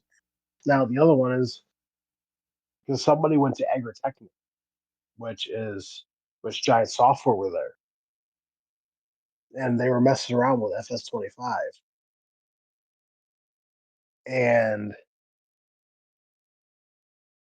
I know some people are like, well, we're not going to see that till the next FS game because there were three vehicles, well, two vehicles and one piece of equipment that they were playing around with. One of them was a chrome baler, with a easy collect on the back. Basically, he collects three of them, then dumps it, kind of like what we have in the base game Okay. in the Straw Harvest DLC. So I was like, okay, cool, this is what it is. The other two shocked me. And I'm like, I know right where that's headed. I'm like, either we're going to see this in the newest free content update, or we're going to see it in the year 2 season pass. But guess what it was? What's that? It was the brand new Kloss Terra Track, and then you also have a version with just wheels, no track, and their new Kloss Jaguar. It's like 1100 Ooh, with a okay. bigger header on it. So I'm like, let's go. I saw that. I'm like, oh. So because someone said free content update with a question mark, and it got a like from Giants or from Farming Simulator, I should say. And then someone said coming soon in the DLC question mark, and they also got a like from Farming Simulator. It's like so you're not gonna tell us which one it is. We're gonna I guess I'm just gonna have to go in the other room and be by myself, I guess.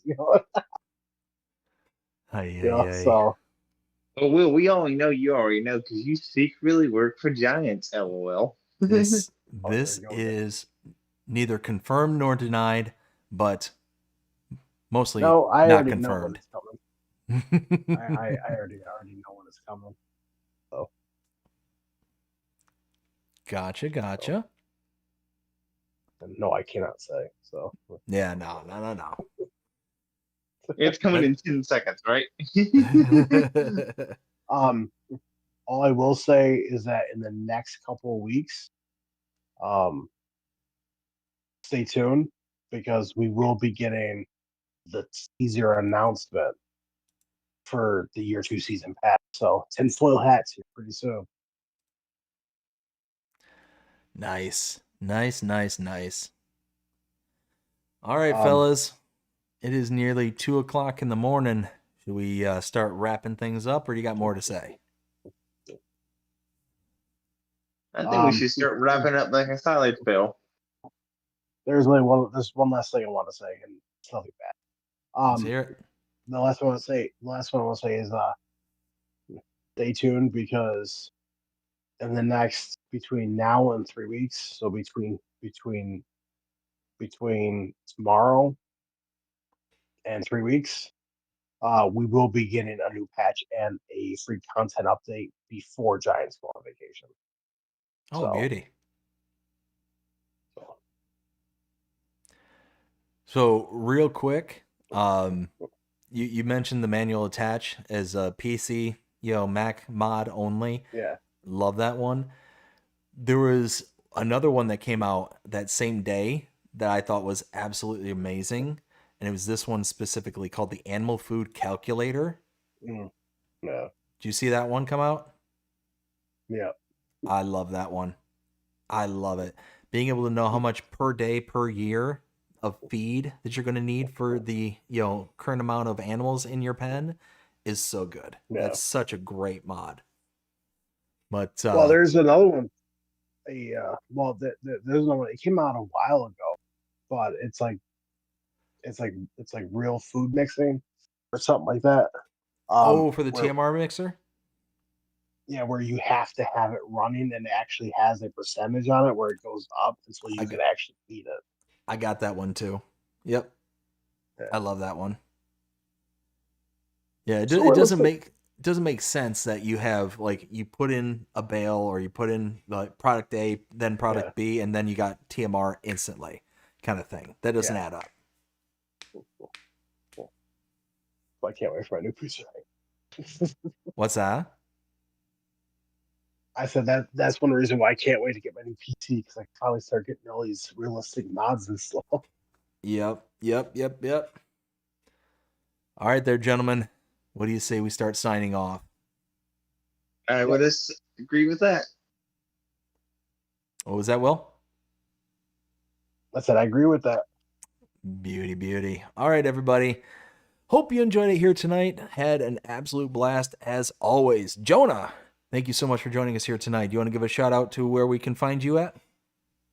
You can find me at Railfan and Jonah. If you like trains, you will love my channel because it's all about trains.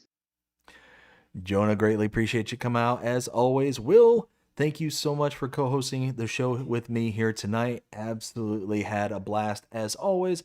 Had the little bit of, I don't want to call it solemn, but maybe somber? Somber, the right word? Maybe. I don't know. Time there towards the end during the news, but you know what? We made our way through it and we got to the other side. I want to thank everybody for coming out here tonight and hanging out with us and watching the mods, maps, and news for this week. Greatly appreciate everybody who stopped by and hung out with us here tonight. Hope you all enjoyed it. And if you did, please show them by liking, sharing, subscribing, following, commenting, doing all the things the algorithms enjoy you doing. The shows you're engaged with this channel, enjoying the content. And that being said, I hope everybody has a fantastic day. Take care.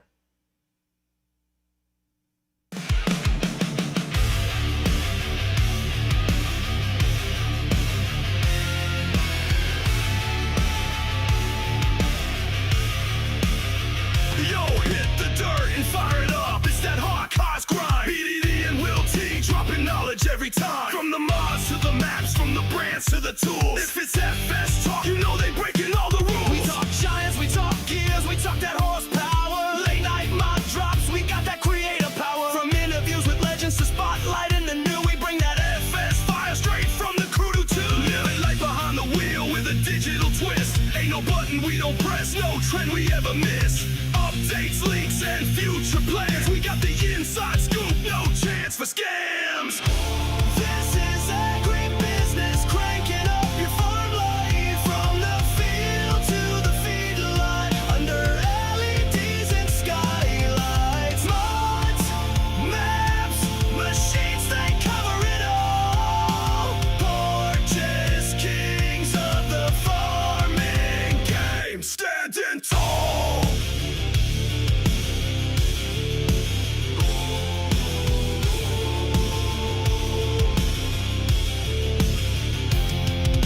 It's more than a game, it's a way of thinking. Talking shop while that diesel's drinking. From tractors to combines, dirt roads to drones, they build empires from screens and microphones. With every guest that drops in for a chat,